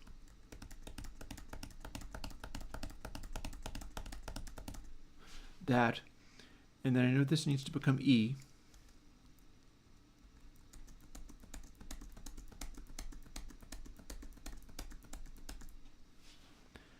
And so does this. Maybe that'll do. So no find and replace necessary there. That was actually as easy to do. Find and replace would be good for this. These all need to be changed to say early.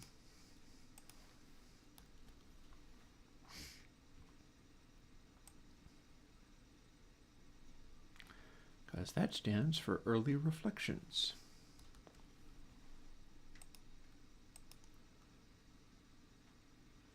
Or short. Which must it be? I guess we'll find out. In selection, short AL. Now if I look at H, what does this actually want it to be?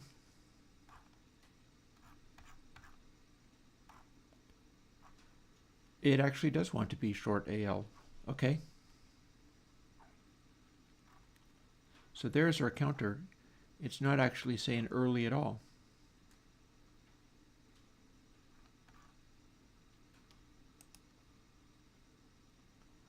So far, so good. That actually was correct.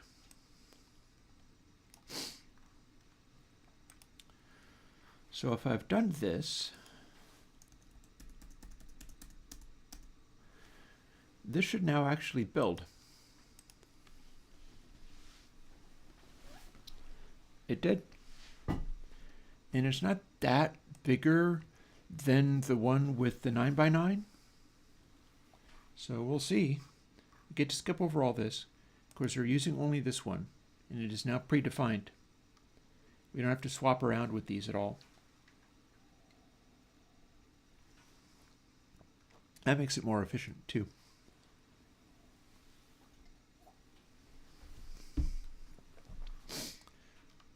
So now, having gotten through here, count this equals 1, count that equals 1. So far, so good. We've got our subtype, we've got our expandy thing. That's going to expand the size underneath this new early reflection. This is complicated, but it could just work. It might just work. Here's our pre-delay that it affects everything. Here's our subtype section and VLF pre-delay. And what we do here is we generate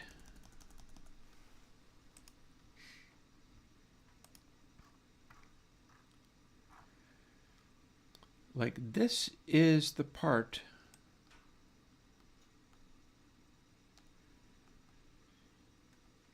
we use to make our 4x4.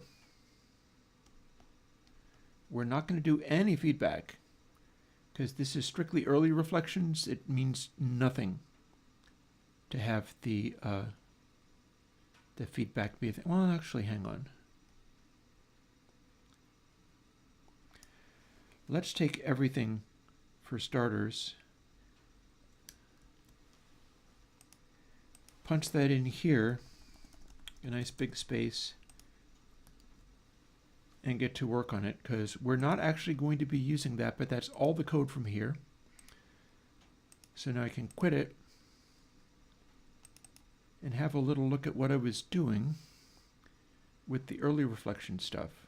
Because what we want to do now is, here's our payload.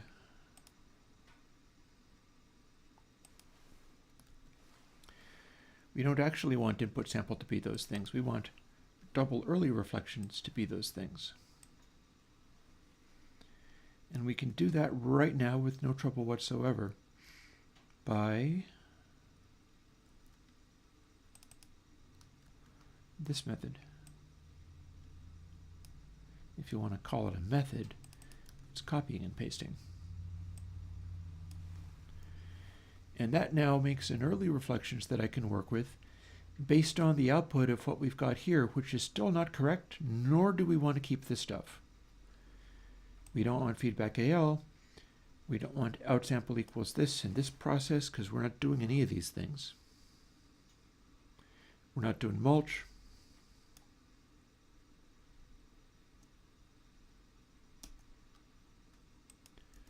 We are only taking the raw output of this, and like whole big chunks of this have to be changed now too. But that'll give us an early reflections.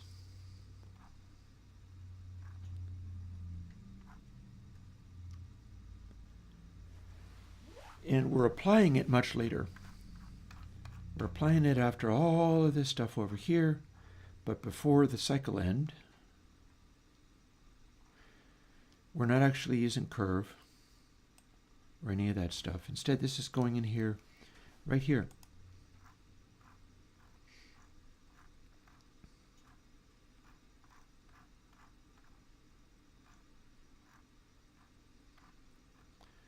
So there's our feedback stuff. And we're doing the sub boost, so we're going to put this in before the sub boost, which will take down the brightness of the early reflections just a little bit, and that will help them not feel too upfront. And we're leaving it at times 0.2, which is cutting it right back, although times 0.25 is a shifting of bits calculation. Let's do a quick little switch around and see whether we can do it this way. Now that we've done this, it's still not going to work properly for us. And I'll tell you why. None of that stuff up there was set up properly. We're going all the way up here. Here's end subtype. Are we reusing out?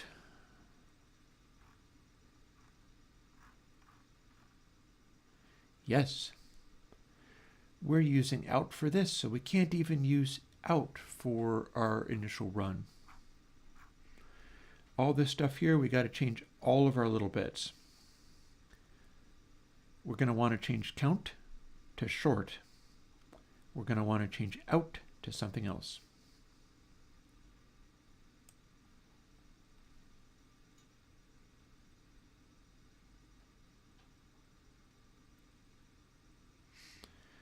Let's see how close we can get on the back of just some search and replaces.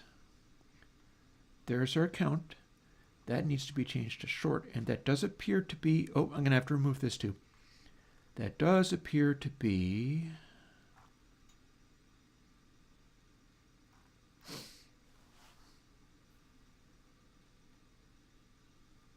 yeah.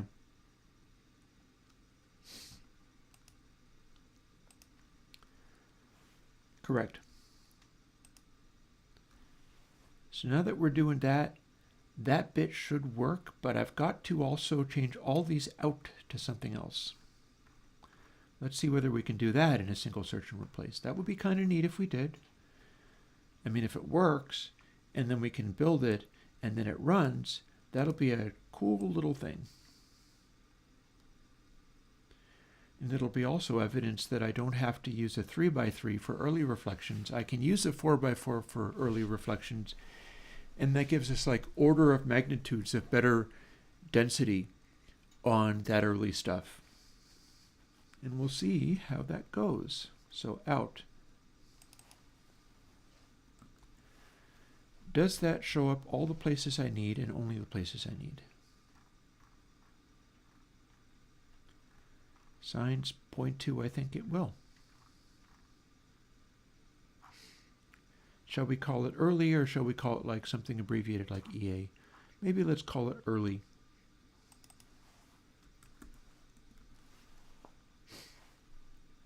Option for selection only. Boom. Okay. Does this build? Nope, because this stuff needs to be taken out. I said that out loud, and I apparently didn't hear myself saying it.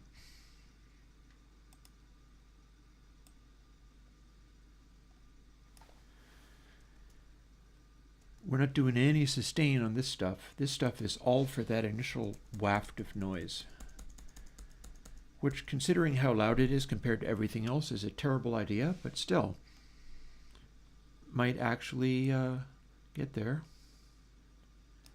Do we have further problems?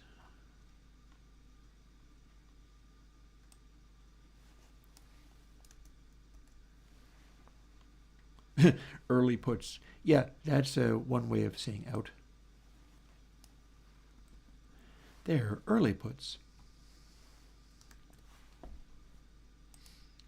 How are we doing? Can you build? You can build, but can you run? Or have I added too many delays to this? It is a real question. It's very possible that I have simply gone too far here. That said, ain't nothing to it but to try it. What happens when we hit play? This time with full wetness. Does it die? Kinda. Okay, it freaked out and blew up. That's interesting. Why did it do that?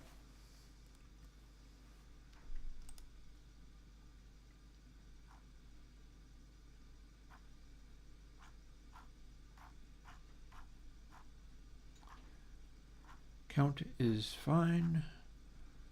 Short is how it calculates this stuff. We should have been able to, it needs to start with E. Oh, did I forget to? Oh, I see. Okay, we're not done. We're not done. All of this, and I forgot to do a very detailed thing, and that's why it blew up and died. All of this stuff in here, after the subtype section, see how it's still saying A instead of E in all these little spots. I now need to go in and fix that. All of this must say E. And if I just replace E, it's going to say input simple. Although that might be easier to just go through and fix the dumb mistakes. Let's see how this works. This is clearly the problem, is I'm manipulating the stuff that's in the long reverb and the stuff that's in the short reverb and completely ignoring the bank of reverbs that I set up that are the short reverbs. So, if we zoom down here,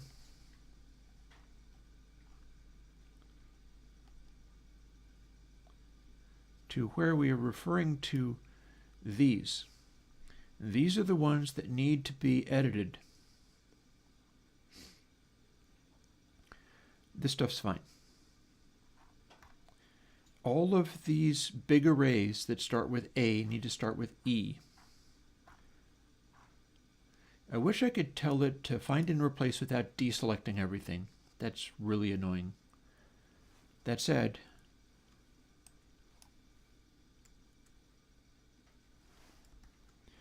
we can do this. What's going to happen is if I hold down Option and replace stuff in selection, it's just going to do all this. This bit needs to be replaced.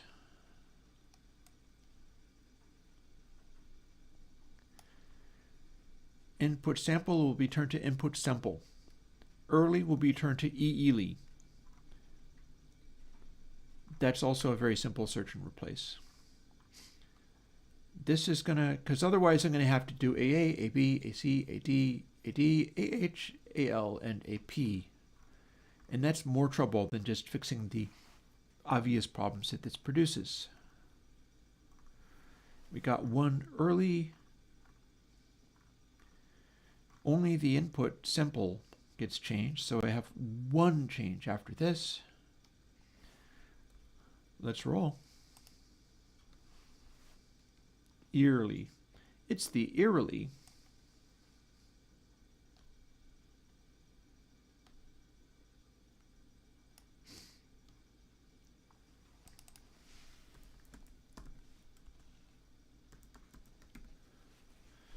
And then if I do this, and now we've only got a stack of input simple, but you know what? That is so simple.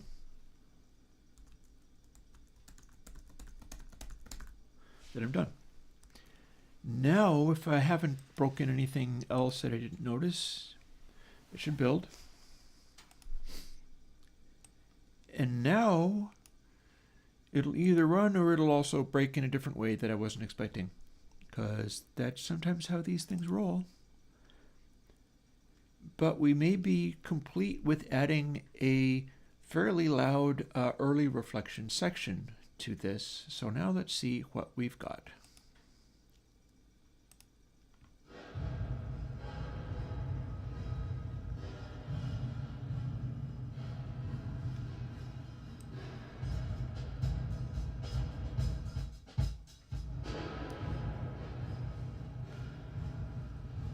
Well, hello there.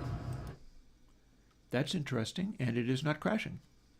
Even on the little old antique laptop. It's not that many eerily put. Yep. It has all been resoundingly eerily put. We're going to say apply. Let's see how close we got to the precocity as it stands, with the addition of these new early reflections, which appear to work. Good. The nice thing about that also is I can take any other 4x4 matrix and punch it in, and all the rest of the code is going to be fine. So this prepares me for any other Bricasti style reverb or any other physical model-y, like acoustic space style reverb, that I could ever possibly want. With that 4x4 and 5x5 combination, that will just all immediately work.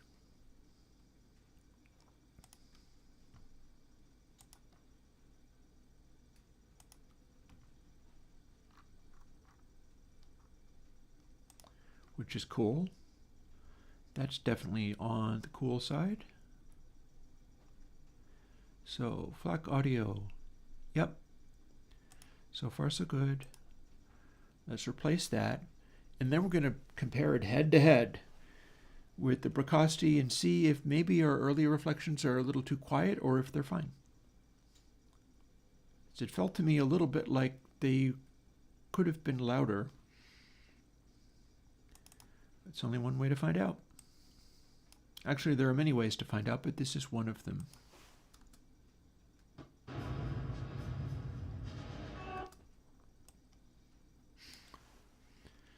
So there is Bricasti Cathedral.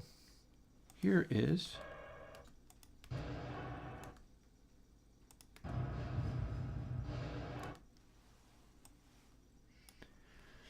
Airwindows K Cathedral 2.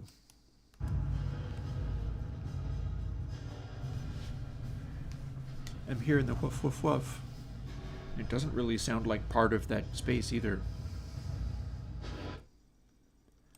Airwindows. Oh, dude, this is way better.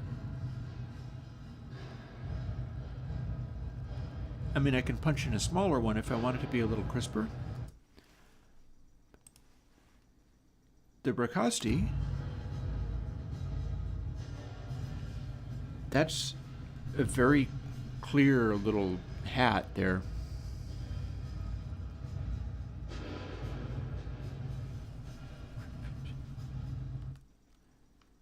Airwindows? Oh man, that hat sounds a lot more distant than the hat coming off of the Bracasti. And we might be getting somewhere here. This might be actually coming across as a worthwhile result. I wonder what it would do with the snare. But anyways, like, let me fuss with my fire a little bit more. I don't think I need to be making more cups of coffee because it's getting on towards 2 o'clock in the afternoon. I've only got another little over 3 hours to fuss with things. And if I do the K plates will not be including early reflections unless they include them as just an all-pass bank. After all, this is generated as an all-pass bank. It's just not feeding into the... Well,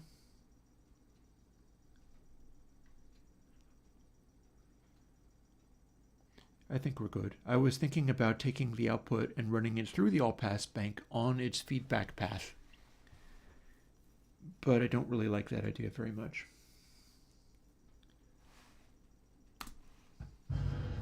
Bracasti.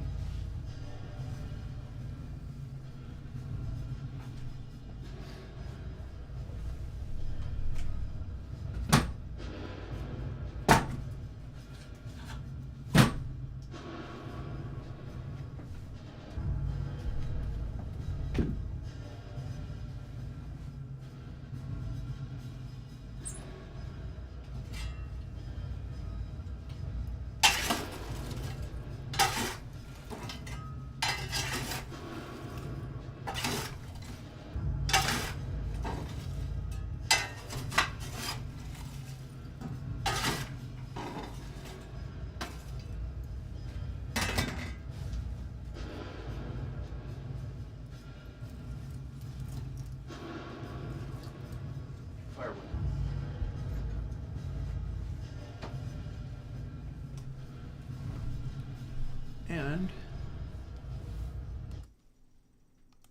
Airwindows.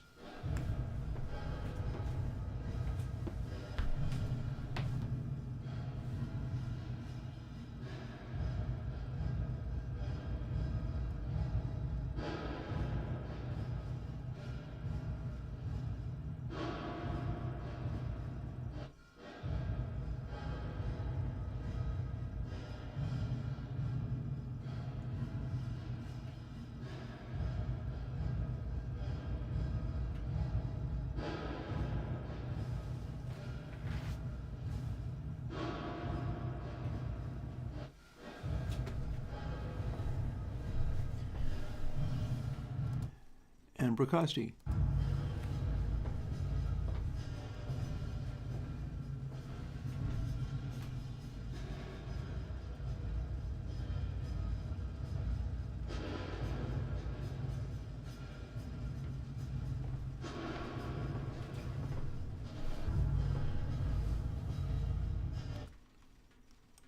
Airwindows.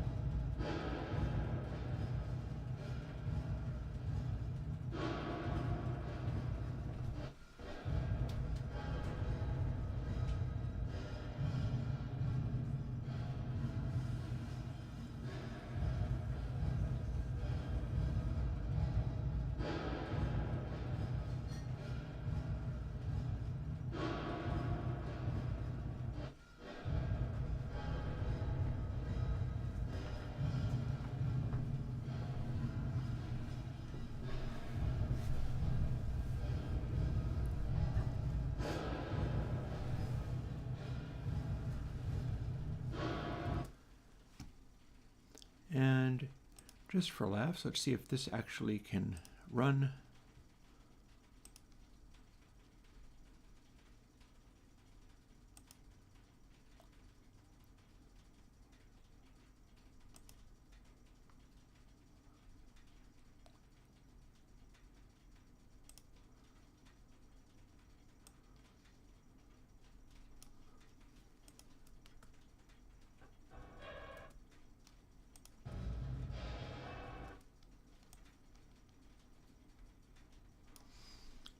So, Ricosti.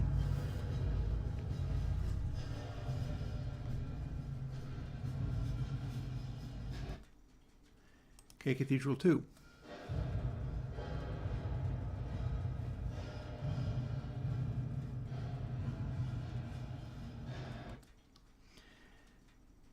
Okay, Cathedral.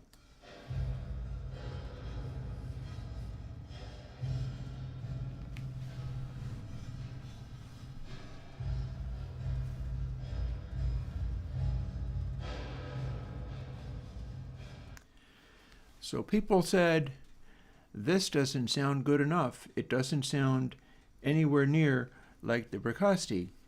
So we're going from this to this. Yeah, I think I fixed it.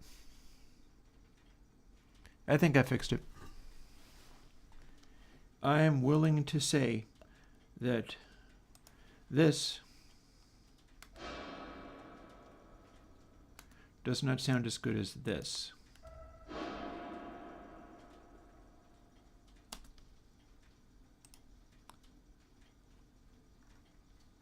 Or, hang on. Okay, snares.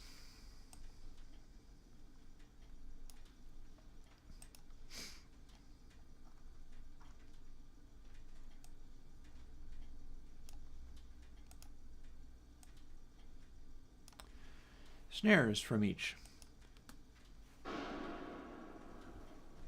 It'll play again. Ricosti.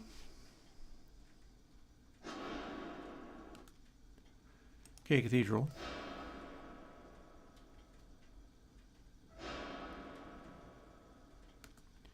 Okay, Cathedral 2.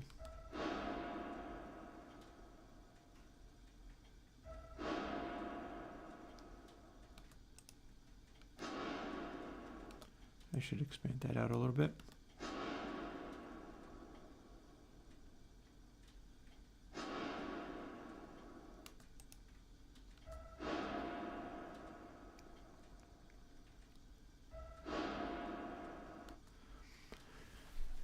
Like if I wanted to really clone the Ricosti, I'd be pulling in the early reflections just a bit. I kind of like how they are though. But I do wonder, see the nice thing about this now is I can go back and here, let's quit this and not save anything. I can go back to Cloud Coat, and we were still going to play with Cloud Coat. I'd like to throw a little nonlinearity in there as long as I'm doing this sort of crude thing. But here's where I got those values. We used these values, but instead I could take these and do a very similar thing with them.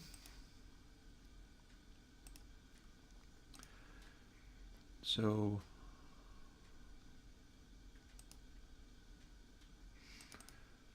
over to this bit. We're going to do a fairly similar thing as we were doing all before.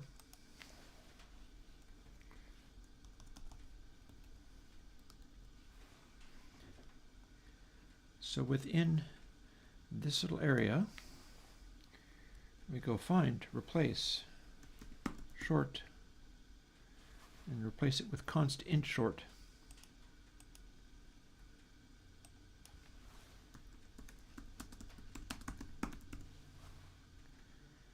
At which point,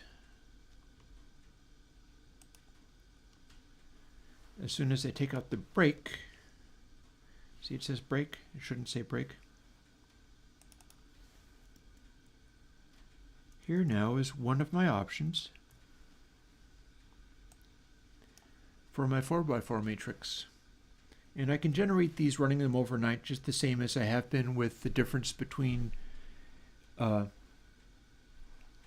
the K Cathedral 1 and K Cathedral 2. The basic algorithm for that works the same as if I was regenerating these. But now what we can do is build this again, and without changing anything else, it'll now immediately work with a slightly tighter early reflections box.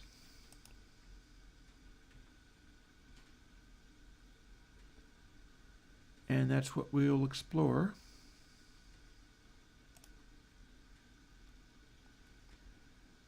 right now by opening this up, and then first of all we'll see if it still works. Sometimes these things can hiccup and fall over.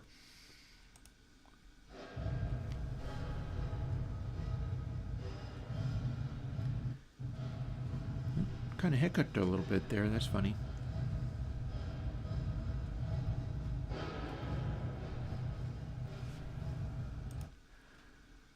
And we'll apply that, and we'll save it over the FLAC in a slightly different way, and then we can A/B both of these with the original Bricasti and see whether we're on the right track of cloning even that bit of it. Which, as long as we're in the, I say we, I am in the position of having released a thing saying this is inspired by Bricasti Cathedral and then falling on my face. So there is a part of this where I would like to do unique original things, but I would also like to go check this out and have it be like, oh my God, okay, that one worked. I'd kind of like to do that. I'd kind of like to do that on the back of what happened the first time. So having applied it, we now save as.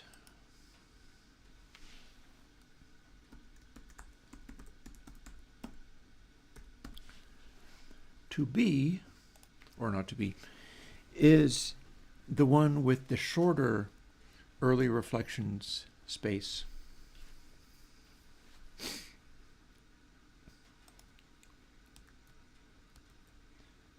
And how about let's close out Cloud Code for while we're at it and open some of these things.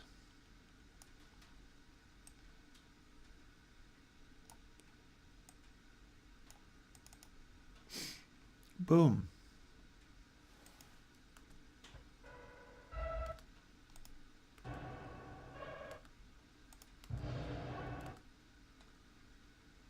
So there's the spot we loop.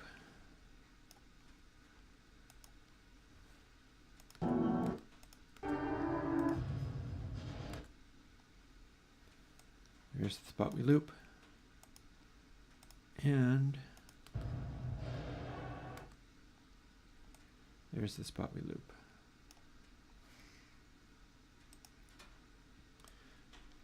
So Bricasti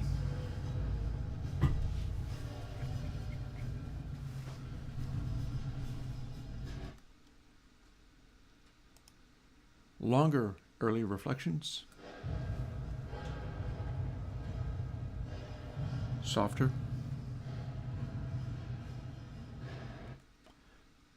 Bricasti again. Feels like it's a lot louder too. Shorter.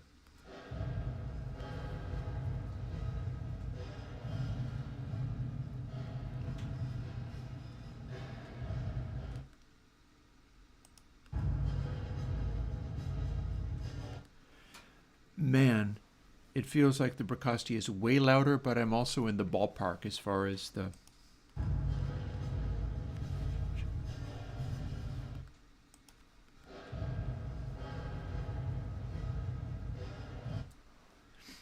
it feels like it's more in the ballpark. The other one was a little too blurry. So let's quit out of all there. And we know what to do with that, don't we? It's a very simple process. Go to the very end where we're adding, after the subboost, we're adding early reflections. And guess what? Let's do the shifting of bits, make it a little bit louder than it was. Retaining the mantissa exactly as it belonged. And let's see how this sits. We're just boosting it up 6 dB and seeing where we get. If that don't work, we can boost it up another 6 dB. But I don't think that's actually going to be desirable. But it remains to be seen.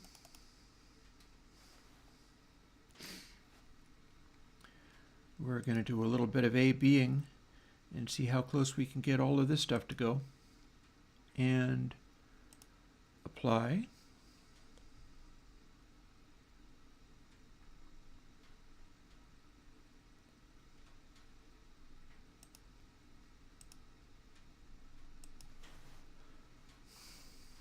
Save as cathedral to be.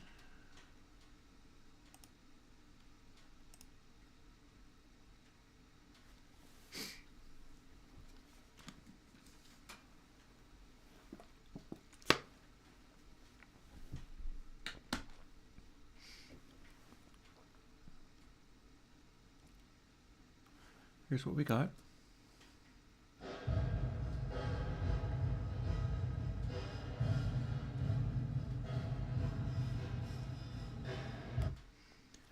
Sounding a little bit like,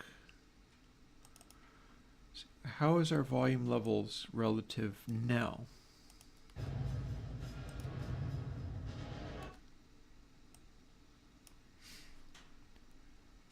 So there's our source broadcastee. Here is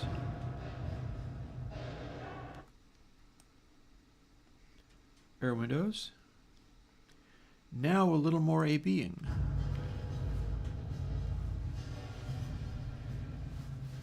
I mean, I'm sure you can't hear it really very well because I'm not piping it through to the stream very well. You're listening to how it sounds in the room, so that's a bit of a handicap, but that really feels kind of like Loud Hats, honestly. Compared to?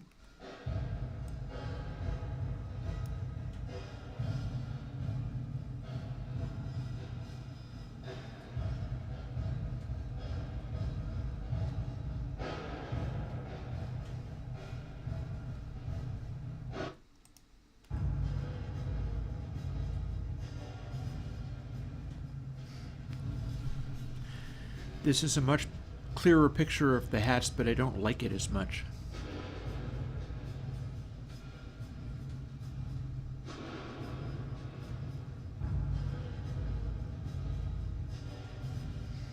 I do like the way the lows can kind of go vroom.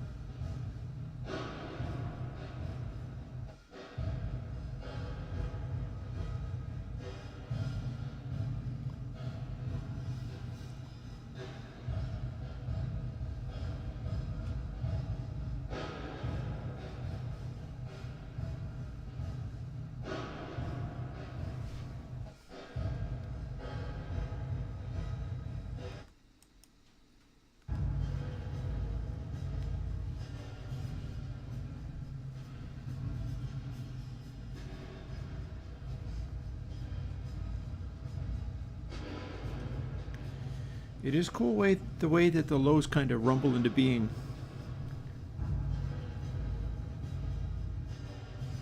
It acts like there's a string of all passes literally sitting on the subs.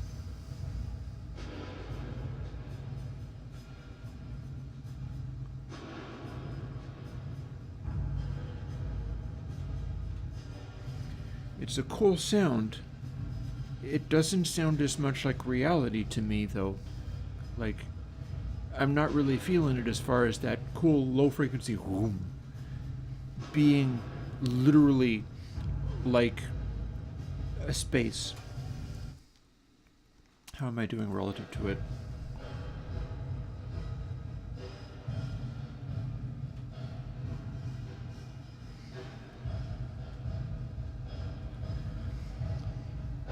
Well, one thing I'm noticing is that the extreme lows are not coming through in mine as much as I'd like them to.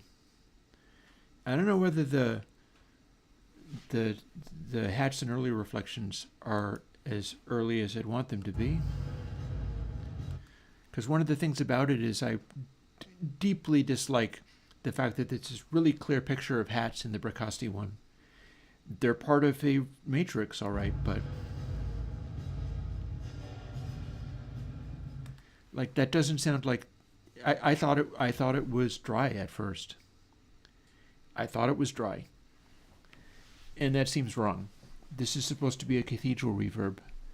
If it sounds like there was a layer of dry snuck in there so much that I just edited all of my comparisons to include dry, and it turns out it's early reflections, but that doesn't sound like cathedral early reflect. Let's see whether we can do better. So the rumble's good. I'm liking that.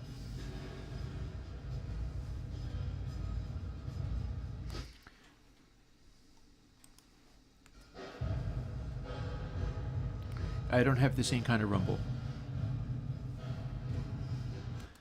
But I might be able to turn it up a little bit. And I might be able to delay that onset just a little bit more. Let's tweak those things. Tweak those things. I don't think I'm going to want to do this.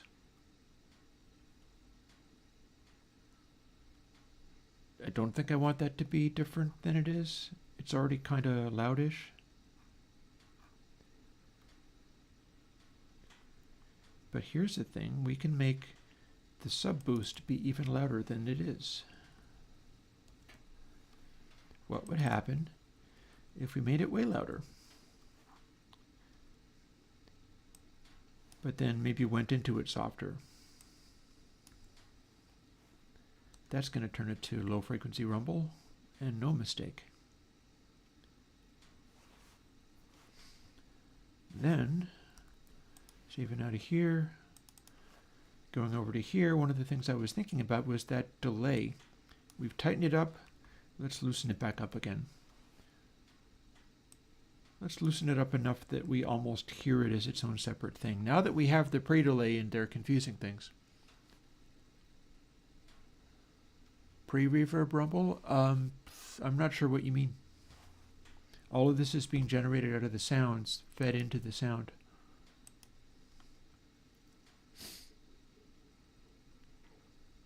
This would be a way of making reverb rumble. You could do this with your synthetic Berlin techno kind of stuff, and it'll do a pretty good job of going.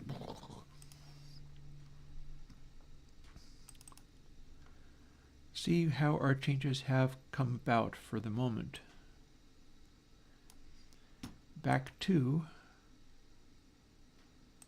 our old faithful calculations and generations.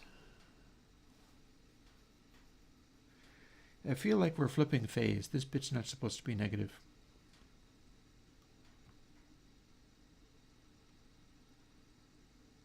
And that might be a significant observation. Have to flip the phase of literally everything.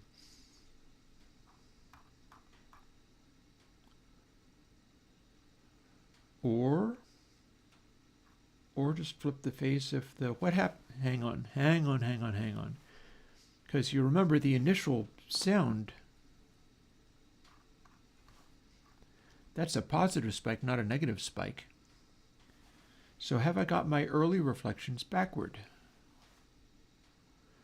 What happens if we subtract the early reflections? Is that going to help?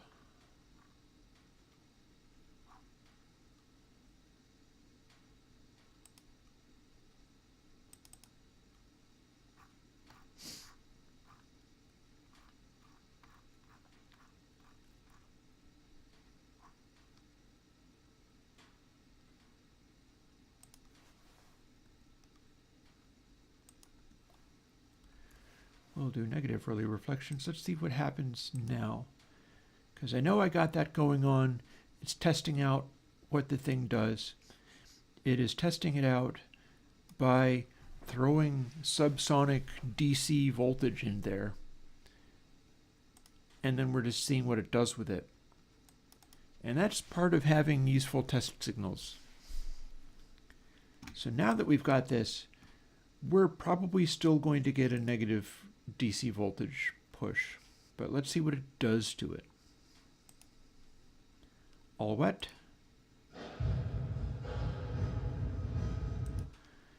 Feeling good. Now what do we got? Hello.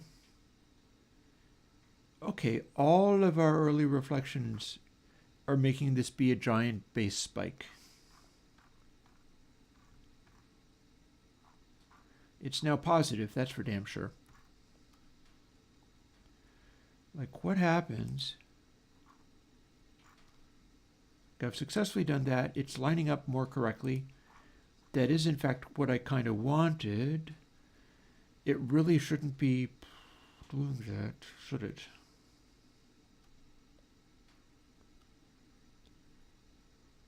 So there might be a variety of things I can do with this. Just remains to be seen which ones are relevant.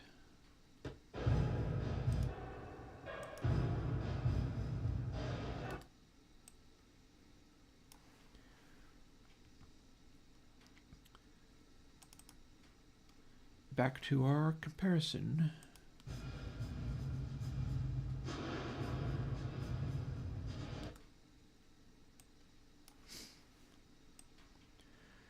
Ricasti versus the Airwindows is now much more spiky. I feel as if I made those early reflections louder and they became pretty dominant.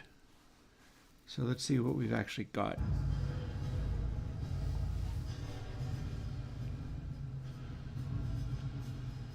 Ricasti. Airwindows.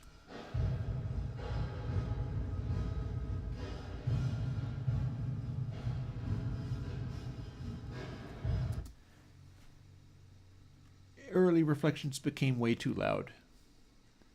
I can tell you that right now. That's also probably what's doing this. So rather than just hearing the hats in there,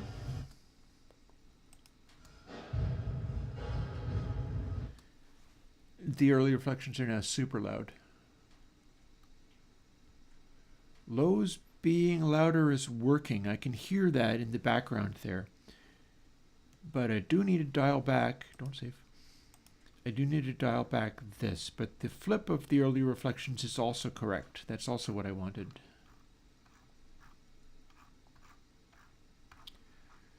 So now, we'll take it back down again, rather than having it be as loud as that. And let's see where we get. This could all be one formula.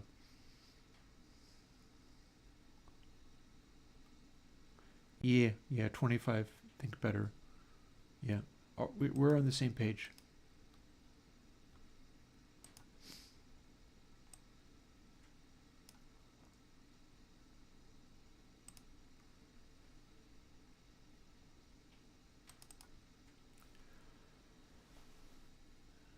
Maybe we'll even put the other early reflections, the longer one, back. We'll see. Because one thing about it, on the Bricasti, that spike wouldn't be happening.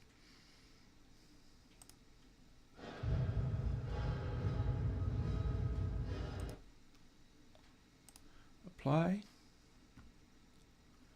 Spike is a little better behaved.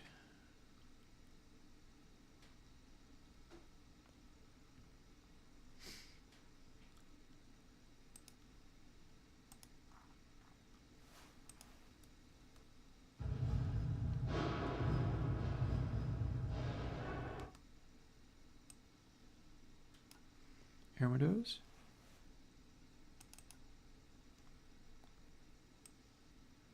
Ricasti.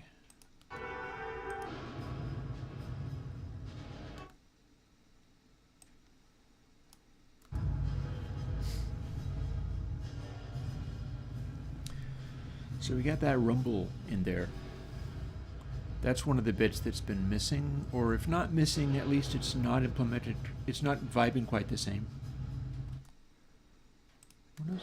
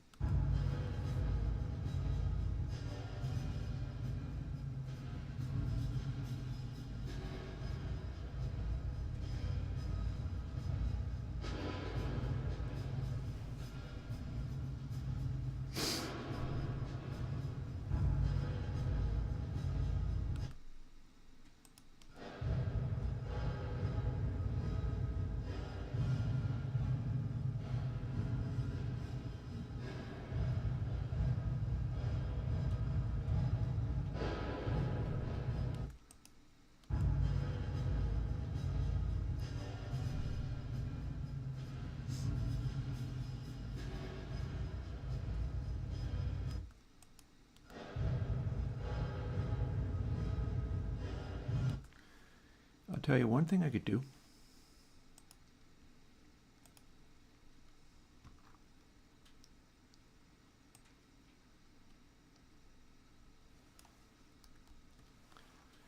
No sub-boost on the early reflections.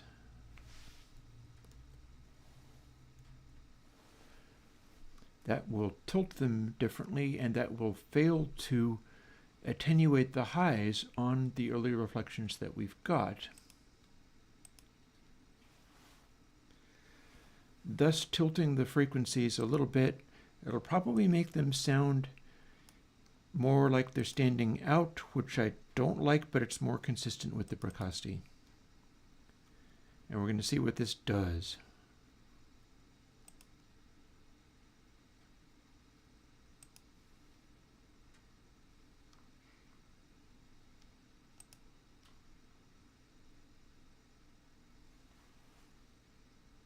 One thing it does is it reins this back in.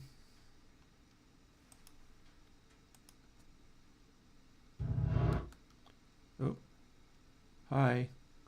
Can't do this. That doesn't work.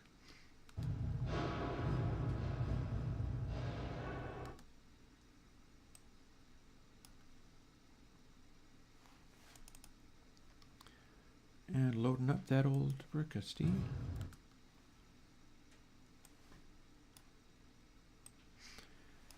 Now, precocity, they're not going to look quite the same.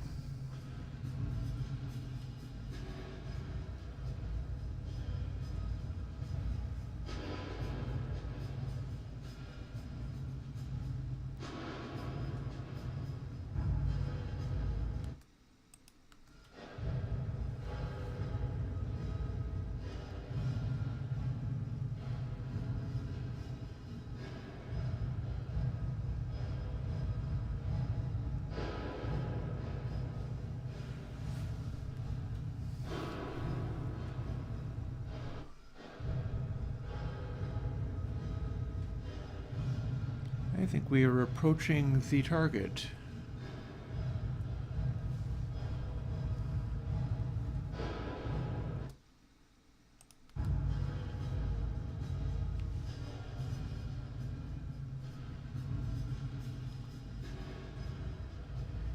We're adding the all passes at the end. We're not including them in the big matrix. They wouldn't help the big matrix.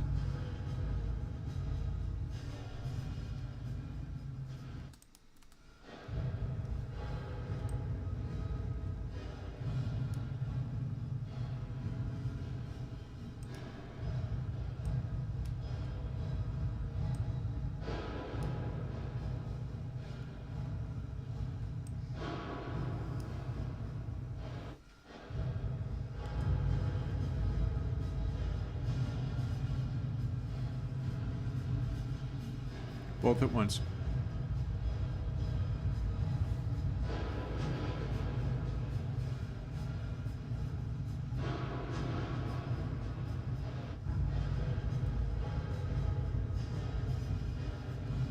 A little confusing.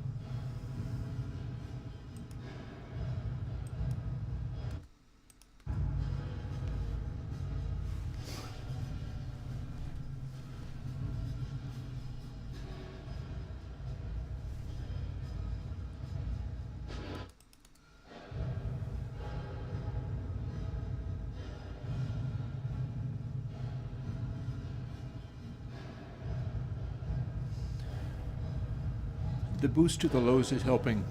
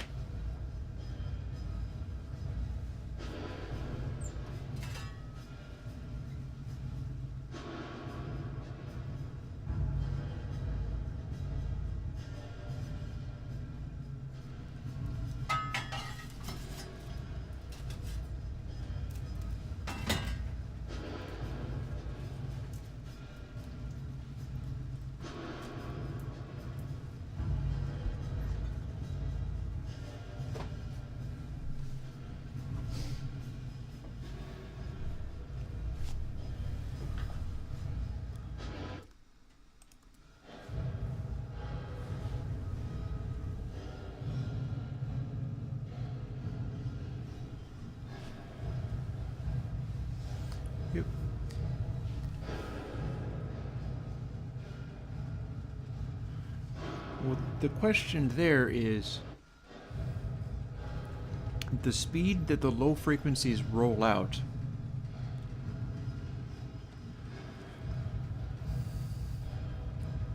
Dialing it back would mean the low frequencies hit faster.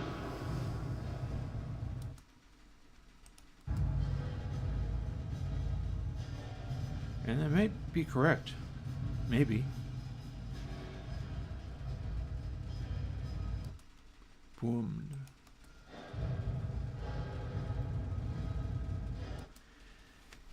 You're not wrong. I'll buy it. But I'm not sure that I'm at 12,000. Let's see. I think I might not be at 12,000. Nope, I was. We'll try 11.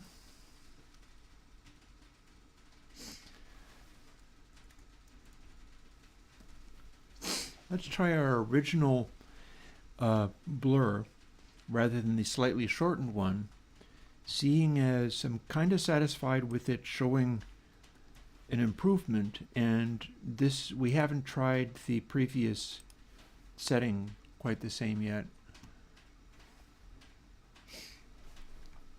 So let's see, and what else? Well, this bit's right. Adding it here is right. The volume is right. This volume isn't right, but it's close enough.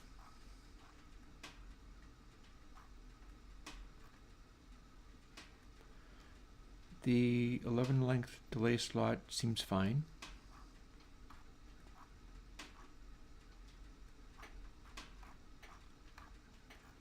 Where's my regeneration? There's the feedback. We're going to dial this back to 8.5.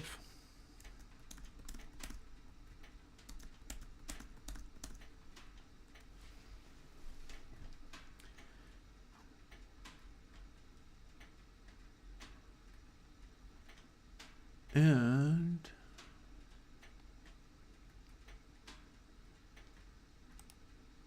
give it a try.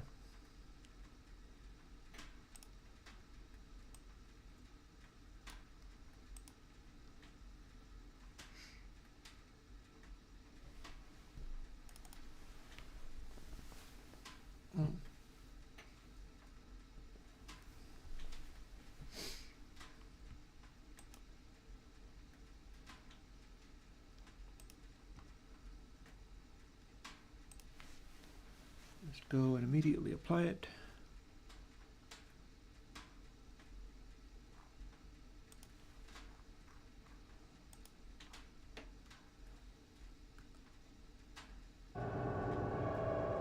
Oh, we can't do that. We have to close this first.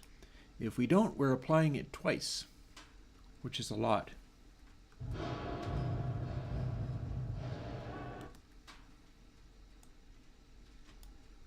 So now,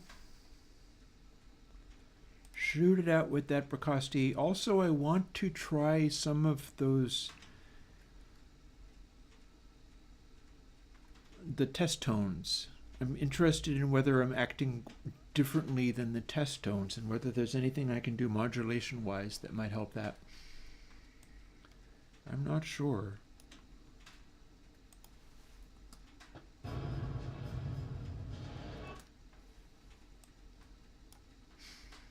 So, precocity.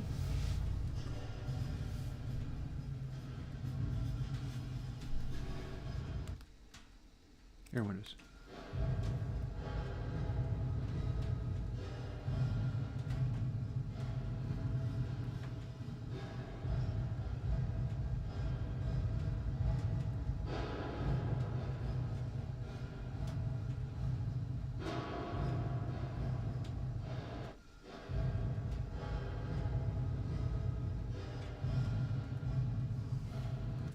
Precocity.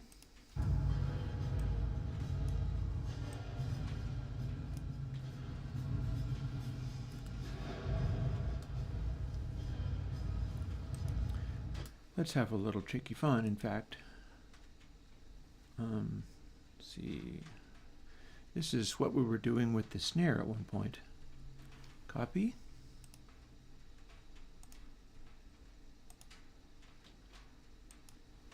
And paste.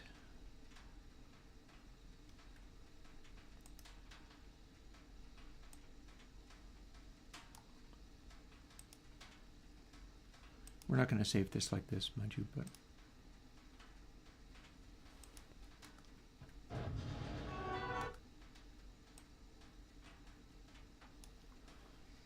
we'll do a little competitive normalizing and also compare to see how loud each thing is. It starts to look a little bit similar finally as we go there.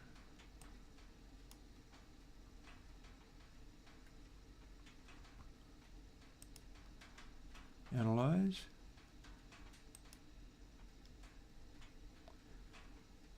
So this bit is a -15.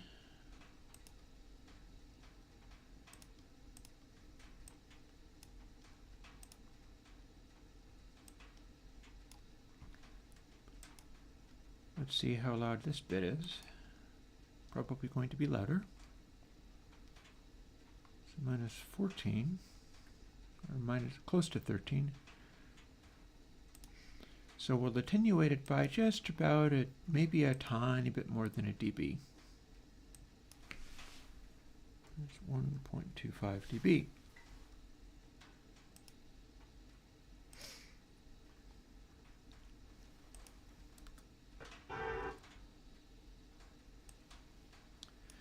A little back and forth.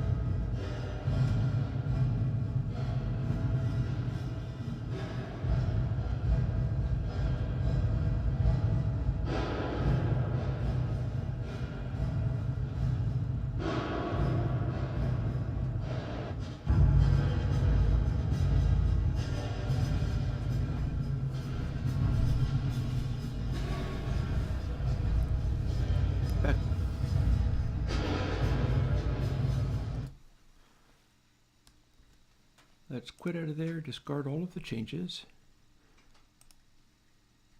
and try. I was listening to it from the other room to see what sounded bigger. And let's put in the one smaller.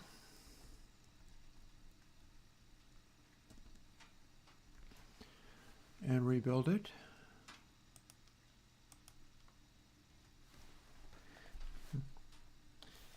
Poor laptop's getting kind of tired. And who can blame it? That's okay. It's got less than 3 hours to go. Although I am toying with the idea of playing with clear code a little bit, which is not nearly as nice as any of this, but it is, however, something that I can put out. If I can find nice, convenient little things to do to update it, something that's not too hard.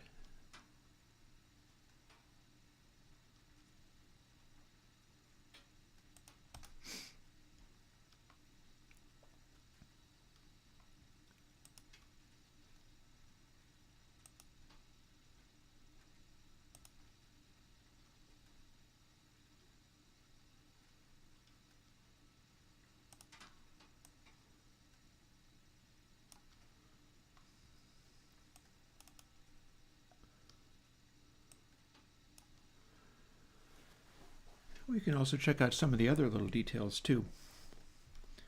But for now,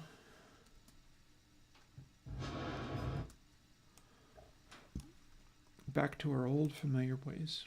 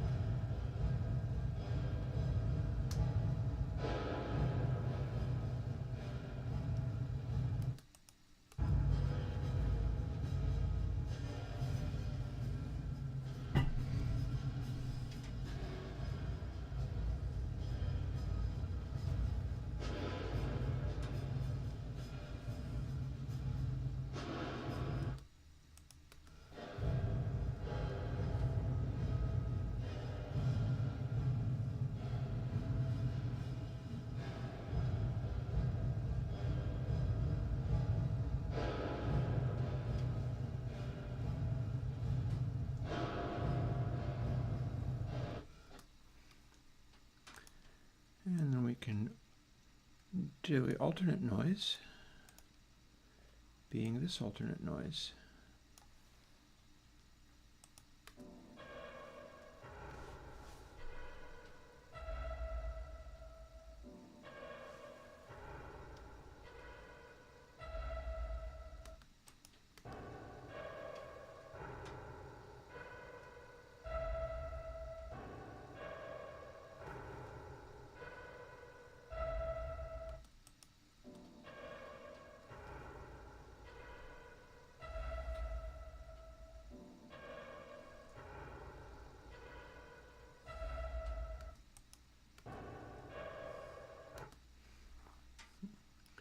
You need to be tighter onto this. And you also need to be tighter on this.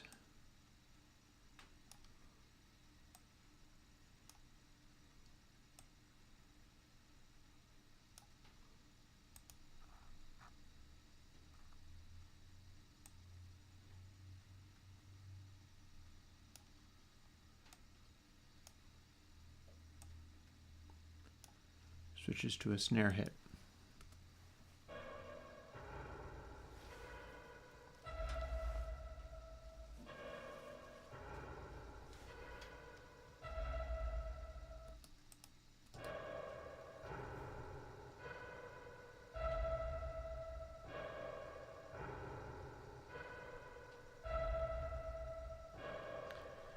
Mine's a little tiny bit louder, but it also sounds like it's working better. Let's do our little dynamic-y thing. Analyze. You are minus 2797, so that's minus 28 basically. for all practical purposes, these two things are exactly 28. So these two things are exactly 31, a little bit beyond. So 1, 30.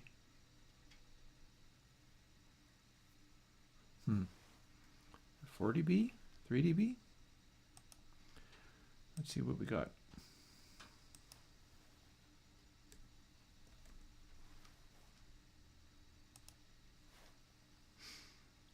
How are we doing now?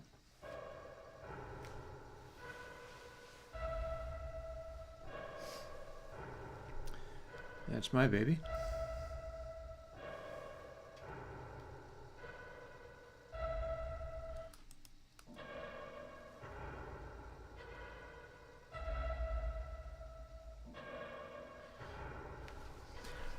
That's not better. That is not better.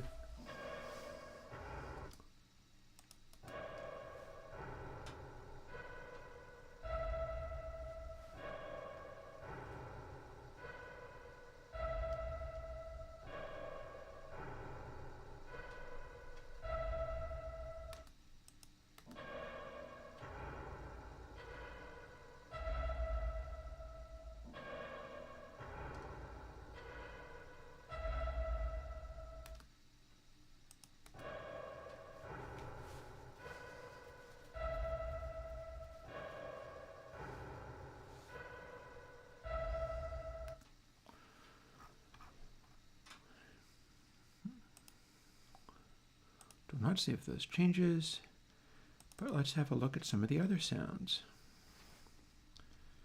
For instance, this is going to be very different, and I'll tell you why. Because this is going to be way, way louder. So let's firstly check out how loud this is. Maybe I can do something about straightening this out, but I'm not sure that that's going to be a thing. I think mine needs to be more uncompressed, and something's going on here causing it to be compressed. So here is those guitars in the Bricasti. Analyze that, and then take mine and dial it back until it matches. That's 17.5 or so dB. Mine's going to be hilariously louder than that because it has a lot of sonority.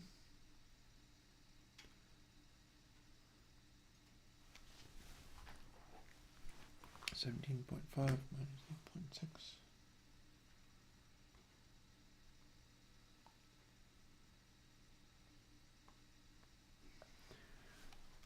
We'll turn it down by about 9 dB and see what we get.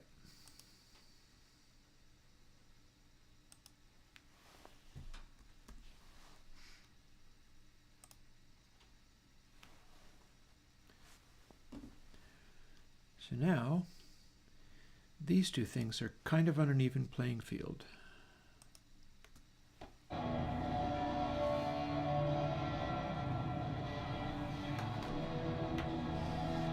Bricasti. Except for it's a bunch of other stuff in there, this is a larger section. So let's move it over to where the main section lives.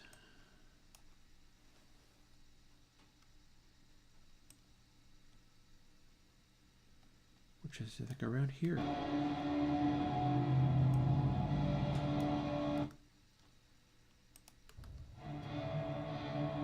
I've edited him.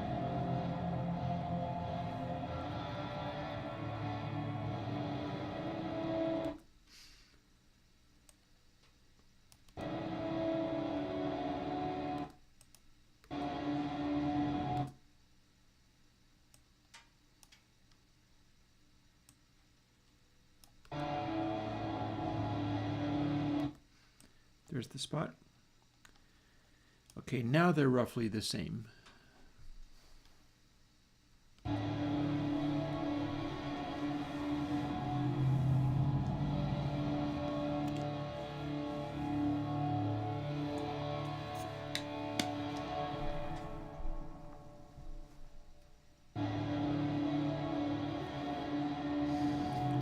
Brickhosti.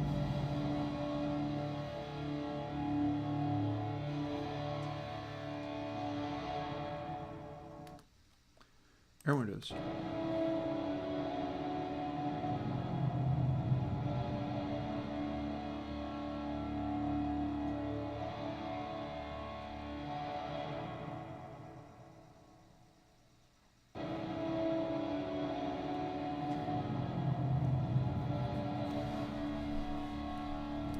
I think functionally these are similar. Hey, Fukumas.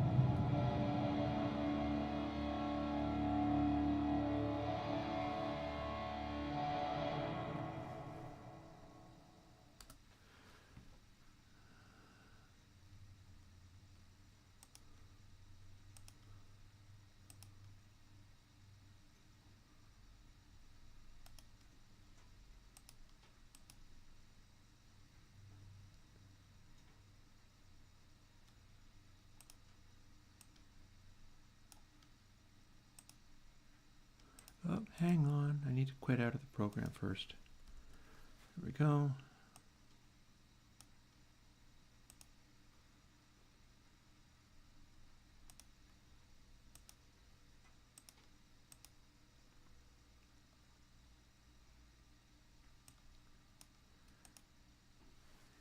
I think we're going to be able to run with this, and in not too many weeks you shall have it.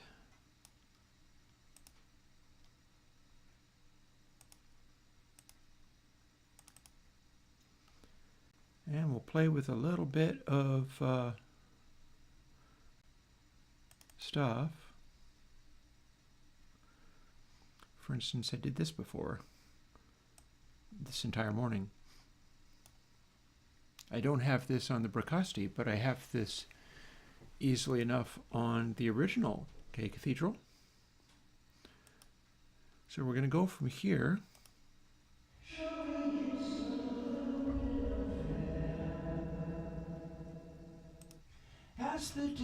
Oh, I just did a bad thing, but that's okay.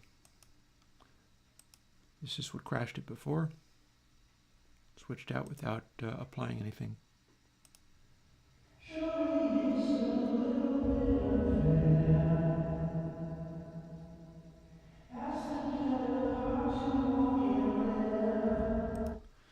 And I can apply it using dry wet, because we don't have to only do this using, let's see, we can apply it using dry wet. Surely it's a little bit unfair. Ask the dead of heart to walk and live. Original.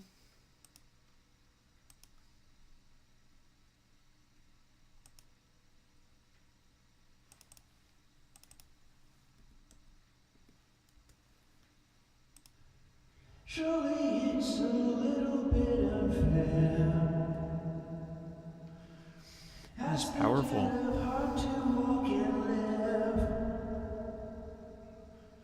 Ask too much from one who cannot dare.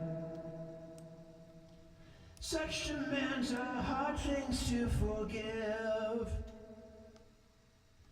This alone I'll call on you to do. Cast aside a lifetime's vicious lies.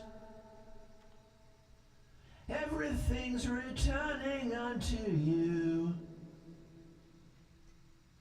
You're the one I call upon to rise.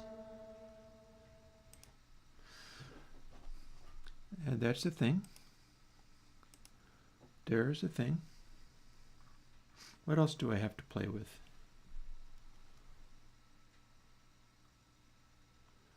I'm not sure more edgy is the correct description. Let's find another sound. Here's another sound.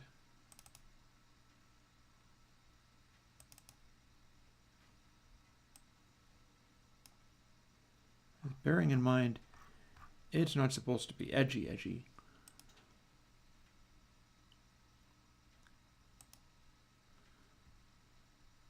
So original.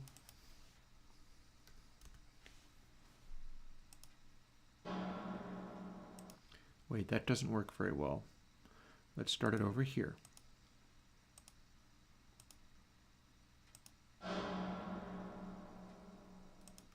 Original.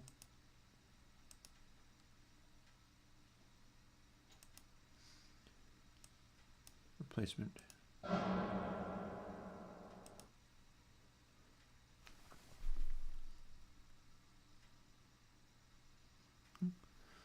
Well, there's a thought. I am grudgingly satisfied with the amount of more space I got.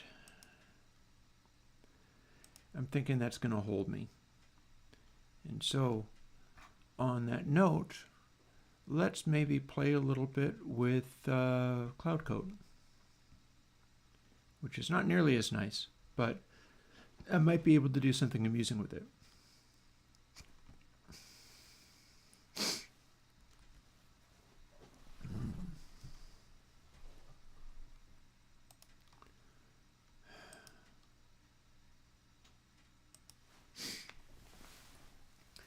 So here's Cloud Code. This is the thing that was going to be coming out like on the soon side. Hang on, fussing with my stove a little bit more.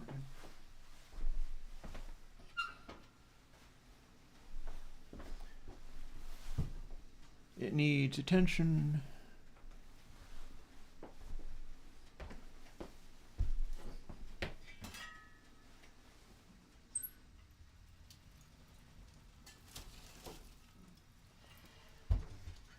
A log fell forward close to the glass. I fixed it.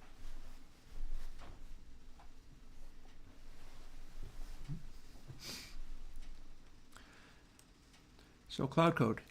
This is where we got the early reflections that we ended up using. That said, it's a little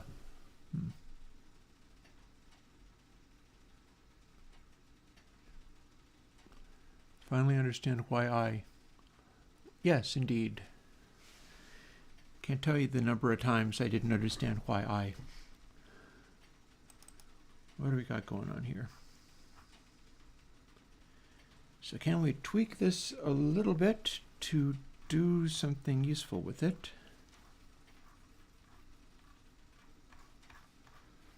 How does this guy work? And what can we do about it? Well, I know one thing. Here's a reverb sample. Here's a sustain. Yep. Here's our processing. Sustain does not get to be full sustaining this.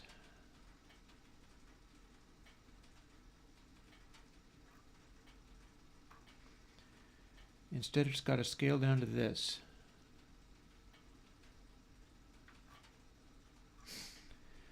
We've got all this feedbacky stuff going on.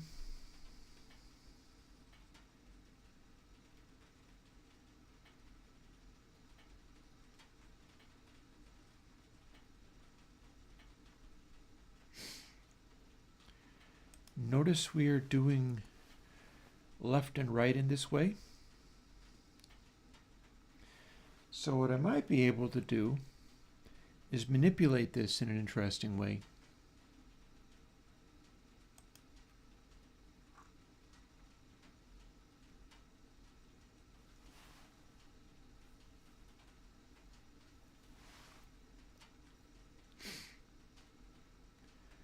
The question is just how.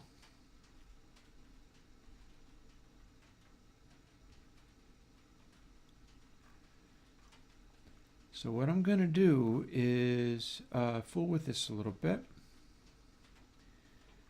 but we're also going to scale it by adjacent feedbacks in order to see whether we can't maybe mess it up.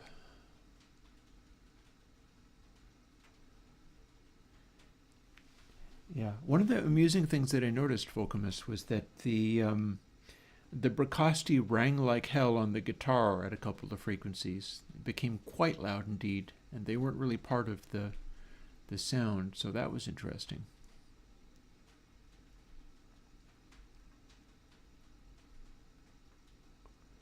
We shall see. You're going to just have to wait until I put it out and then try it. Right now I'm focusing on something else, which will probably lead to mayhem. Yay!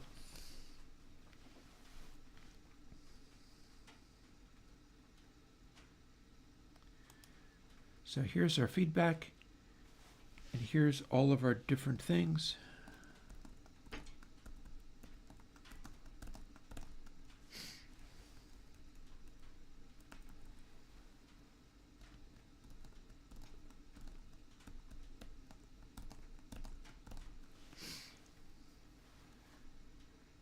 This is no longer relevant to our observations. We're going to turn it into a crazy nonlin. And you'll still be able to dial the sustain back until it doesn't have any of that going on. But we're going to make it so that if it starts to sustain, it's going to do a crazy nonlin thing. Because it was never good as a sustained thing.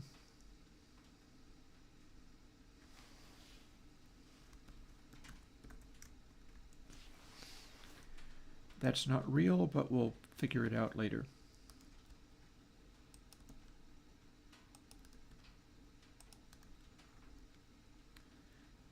We're also not going to do any cross modulation. Instead, we're rotating within the sides. So,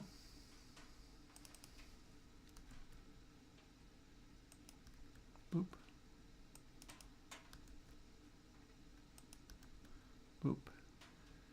Then, adjacent, adjacent, adjacent, and adjacent, adjacent, and because there's very little point in having any of them feedback on themselves. That makes no sense at all. But having them feedback on each other in this little rotary configuration, that could get interesting. Although probably what it's going to have, and it'll work the second time around. I have not worked with it recently. The nice thing is if this works and is good, I will be able to update all the VSTs fairly straightforwardly. This has gotten up to the VSTs phase, but not up to the signed phase. Alrighty, I'm pleased to hear that. Hurrah for not broken things. I'm getting a little quieter as the day grinds on.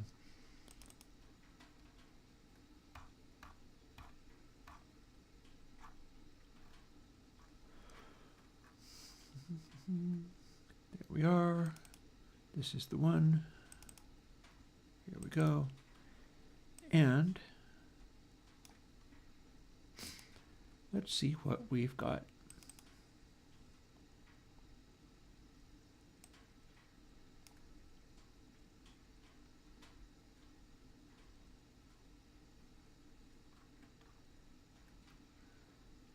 Don't mind me, I'm moving a little bit slowly at this stage. But I put a lot, getting that cathedral right was a fairly big deal. Having done that, I'm content with not moving super fast. Here we go. I was looking for these drum recordings to see what it makes out of them. These drum recordings are very slow to load on this machine because it's a 96K file and it's really kind of grinding away. That said, it's all good. We'll get there.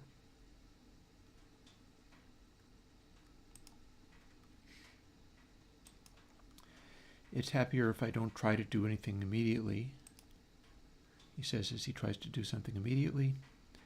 So, cloud coat, full wet.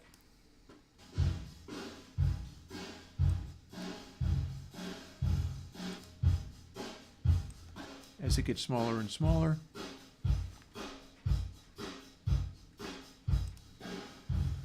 now as we start increasing this, it should do the non-lim thing, which it is, but it's not really sustaining very much.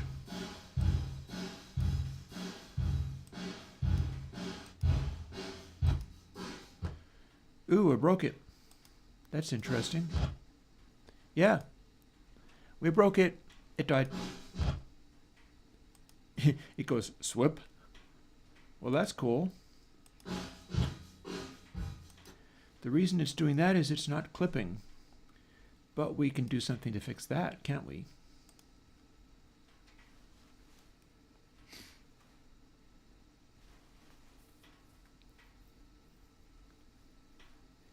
We can sinize it.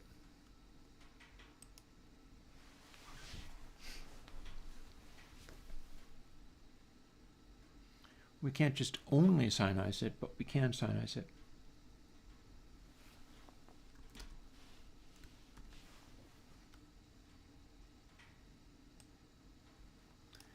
Let's just punch that in there, and that will stop it from going into feedback runaway and blowing up. Although I'm rather gratified that it even got to that stage.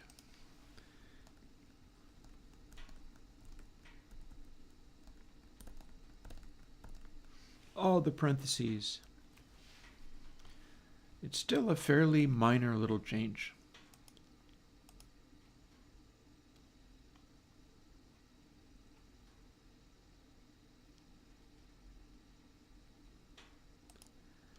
If this works, the next step is to crank up the sustain until it blows up, and then see what it sounds like when it blows up, because that might be fun.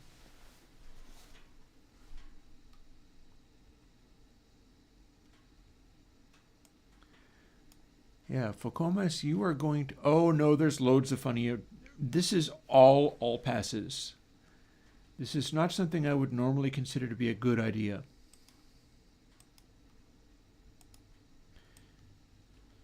There's funny overtones on clear coat too, by the way. All of this is a little old school. It's like the difference between Cathedral and Cathedral 2 is similar to this, except for this is just straight up using all the old crap. But I wanted to hear what it would sound like against a comparable thing. So I wanted to hear what the all passes would sound like relative to clear coat.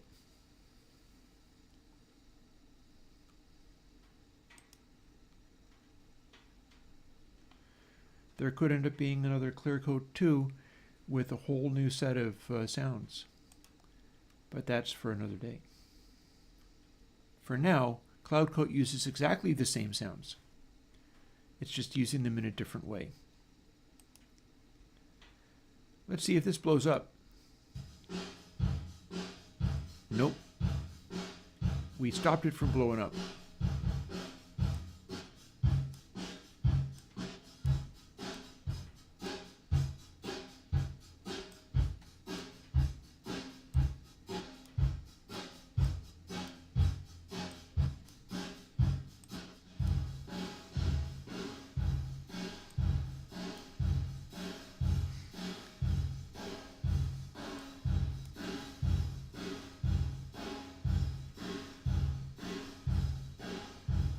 Hey, Mathematic Pony. Oh, nice. That sounds like fun.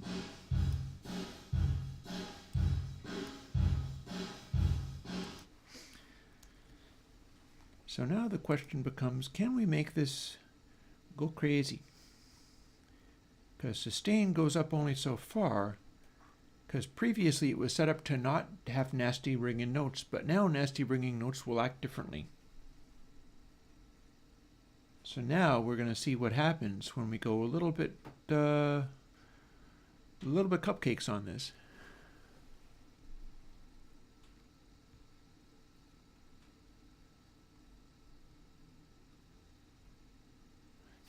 The steel drum in the plugin.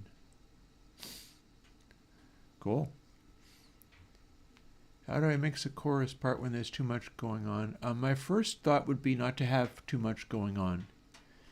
Second thought is, if I was like in Console MC, I'd be looking for resonant overtones that let the particular thing speak, emphasizing those so that I can pull the level of the things back again. Another possibility, if there is too much going on, is find stuff that is not important and do the original res EQ on it, deconstructing it and lowering it down to a few resonant bands, which will open up space for everything else. There's many possibilities.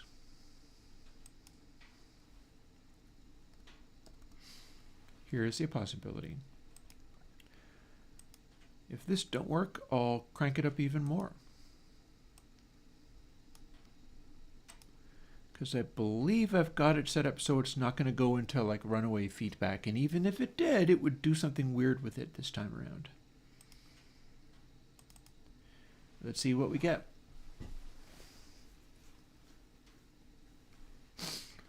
It'll also be worth testing this on sounds that are not percussive, but I'm kind of starting out on, I want to see if I can get big 80s snares out of this.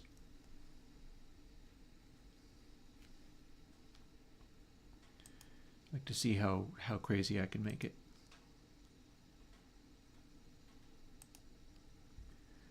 Here's our cloud coat. Sustain starts out a little bit lower.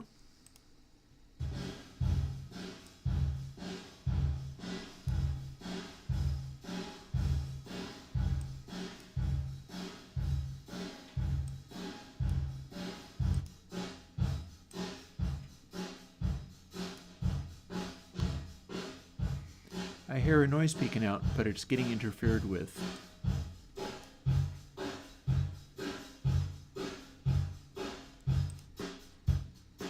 Turn this into this.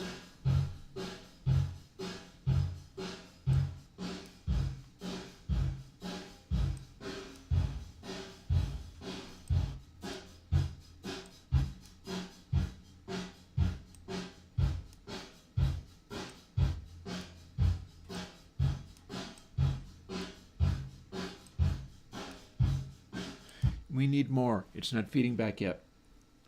If it feeds back, it'll make some really strange noises, and I want to hear those noises.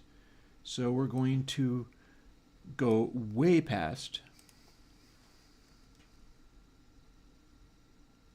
That was where we started. Double. Now what do we got?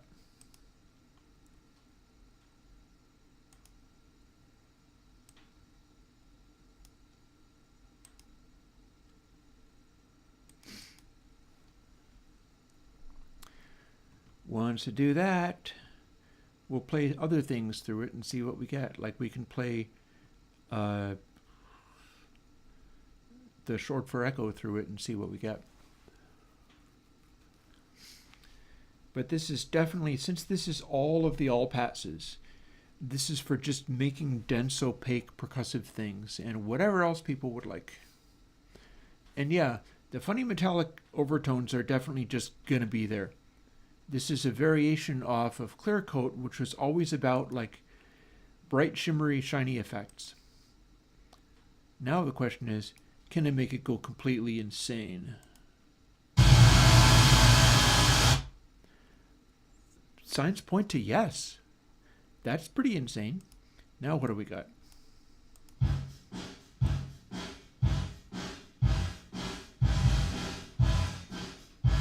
That's nasty.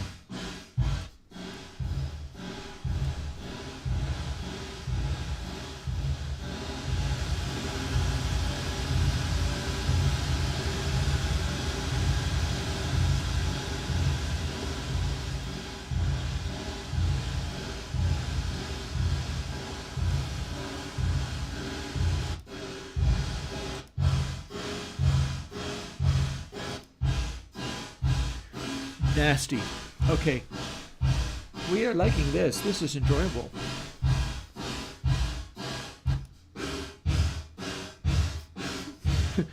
Oh dear. Oh dear.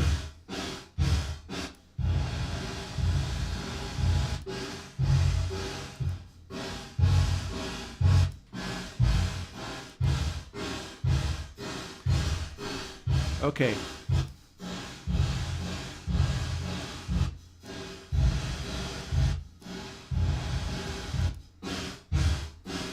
Now, where's our final point? We can take that 0.1 and replace it, the 1, with whatever this is, and then we'll have an output.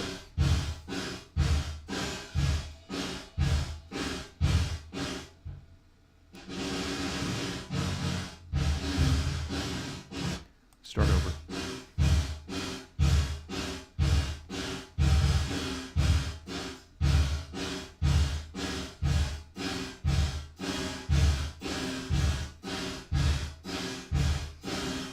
It's going to be a little subject to randomness when it's this aggressive.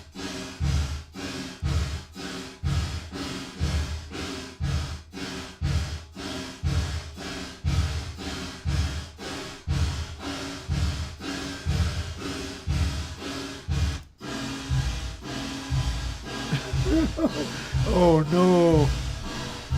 Oh no!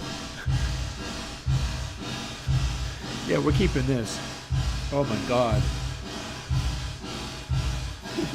It's terrifying.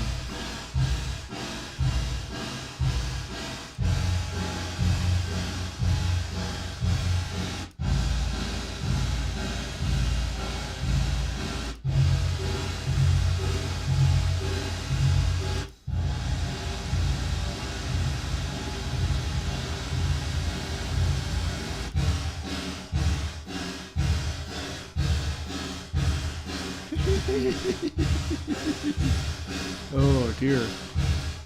Can I go to 70? Will it work? Is it going to hold together?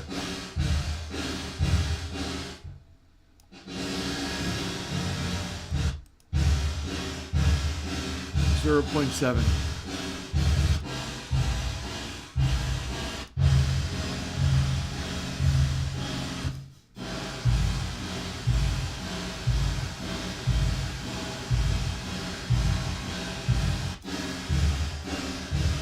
But do I have an even closer to feedback setting? That's too far.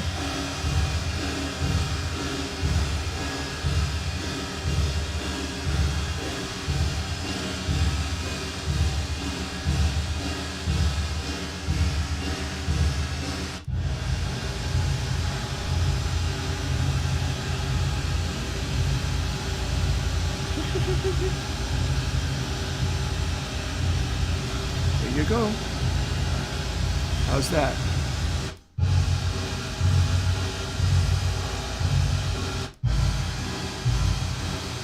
You shall have it. You shall have it.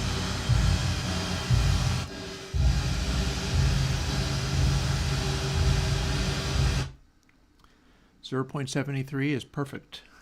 Perfect.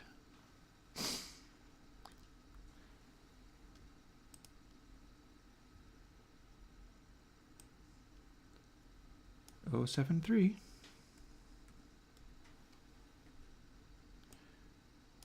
Previous setting is null and void. We're also going to go in and throw that into the VST version and get ready to put this out this coming Sunday. Oh yeah, no, this is the mean, nasty, crazy one. I cannot resist putting this out first, and then only later coming with the cathedral, because that is pretty much ready to go. And this one is very close to being ready to go, but I just made this one change. This one simple change. And let's play with it. And then I think we're going to call it a day for the plugin stuff. This finishing up with this is adequate. Coat. Option drag, place that there. Drop it there. And weird, I will do the VST part of it and at least get prepared to do that. Go through my process in that. Oops.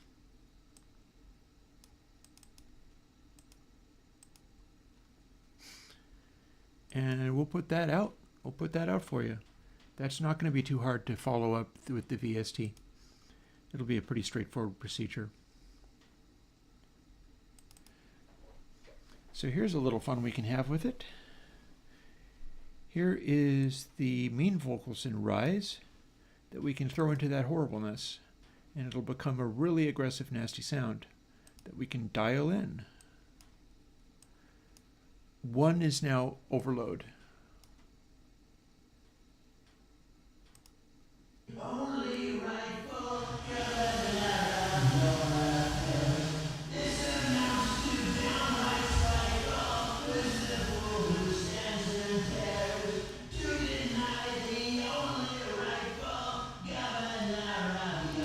It makes a kind of noisy effect.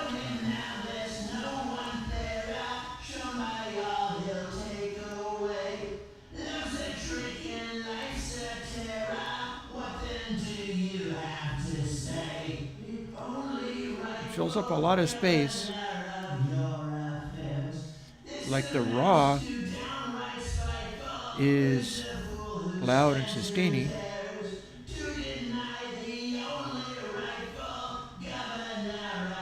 But then there's this sort of hot quality that shows up.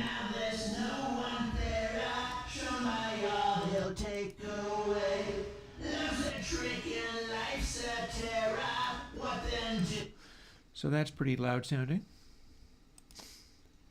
We could try other drums. Here's another drum. It'll take a bit to get there, but should be able to make it into the... Oh, well, I mean, this is a bit of a messy effect. Even without the noisiness, it was going to be really metallic. And that has turned the metallicness into something weird. So I'm happy with it. Drums.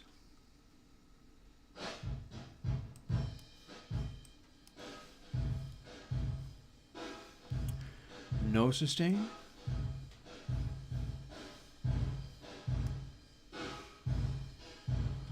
Turns to this.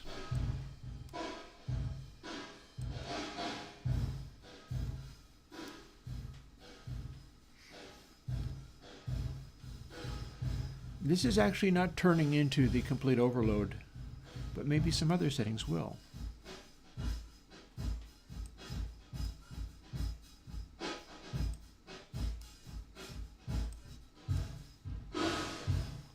Oh yeah, there we go.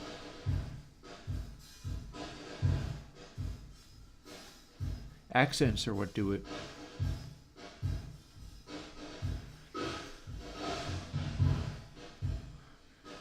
Turns things into skronks, giant noises.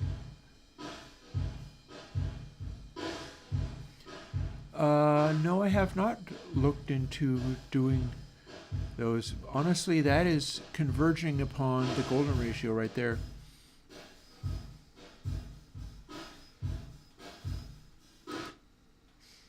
You got your 0.6180. Yeah, K-chamber AR is a whole other thing that I'm going to need to investigate a little bit more closely. Let's go back to my noisy drums.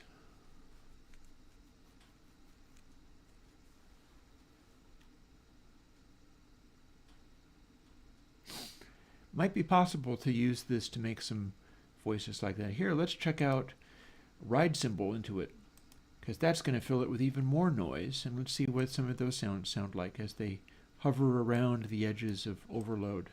No sustain. Dry.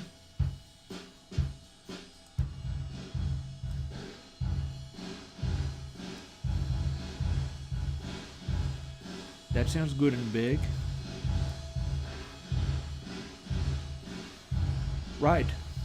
Weirdly, it's not filling up with noise on the ride, but the snares and things are coming out. That's cool. I like that.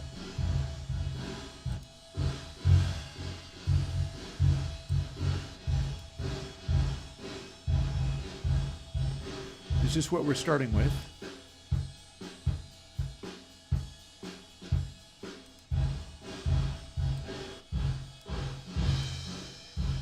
That's crazy. It's not taking the symbol away at all.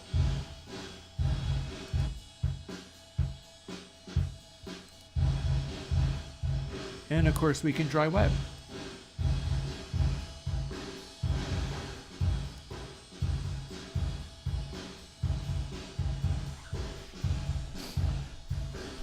We've got Phil Collins. We've got Phil Collins' Stone Room. That worked. That's acting like the famous Phil Collins Stone Room trick. I don't have a do to play through it, but if I did,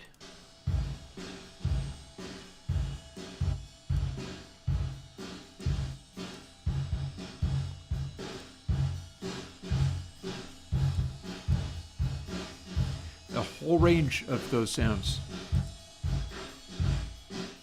Oh, nice. Very artificial sounding.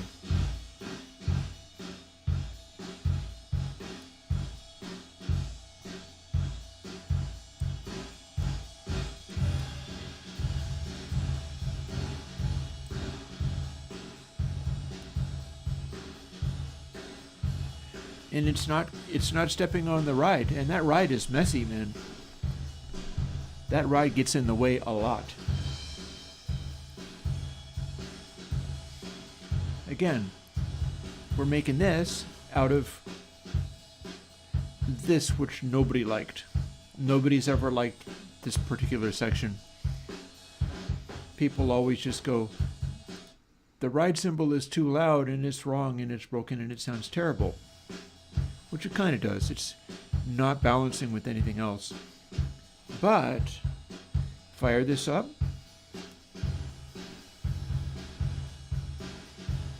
The ride's just sitting there, but all of a sudden everything else has giant stone room.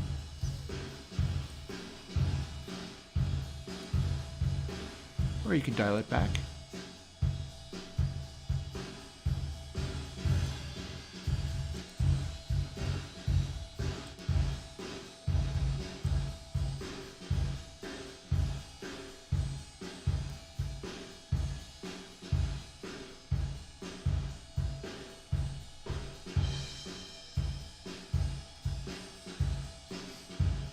Cool.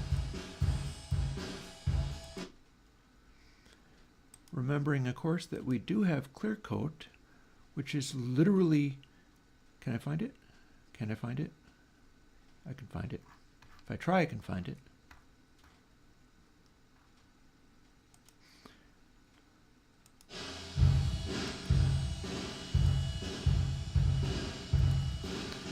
Clear coat is literally the same reverbs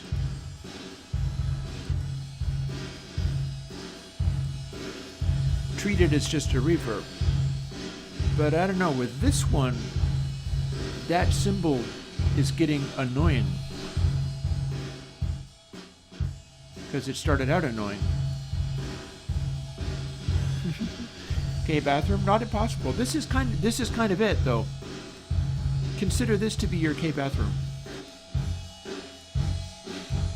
How's that? How's that for K bathroom?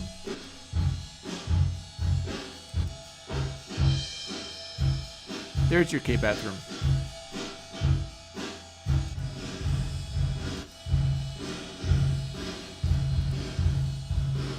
But with this guy, here's your original clear coat, doing what it is best at. But we can do cloud coat for a similar job.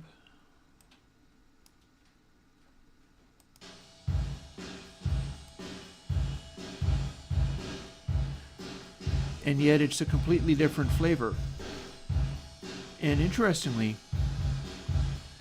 one that is kind of hard to get to... I wonder if we can modify this. Let's make an effect stack out of it.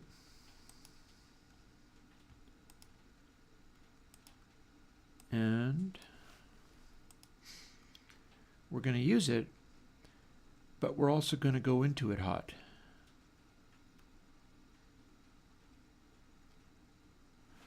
I wonder whether this means it wants a pre-gain. I could still do that.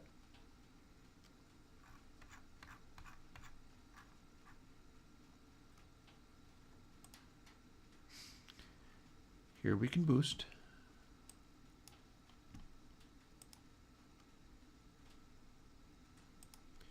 Here's our cloud code. So we can do this.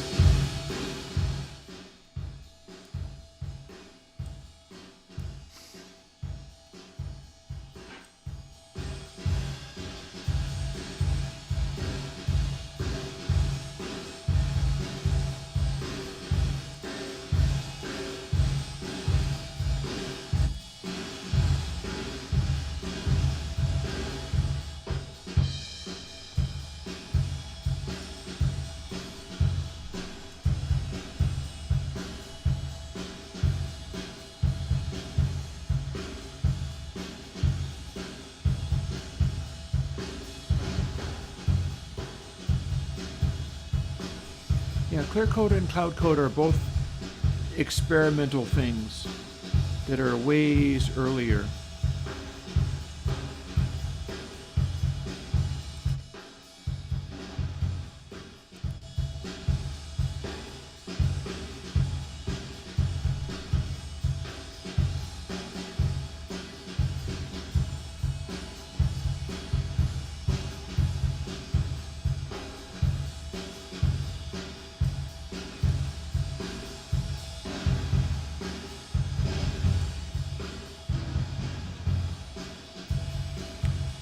Trim might work. Well, I mean, let's find out. So here's no pregain. Attenuation stops it from doing that. Let's fire it up again. Let's roll that back so I have more space to work in. So no real pregain. Bunch of pregain.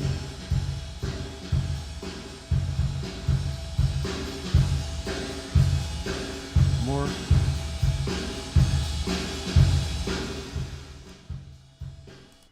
So what's getting this is that, and I think I might have an answer to this. If I take sustain and piggyback a gain trim that multiplies and then divides by what the sustain is doing, and I make the big boost be all the way over in sustain, we start turning it up, and we will be gain trimming into the whole system. Sounds like a plan? Let's try the thing. We're not done with this yet. We're far from done with this.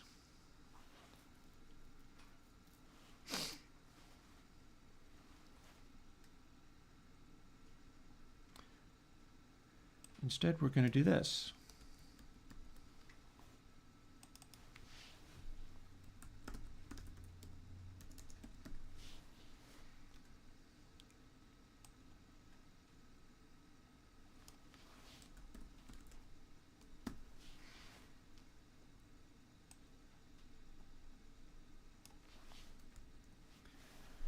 So now that's going from, let's see, how are we going to go around this?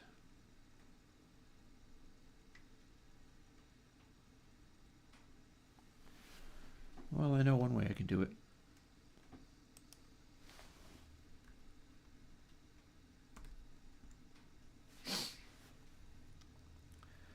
And then it becomes just a matter of how much of this gets involved. Oh, but I can't do that, can I?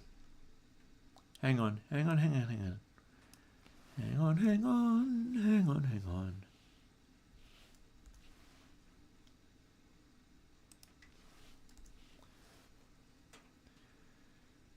So that is now the same as we had. But we're never going to use gain trim again like that. Instead, gain trim equals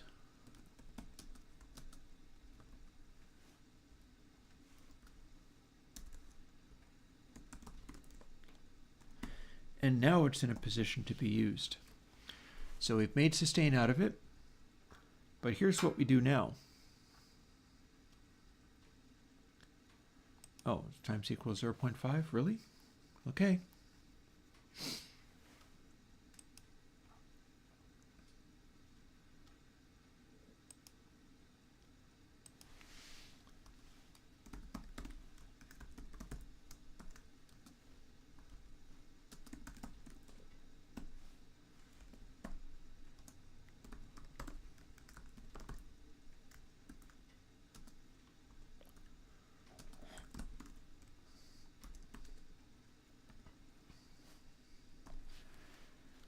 And now we go through this entire process. Come out the other end right before we get to dry wet.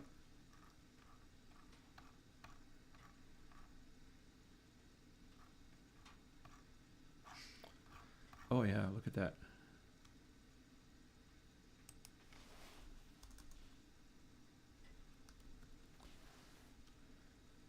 And put the gain back.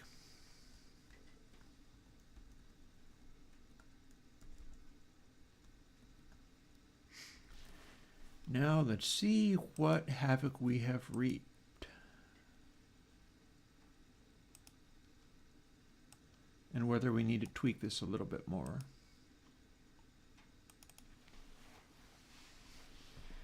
Because the idea is I should be able to bring up the madness of that no matter what level it's coming in at. And that will help it come into focus, and all I got to do is trim it, and it'll also mean that the overall, the complete overload factor will be attenuated a little bit. Well, first of all, let's see what we actually got.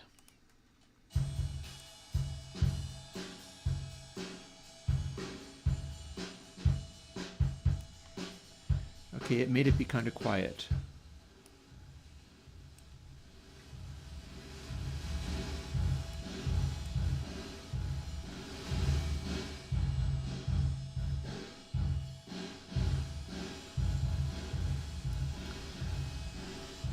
So this is causing it to be too attenuated when you go too crazy with it.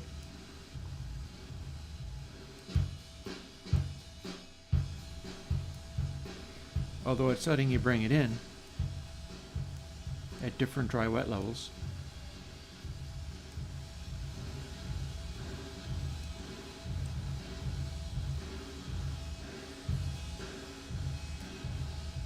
But we are attenuating too much, and we do not need to take it quite that far.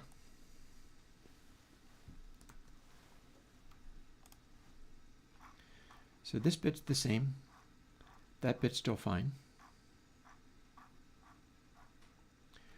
We probably don't need this. This has now become redundant.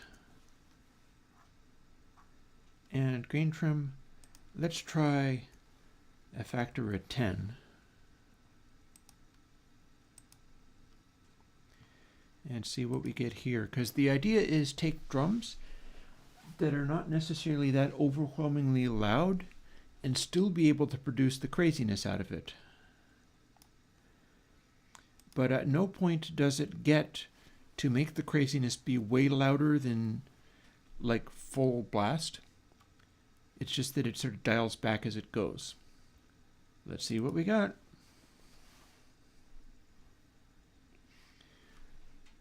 This is like it's become the drum bus plugin. It's the drum bus nonlinear stone room madness plugin. Although I'm sure it could be used in other stuff as well, but it's always going to do that craziness. It's always going to do the weird things. So let's see.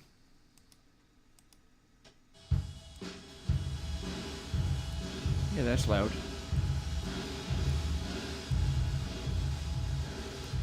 You can pull it down to about 20 minus.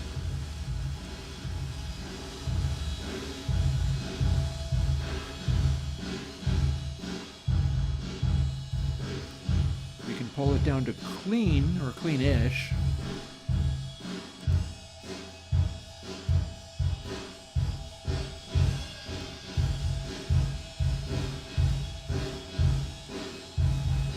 It's keeping a pretty consistent level too. That's cool.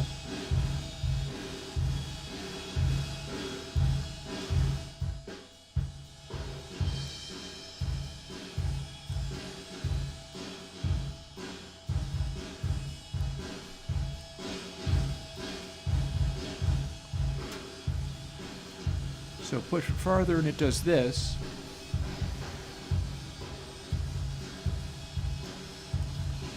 Take it back. This is dry.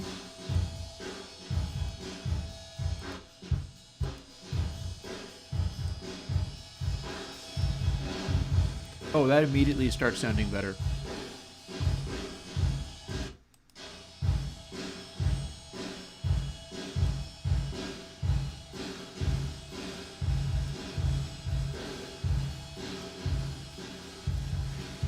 I feel like I could probably do a square root and have it even out.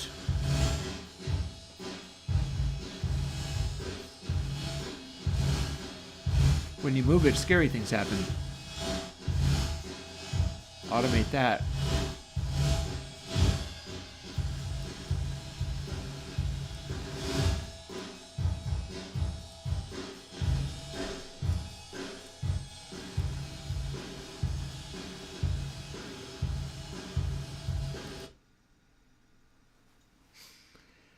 The symbols were already too much.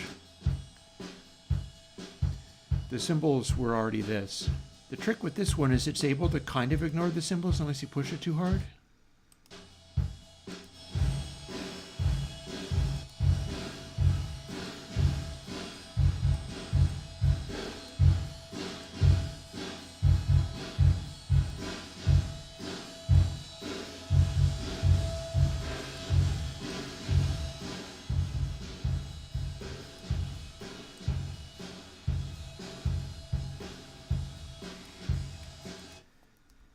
Let's see what I get if I take that and I square root it. In particular, the one that I'm interested in square rooting is the output one, I think. Calculator. So if I had a 0.1 and I square rooted that, it's going to make it larger. Yes, yes. Oh, yeah. And that means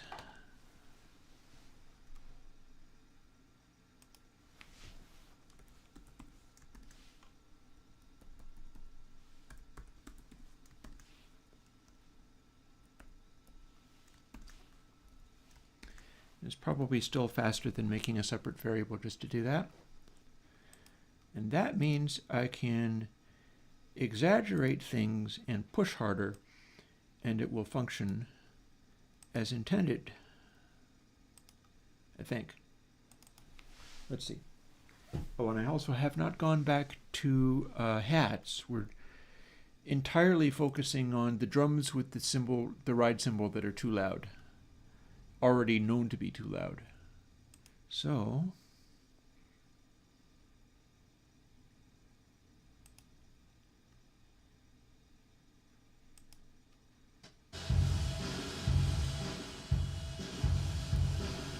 cool.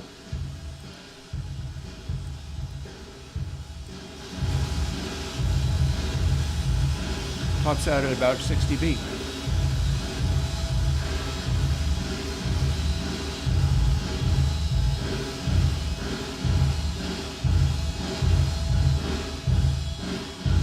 It gets louder as we go.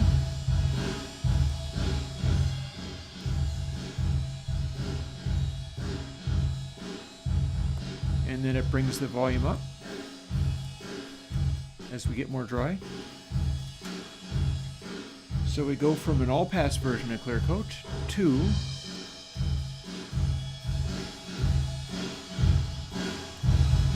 louder and louder and louder.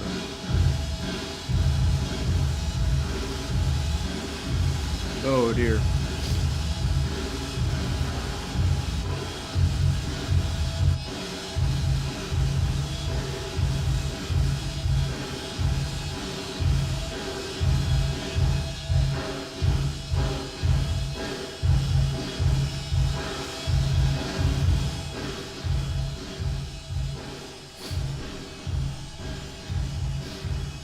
Hi-hats.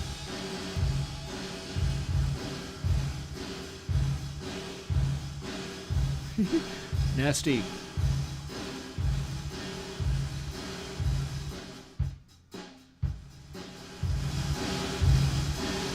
Garbage.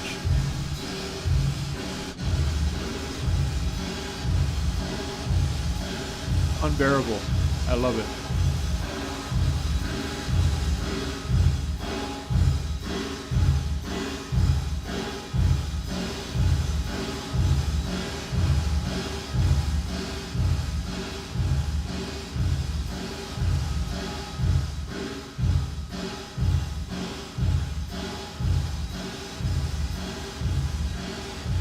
And then full sustain.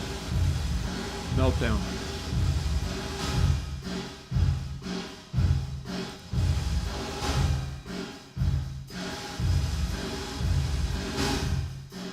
You can make loud noises, but they're not too overwhelming.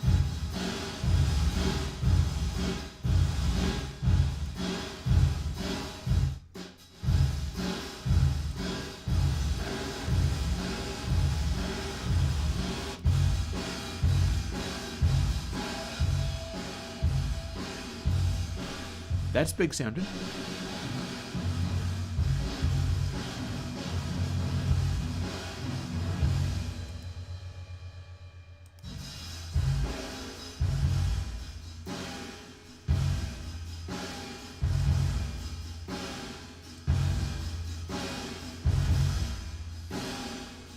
Rough.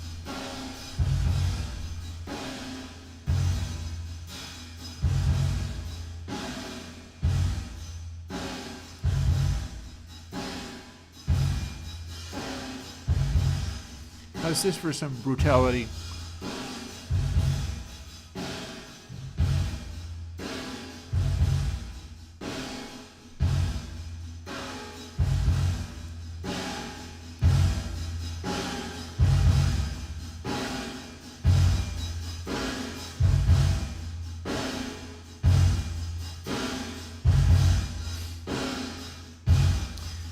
We do definitely get a load of just gnarl. It's nasty. That was over the top. That was over the top.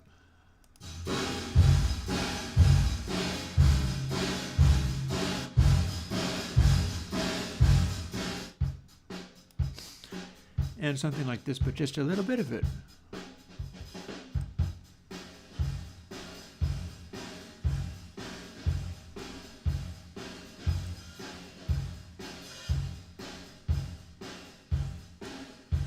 Kinda.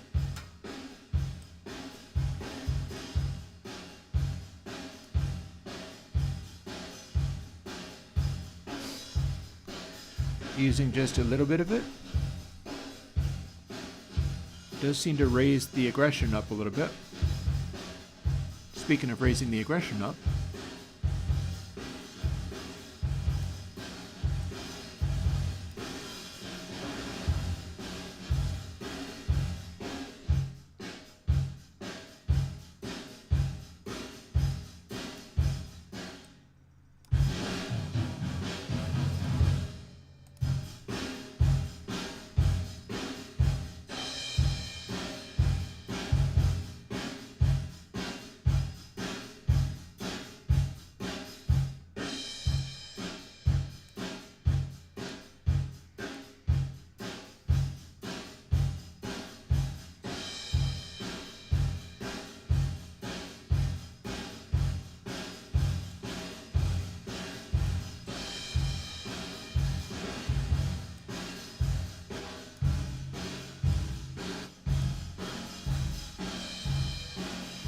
That sounds almost like a natural thing.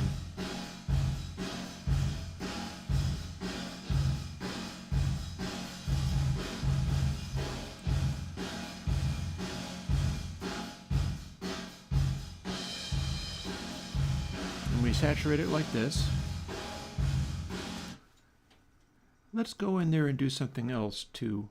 As long as we've got it doing it that intensely, let's throw on more sustain since we were already getting so much out of it.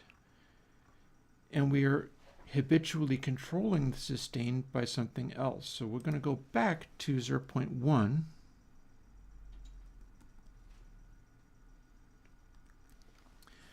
And see where that lands.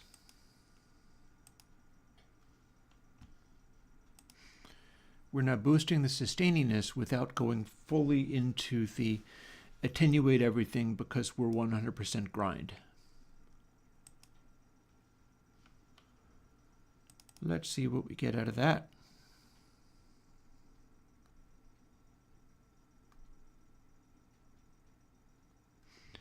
And of course, if it behaves itself, it will accept silence by becoming quiet. So it's not like it's throwing a bunch of additional noise. Jazz? Not exactly, but I made a green ring. And of course, remember Fathom 5 and all of the bass related things and all of that stuff. There's been about 5 of them.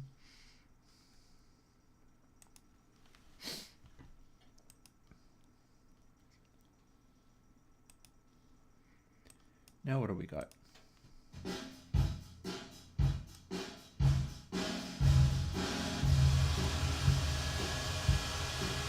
Okay.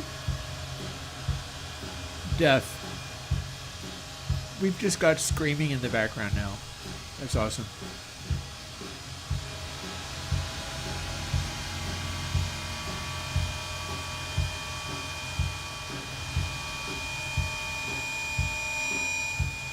Oh, we can't turn it off. Oh no.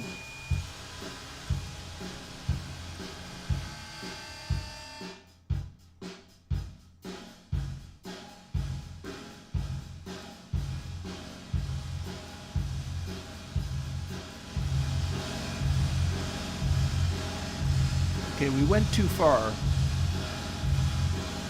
It went too far because it's not going to behave.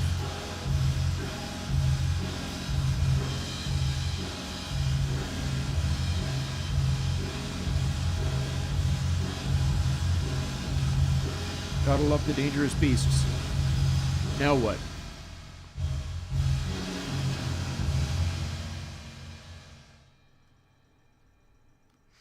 Okay, it kinda came back. Well, no, but I gotta tame it a little bit because sustain shouldn't be this low. Like we do this, and then it'll just kind of freak.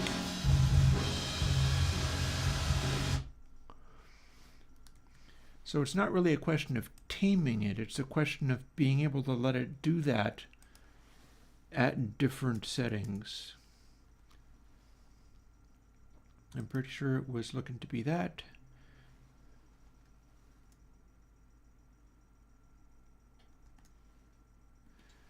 So we'll take it to this and see what we get. See, it needs to start to scream and freak out, but only as you really push it. It's the curve of the adjustment that matters there. We got to be able to make it so that it'll do the thing, but then you got a broad area of fiddling with it, where if it does that, it's because you made it do that and you wanted it to. But there's got to be a nice mid-range area where you can have it verging on that, and yet it'll still behave itself and control itself to some extent. So let's see. Here's another thing.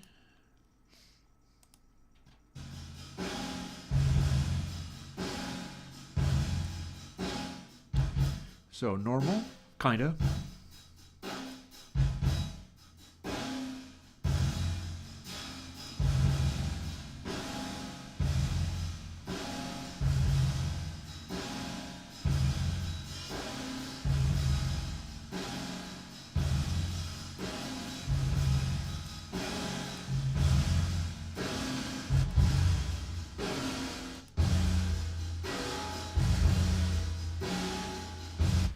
can go a little farther than that.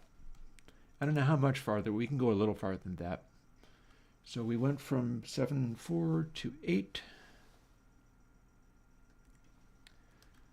Let's go to like 8.5 or 8.6 and see where we get. Because we went all the way to 1 and then it just exploded and screamed, which is fun. That's a thing. But we can turn it into a thing that explodes and screams and goes completely bonkers exactly when you want it to.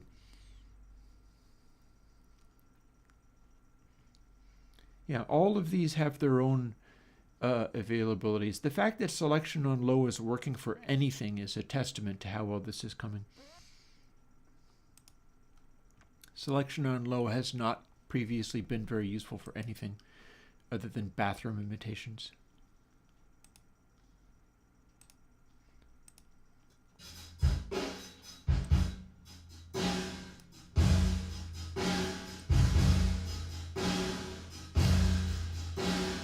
So now we're getting a lot going on.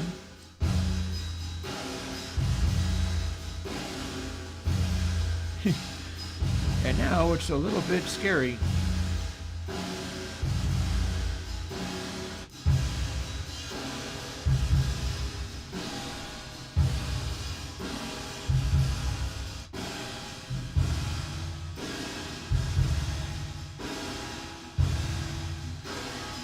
This is in the zone.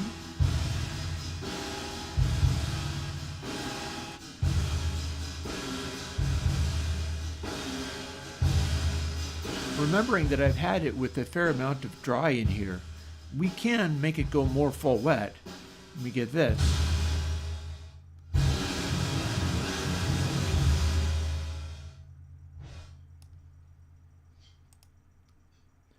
And then we hear drumstick noises, and those are perfectly normal because they're very quiet. So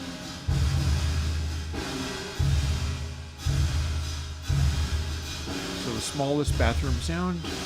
Let's step through the options at full blast.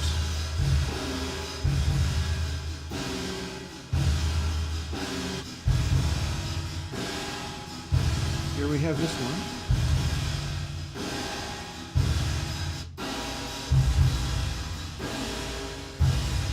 This one. And we can dial them all back.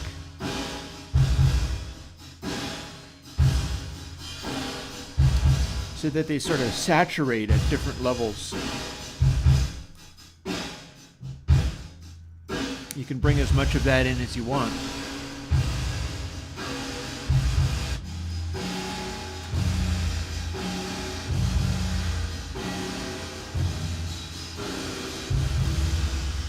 That's impressive.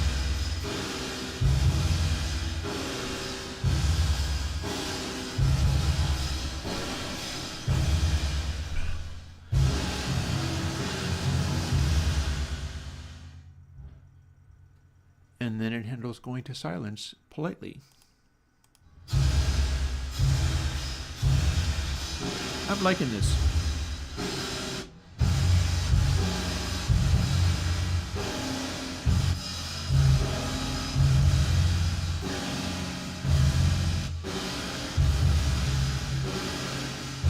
And again, too much in the way of grading highs.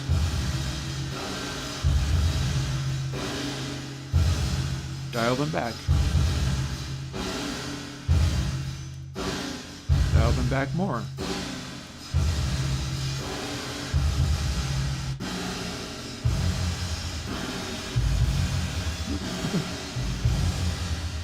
Here's your WWE entrance music.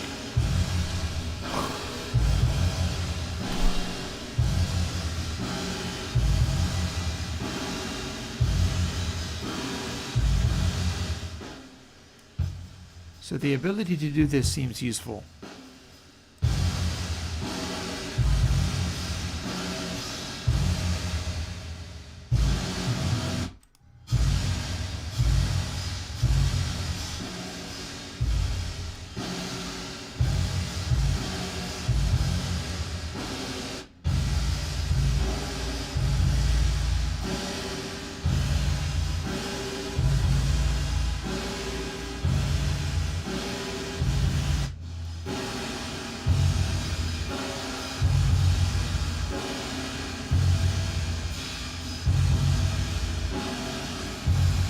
that's an interesting snare, because it's starting to sound room-like.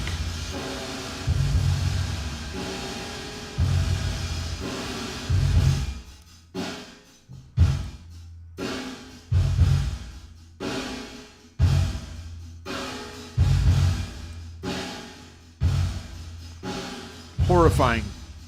Vocals are going to sound horrifying with this. I'll show you, but you won't like it. I'll do it with the nasty vocals. It's perfect.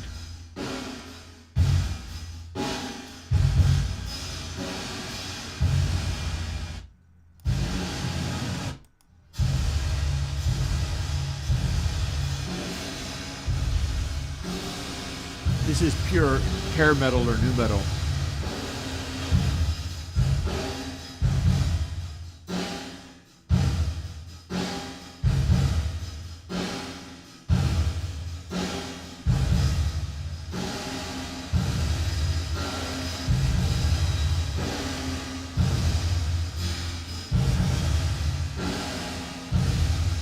It's aggressive.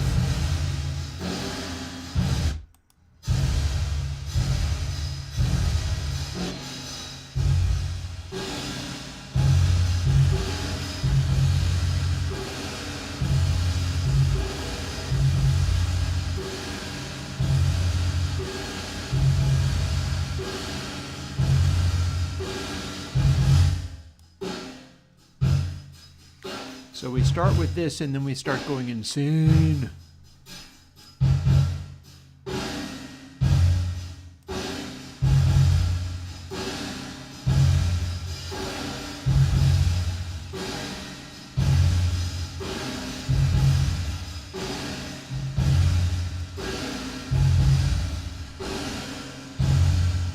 That kick is messy.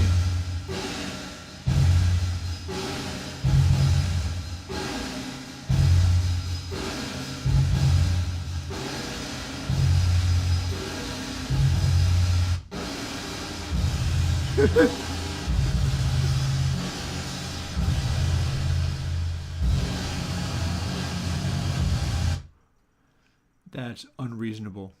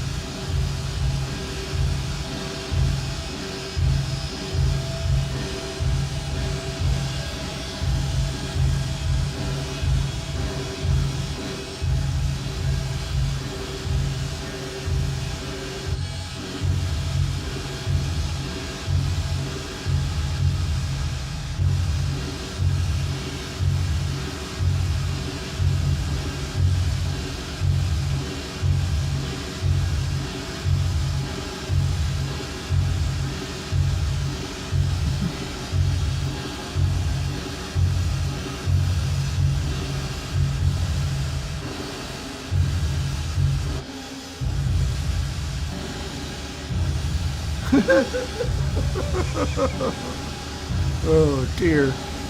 Oh no.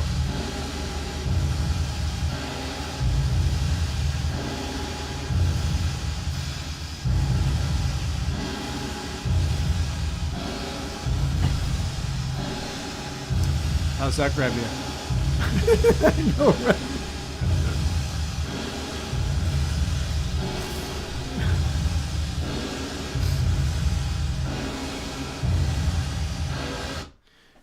It's just like this.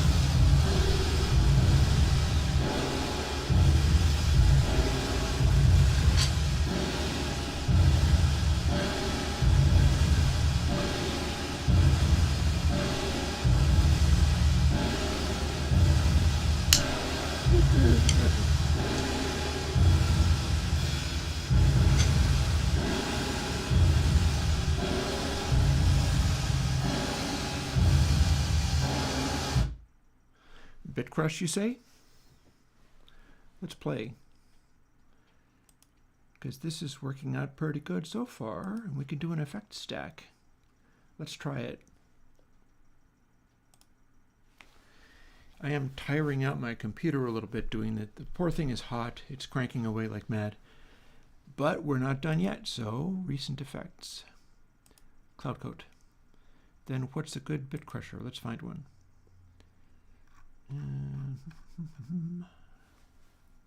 Derez. How about Derez 2?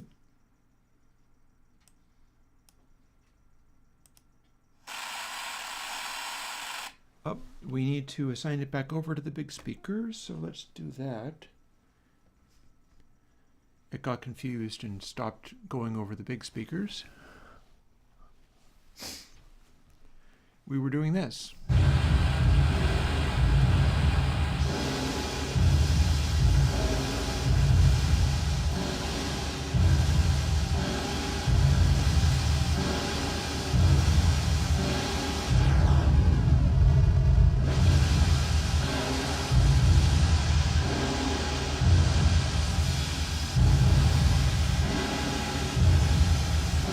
You can't tell whether it's being deresed or not.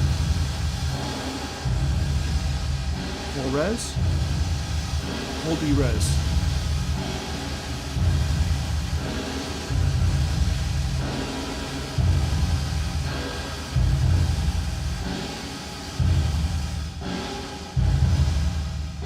So here's derez, and we're taking sustain down.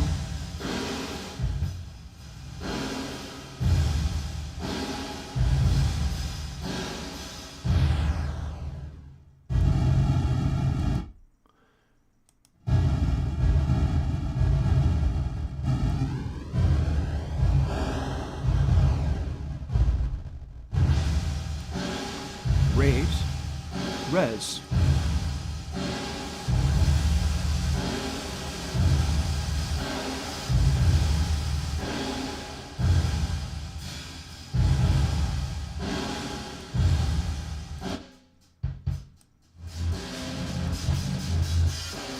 So there's your derez.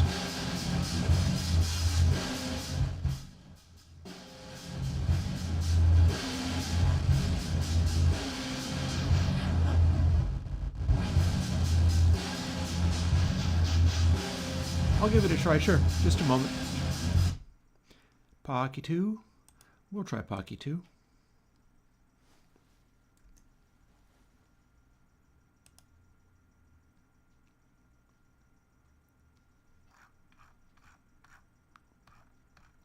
Elemental P for Pocky. Okay.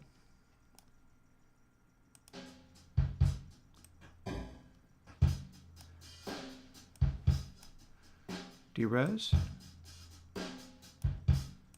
16 4.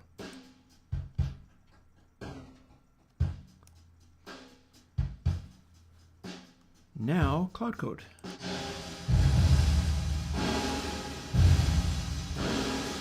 $16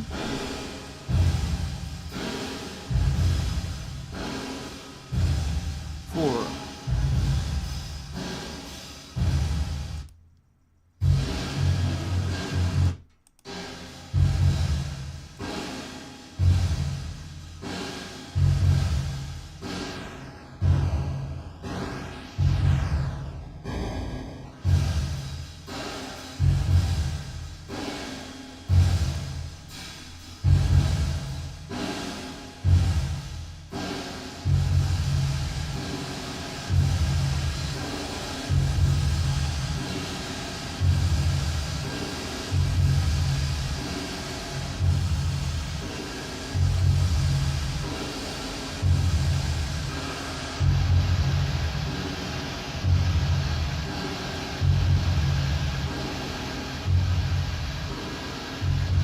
You do kind of hear it. This is 4.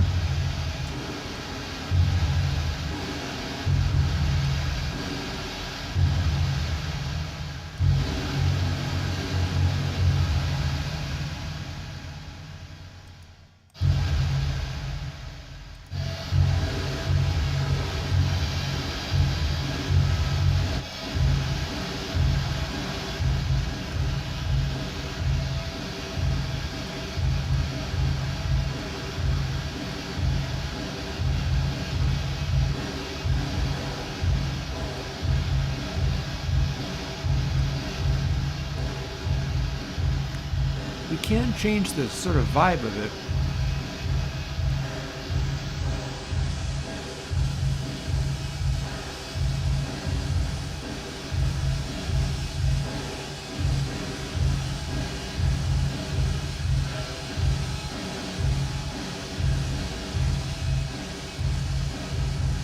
It becomes a little more hollow with high D-res.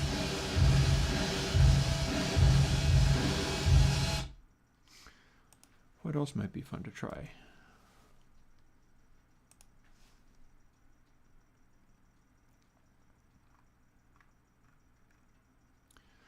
What the heck was that? Oh, we've apparently not done this one yet. I have no idea what this is. It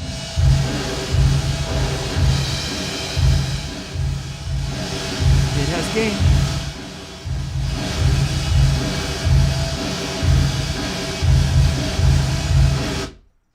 That was loud. Don't know what that is. Maybe we'll find out someday. It was meant to be something.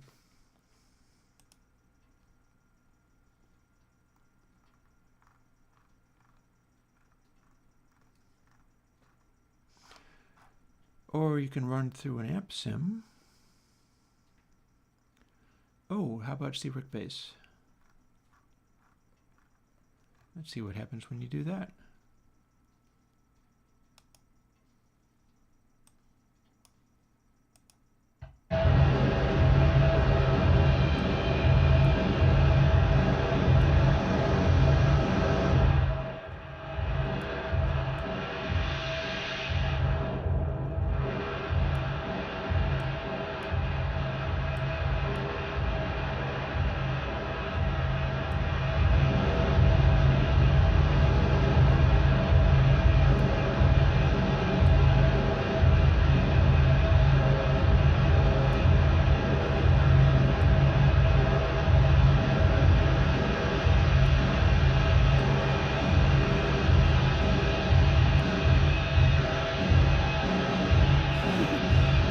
Aggressive.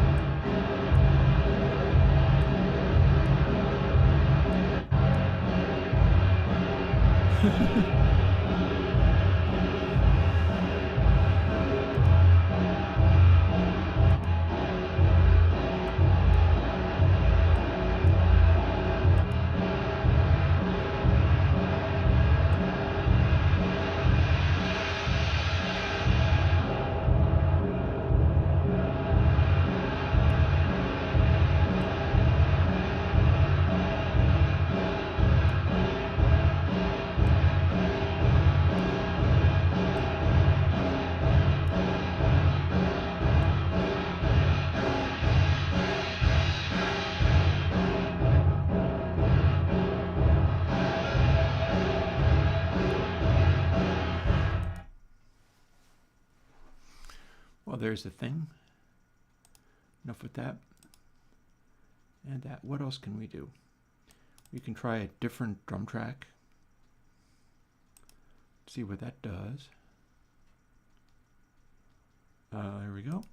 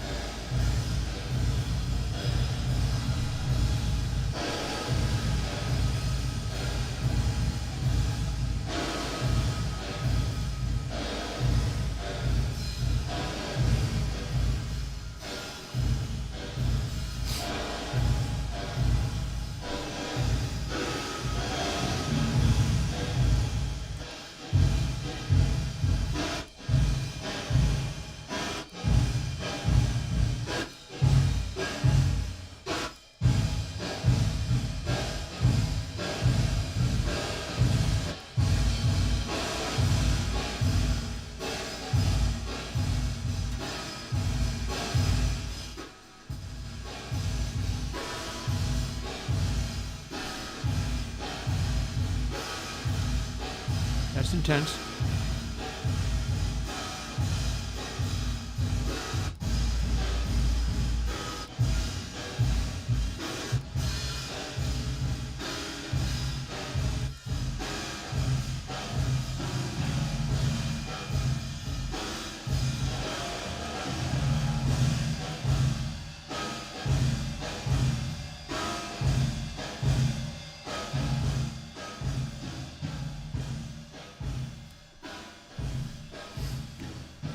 That's intense too.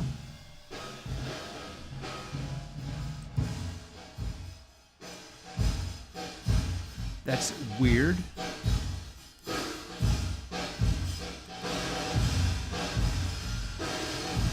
Industrial.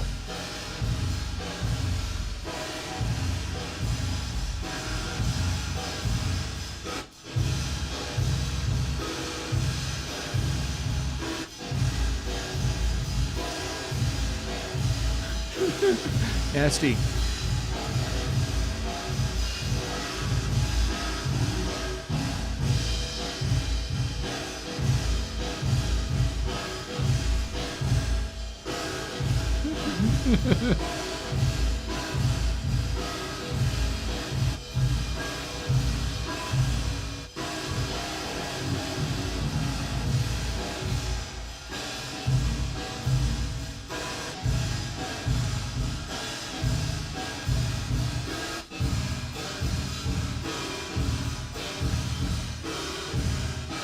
Bathroom in hell. That was super unpleasant. Yay. What's this? Do I? Nope, that's not a guitar. That's just noises. Oh, we were going to experiment what it was like when you ran noise through this. So let's take noise and run noise through it and see what it does. Besides make a loud noise.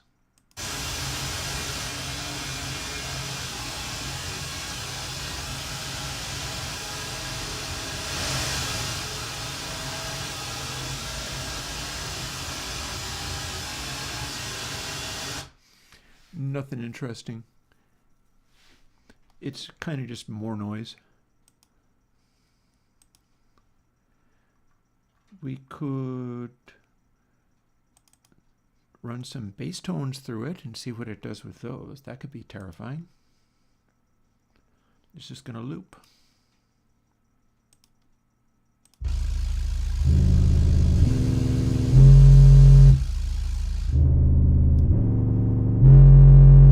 Oh, wow.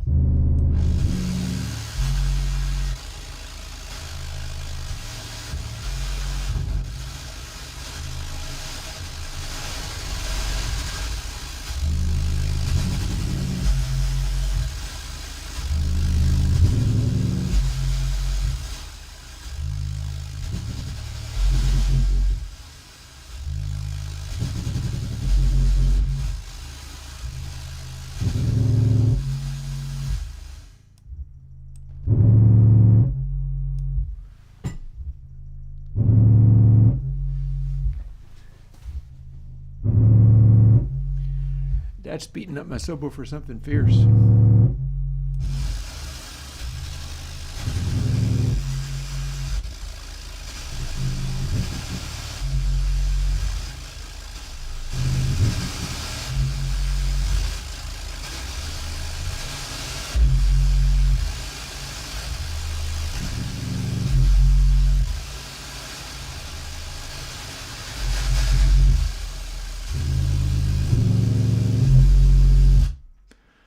So this might be a terrifying sort of bass enhancement technique or something. Throw that on a drum and bass sub sign and see what it does, other than beat the crap out of my subwoofers. Oh, I hear somebody saying alien kittens. That is an experiment that could be tried. Let's try it at 96K and see what it does. This might be scary.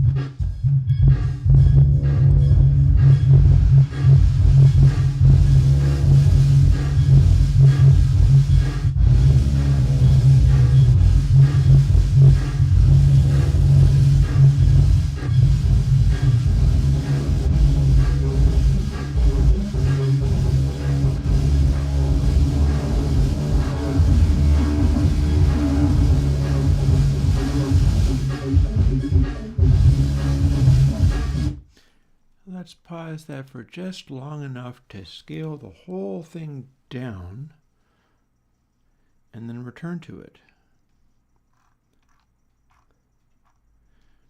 We're going to use a little bit of shifting of bits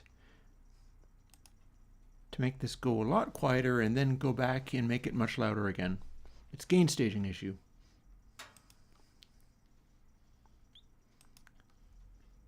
Oh, wrong thing.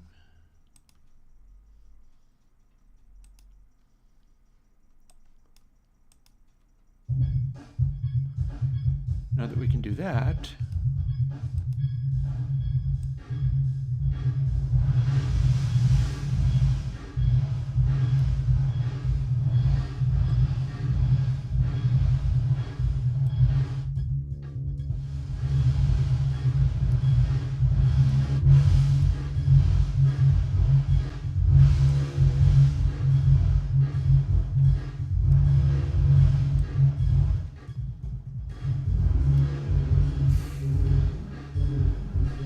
it likes working with live sounds more than it likes working with finished mixes.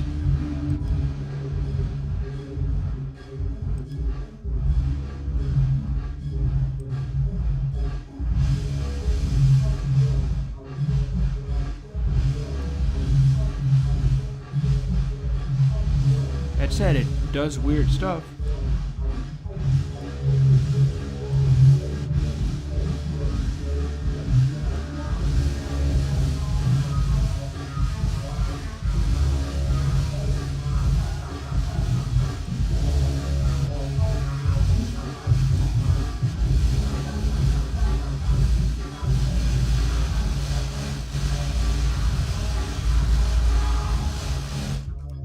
Well, here's your parabolic processing. Here's dry.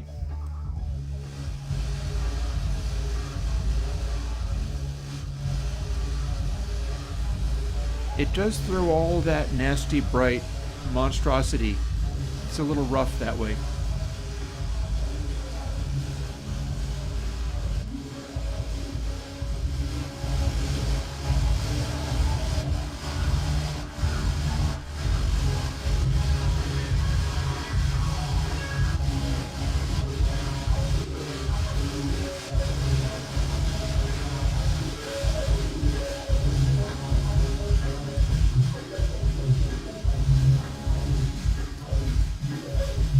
Yeah, it throws a lot of highs.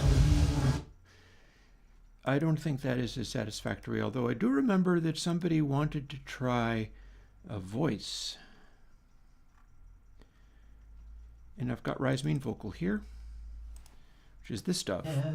This amounts to downright spiteful. Who's the fool who stands in dare? So let's see how spiteful we can make it sound.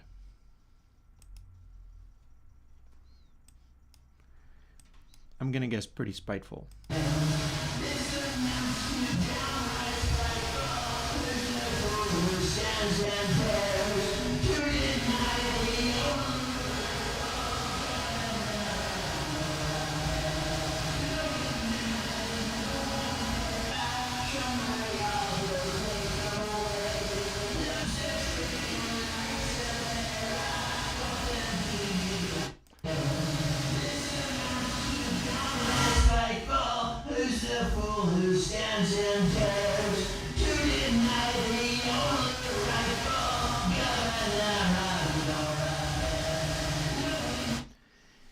Basically, the deal is it's not doing anything. It doesn't have lows to bring out or twist into weird shapes. And it's not able to take, for instance, a snare and turn that into a gated snare in a stone room. This is working for drums, but the sustain's not working for anything else. That said, if you turn the sustain all the way off, this amounts to downright spiteful. Who's the fool who stands and dares to deny the only rightful governor? It's still doing a little tiny room sound, which is what it's for. Like that's what clear coat is for. But this is a distorted version. This amounts to downright spiteful. Who's the fool who stands and dares to deny the only rightful governor? So with sustain up just enough to start hearing a hissy additional energy. This amounts to downright spiteful. Who's the fool who stands and dares to deny the only rightful governor of your affairs? Know him now, there's no one fairer. Shown by all he'll take away. Love's a trick and life's a terror. What then do you have to say? Like, you can't really make it do anything particularly exciting. You can just lift it until you start hearing the noisy, clippy stuff, but... This amounts to downright spiteful. Who's the fool who stands and dares to deny the only rightful governor of your affairs? It already Know is. him now, there's no one fairer. Shown by all he'll take away. Love's a trick and life's a terror. What then do you have to say? So we can do that with it. This amounts to downright... But it's not much better than just... This amounts to downright spiteful. Who's the fool who stands and dares to deny the only rightful governor of your affairs? So what else can we do? This amounts to downright spiteful. Who's the fool who's... You can make it loud. This amounts to downright spiteful. Who's the fool who stands and dares to deny the only rightful? You hear that hissy noise along with it, but it does become aggressively loud. Speaking of loud, let's try it on a guitar. Here's a dirt guitar from the same track. Goes like this.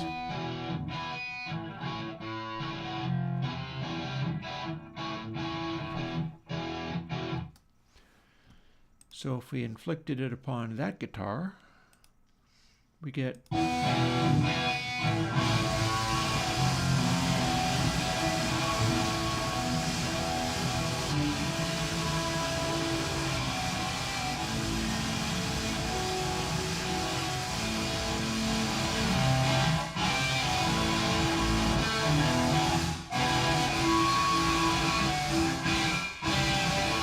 Okay, that's nasty.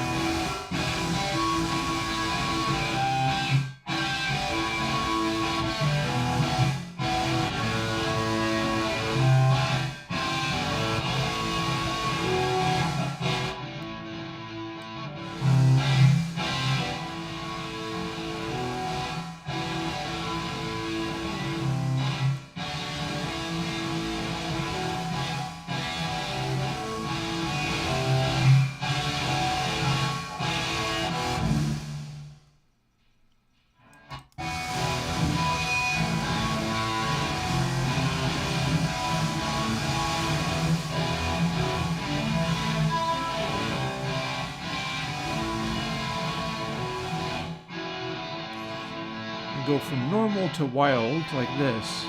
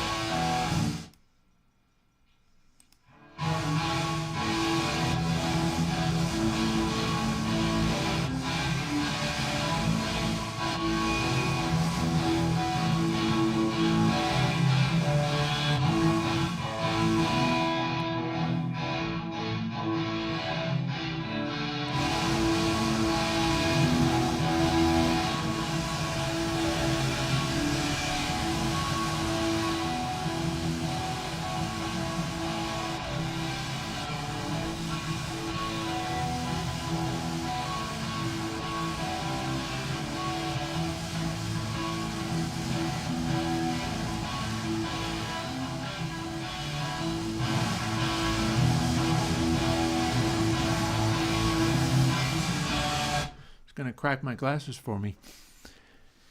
Yeah, so when you put a dirt guitar into it, what you get is dirt guitar in a mirrored room, which it is breaking all the mirrors of with its volume.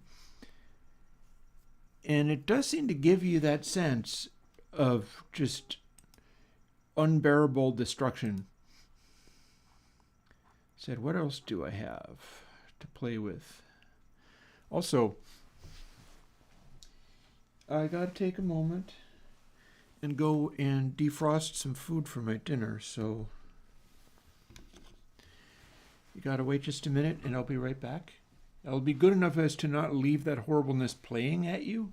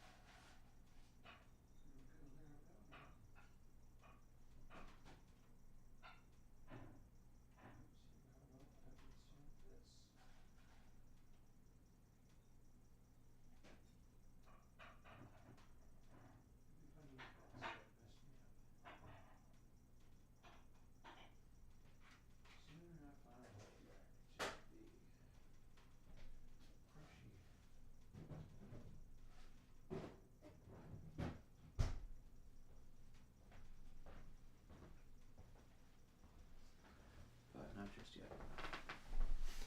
Okay.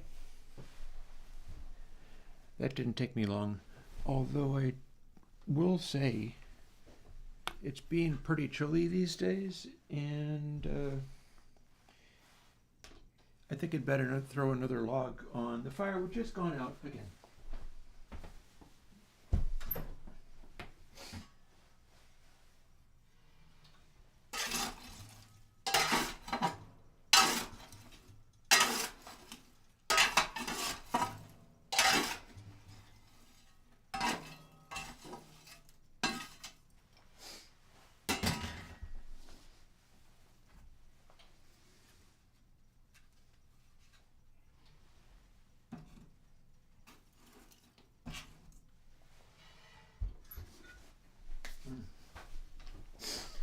Alrighty.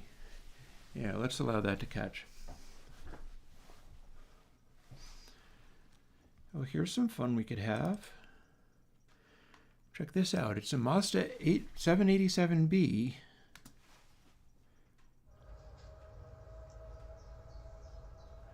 The birds are chirping. And it'll come racing along and zoom by the camera. Amazing sounding car. Sounds kind of like this.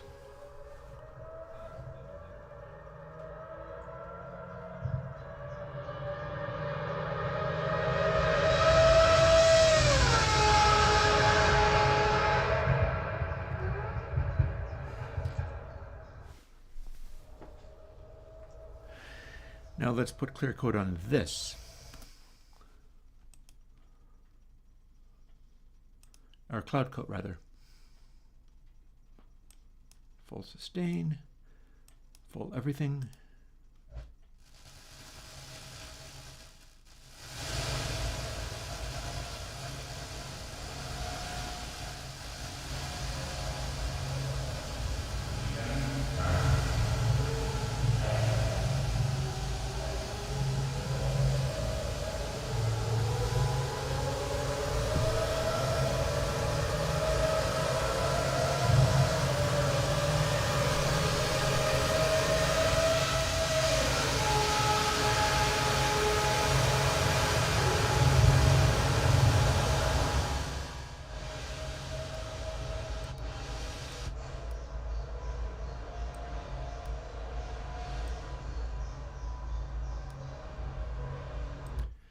So now we have one where we've dialed it back a little bit, and we've got the kind of sound effect going on the birds and things around.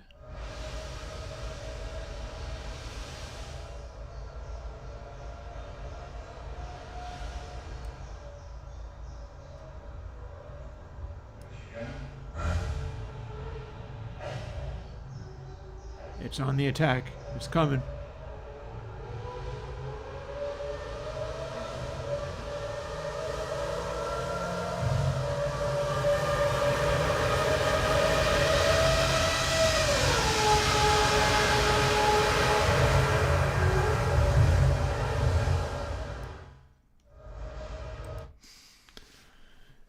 That's pretty intense. And now, same thing, but in a bathroom.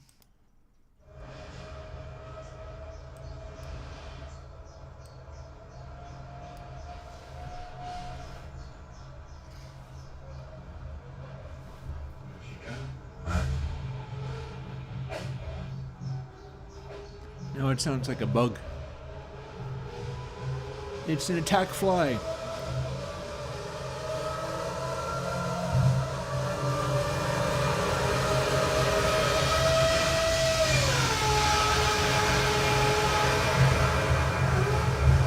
Terrifying.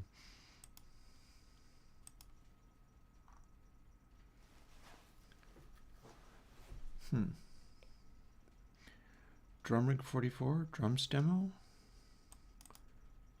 Oh, I do have a DI guitar. I was asked for a guitar. This is a couple different guitars. I wonder what's going to happen here. What do we got? Oh, this is from one of the tracks. This is from a track where I used this to dial in a vocal.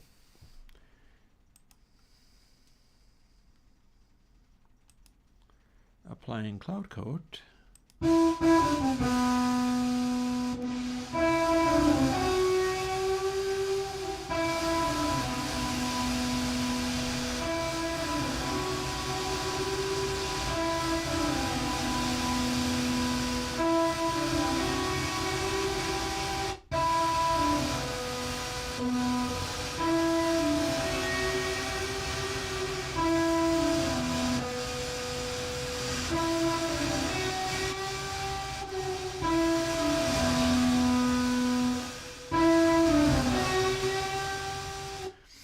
Doesn't really sound good with things that aren't already just over the top. That's not really working. What's this thing? It says Amen loop sessions, but I'm not quite sure what it is.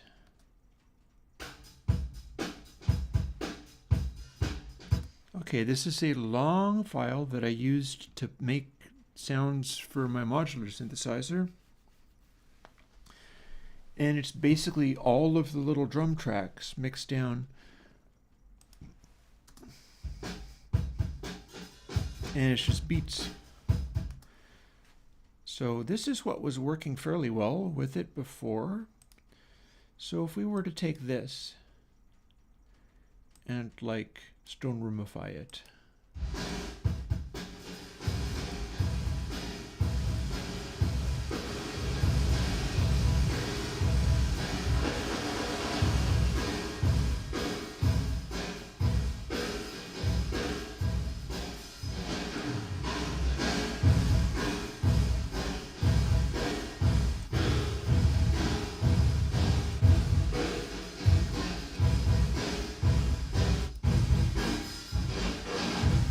Each one sounds a little different with each drum kit.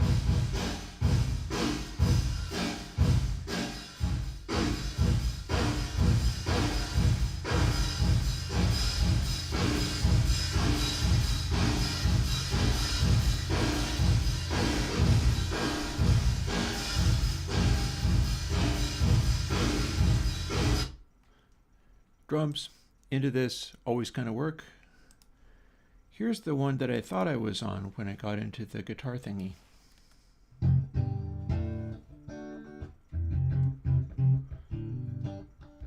Oh, I don't think it's going to keep sounding cool on guitar, but here's a bunch of guitar we can try it on. Watermelon and Easter hay. Oh, it can't be applied in one channel. It's a stereo effect, you see.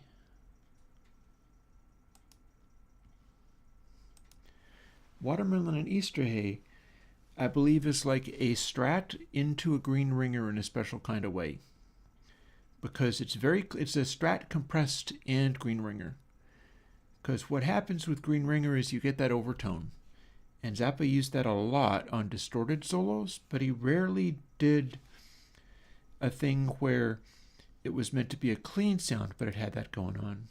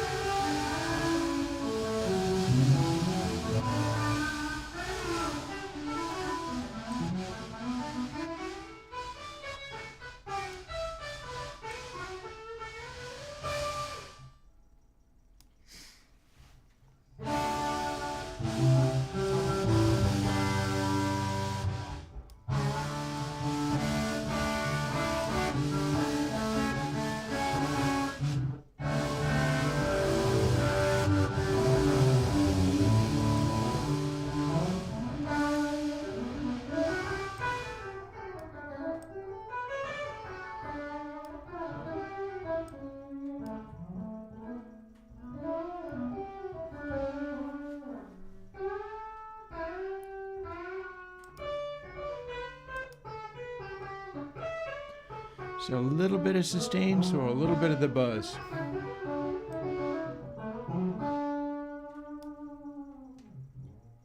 And that's a Strat, so, or at least a single coil style guitar-y. This is more or less Paul style.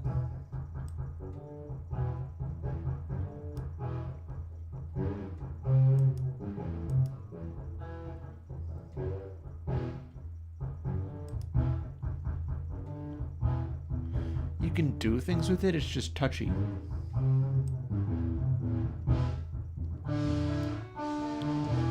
And it's not any normal kind of distortion.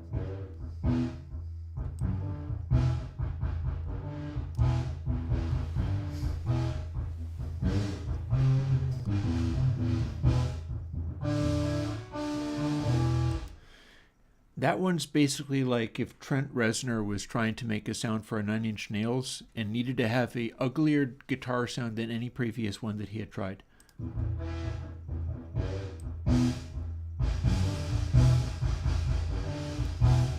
While still having it be loud.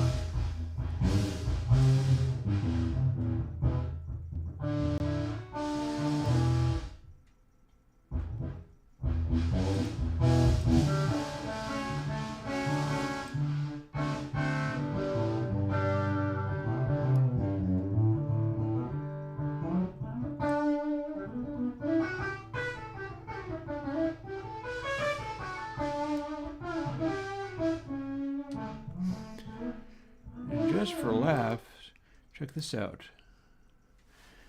This is what the waveform that it gives you actually looks like. It's going to be horrifying. Make sure not to save this. That's pretty horrifying. Although it's weirdly like there is no flat topping. Instead, ugly things are happening in weird places. It's making a big mess considering how non-flat toppy this is. See what's going on at some of these points. Yeah, here's the thing. As nasty as the sound is, it's distorting in unpredictable ways. It's not acting just like a bit crusher or who knows what. Instead, we have these horrifying additional distortions flying in everywhere, but they're a little hard to pin down when you zero in on the waveform. Let's see if we... Oh, no, there's a place where it's distorting. Let's see what it does. Okay, that is flat topping. But the problem is not only when it flat tops. I think we've got bits of nasty tucked in all through the waveform where we see dark spots here in the waveform. So if I zoom in on this little spot, I will see that there's this nasty little chirp And it's in the middle of the waveform, much like this one and this one. Or here's a place that has a proper little spike in there. There's no way that was part of the guitar. That's a DI guitar. It doesn't make that noise.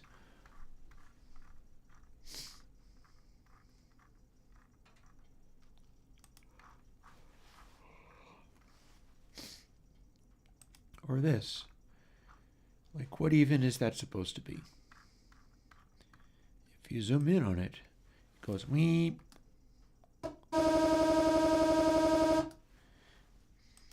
But the noise that you hear, the whoosh noise that you hear, is not simply flat topping, but it's these little dark areas being represented like a little buzz that's all through the waveform in funny places. Weird.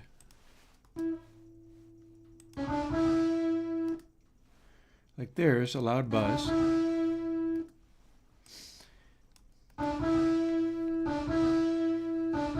It absolutely sounds like it's not even, it's stereo from a mono.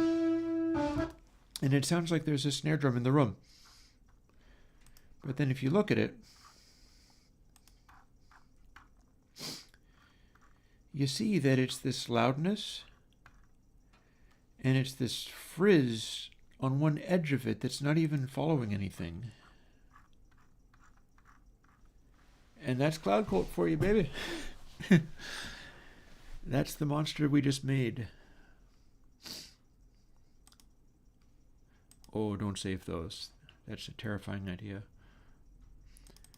What if we took drum kit mono? There's a drum kit sound.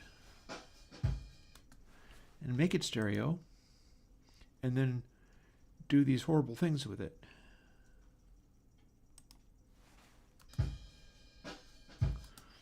You're not going to be able to hear stereo parts, but I will.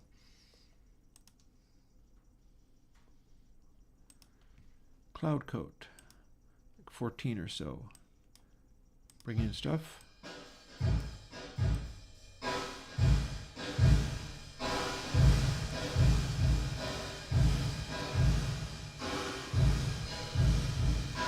We're getting sort of stereo ambience or something.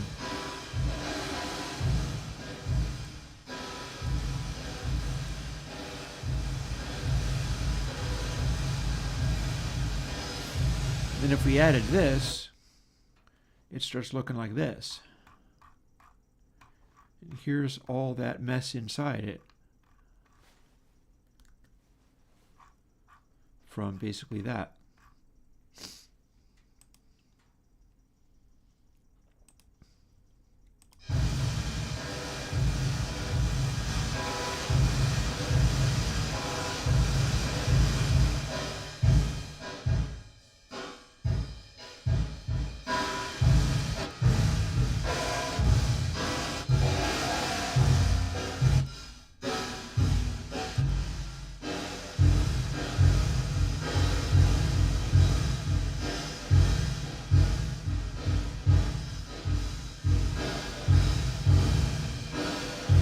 That's a thunderous kick. So if we do the thunderous kick, what it ends up looking like is this. And we've just kind of constructed that out of what we had.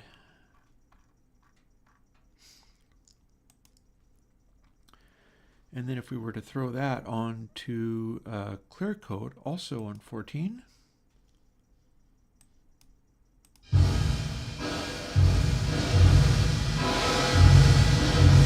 it gets loud.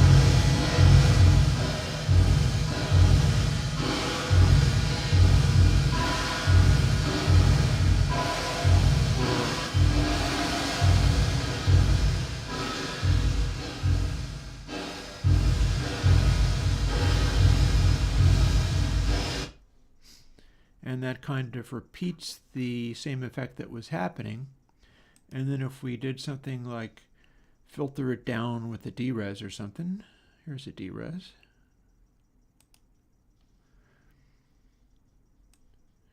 We'd get weird stuff kind of like this.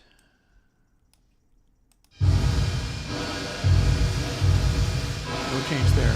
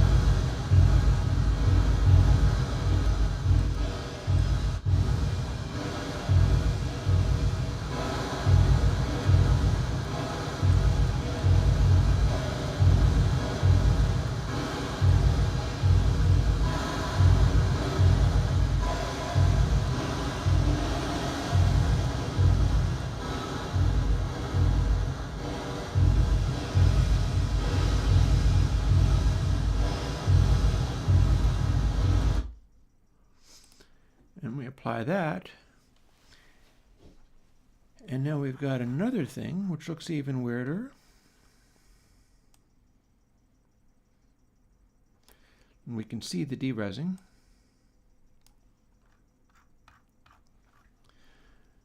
And then put that back through, how about put it back through cloud code again? It's on 15. But this time, never mind the sustain, we'll just bring in as much sustain as we want.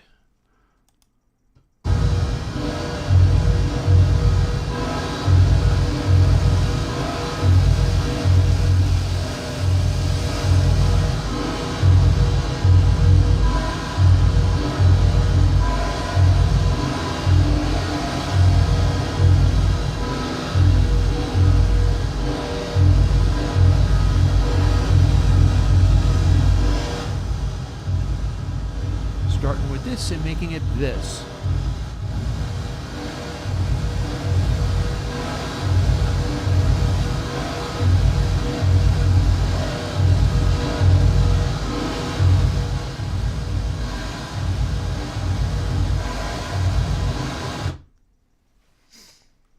And now it's really loud, but it still has a bunch of thunder to it. A lot of it looks kind of out of phase, but not all of it. This started with mono. This started with, yeah, check it out. And then for one final thing, remember we just made Cathedral 2?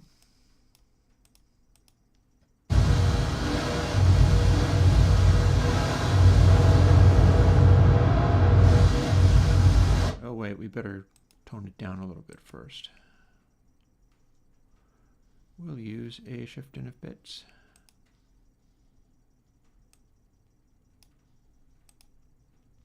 There. Not much better, but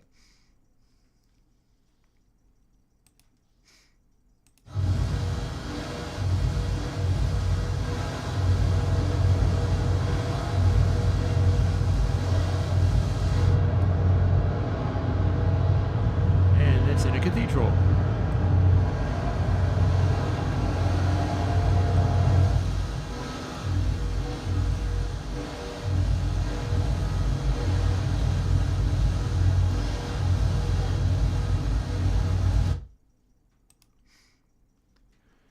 And now it takes up all the space and all the sonic space with big rumbly waveforms like this.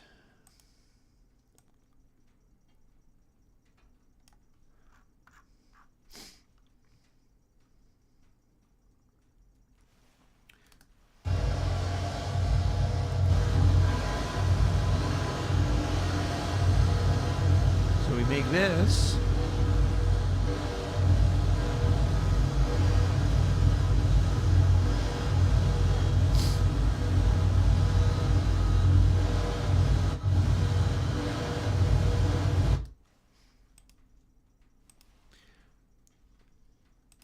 out of this.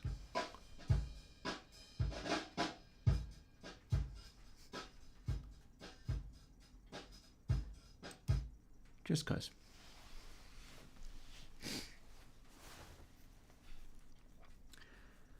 I don't know if I need to do that much more with this today. I think we're just finishing up with this thing. Verb from echo. Oh, I know what that is.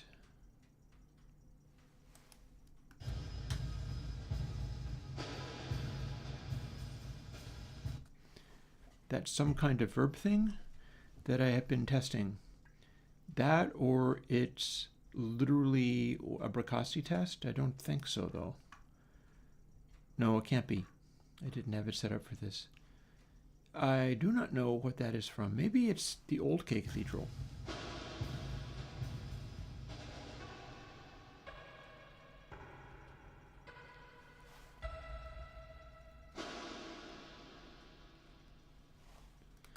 Wouldn't be surprised if it was.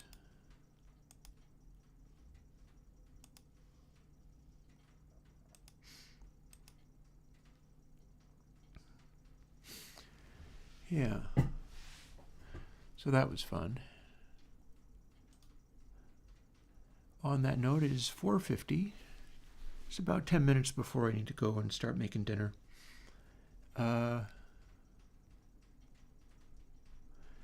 I believe you will get your chance before too terribly long. I think I'm going to lead off February with that. Although I'm of two minds about it, really. Let me take a minute and straighten out some of my stuff. I have got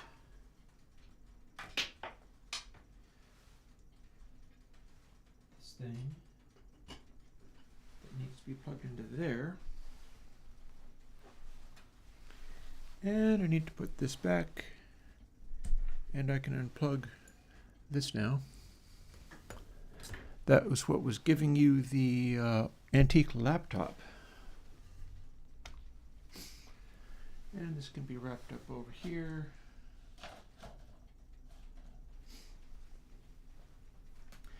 It's fun doing stuff like that sometimes where, unlike a really awesome reverb or something, I know that it's not likely to be the central, like, great new plugin discovery for anybody who's not doing some really aggressive stuff. This can go sit around and wait for me to finish doing its stuff. I think I can probably do with another log on the fire, seeing as it's on the cold side these days. It's going to be warming up, but not in the next couple of days.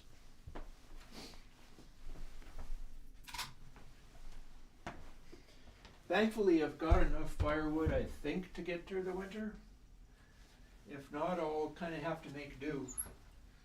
We will see whether it bounces back to getting warm again with any consistency. Oh, look at you.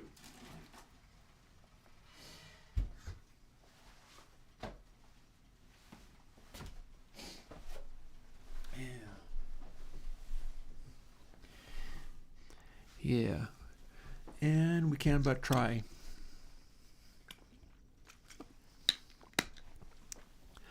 Hopefully I'm doing okay on the bouncing back to health thing that I'm trying to do. I'm laboring through some health challenge stuff, but with a bit of luck, I will thrive and do better. And I'm doing the best that I can. That's one of the reasons that I'm keeping the coffee in check. What I'm finding, weirdly, is that I'm reacting really poorly to dairy stuff, more than usual. And I've kind of been getting used to how that doesn't always sit well with me, but then I discover that sometimes when I lean really hard on that stuff, it goes really poorly for me. And I'm basically trying to see whether I can rebound off of that by, I don't know, cutting it out a lot more than I have been. And yeah, but that's just sort of more stuff, I'm doing the best I can. And things like that, I really sort of have to take responsibility for trying to do the self-care thing myself, because I don't have many options as far as if, I take a real turn for the worse, there's not much I can do. So I will do my level best with what I got. And among the things that I've got is this set of plugins coming out. I'm pretty pleased with where most of the day's work went, that being getting Cathedral 2 to act a lot more like what the Bricasti should be. And that does also involve, like now I'm going to want to generate more in the way of those, the 4x4 householder matrices, because that's doing a pretty good job of the little fluff of early reflections that Bricasti was doing, to the point where I could just about get some of those effects, but with more of a sense of distance and space around them, rather than just duplicating it, because I mistook that stuff. I mistook Bricasti's early reflections for dry, and I couldn't figure out why I couldn't set it to full wet. And that's got to be what it is. That's got to be what it was a take on early reflections. And it certainly took some fussing getting it to be dialed in. But on the whole, we sort of got there. And then to top it off with the doing terrifying things to cloud coat, I gotta say I'm pretty pleased with that. It's certainly not going to be a generally useful, and on the other hand, like I've said, if I have clear coat and cloud coat and they're based on all the same settings, that's a reverb-like thing? Oh, goodness no. But since it's all made out of all passes, that first gave me the option to do the 11 sample delay in Cathedral and whatever else I want to use as an all pass. And I think that experiment worked. And then, because the idea with the cloud coat was that the all passes smear and blur stuff, so that rather than having transparency, rather than having clarity, they would produce a sort of murk or haze. And that's what it's supposed to do. And in fact, it still will.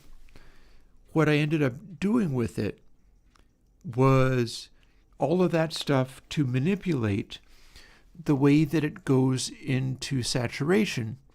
And it turned out to be like a little bit of a secret weapon for certain kinds of drum sounds, where it really brought out interesting and very aggressive things. Excuse me. So yeah, between getting in the gain trim and putting that strange distortion, I did end up doing kind of a lot of changes, but I should still be able to churn out the the VST versions, and I might be able to turn this around. With a bit of luck, I'll be able to turn this around, and you can have this cloud coat that I was playing with this Sunday, if all goes well. I'll see whether I can do it.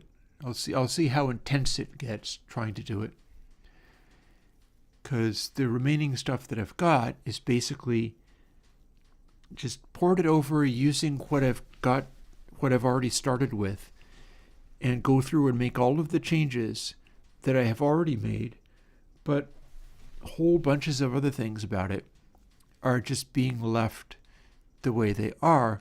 So what I got to change is stuff in the control section and a series of changes, basically all of the feedback sections. It needs to be changed, rather than feedback whatever times sustain, it's got to be changed to feedback times sustain times absolute value of sine feedback from another slot, And doing those things causes it to explode and go crazy and become a really intense, scary monster. And, you know, what's not to like about intense, scary monsters? That's always kind of fun. It'll have its own sound. It'll have its own quality. And I couldn't really ask for much better than that, other than being able to follow it up with a cathedral that actually sounds like the thing I modeled it after. Similarly to the this thing that I made. I don't tend to like it when I put a lot of work into doing something, get big chunks of it right, fumble certain areas, and then end up having to deal with people going, that was garbage. You've screwed up. It's terrible. It's worse than anything else. I do not like that, so I like being able to follow stuff up. And usually what happens then is I follow stuff up, and it just goes real quiet. But if I followed stuff up with something that was actually good, and it goes real quiet because people are happily using the thing that I had initially wanted to give them, that's good enough. That'll do. And on that note, it is 5 o'clock. It's time for my dinner. It's been nice hanging out with everybody. And all of this is indeed part of the path. I can't underscore that enough. It's important to be able to hang in there, try new stuff, and weather the challenges and bits that are hard to go through. And on that note, I will talk to you all later. Bye-bye.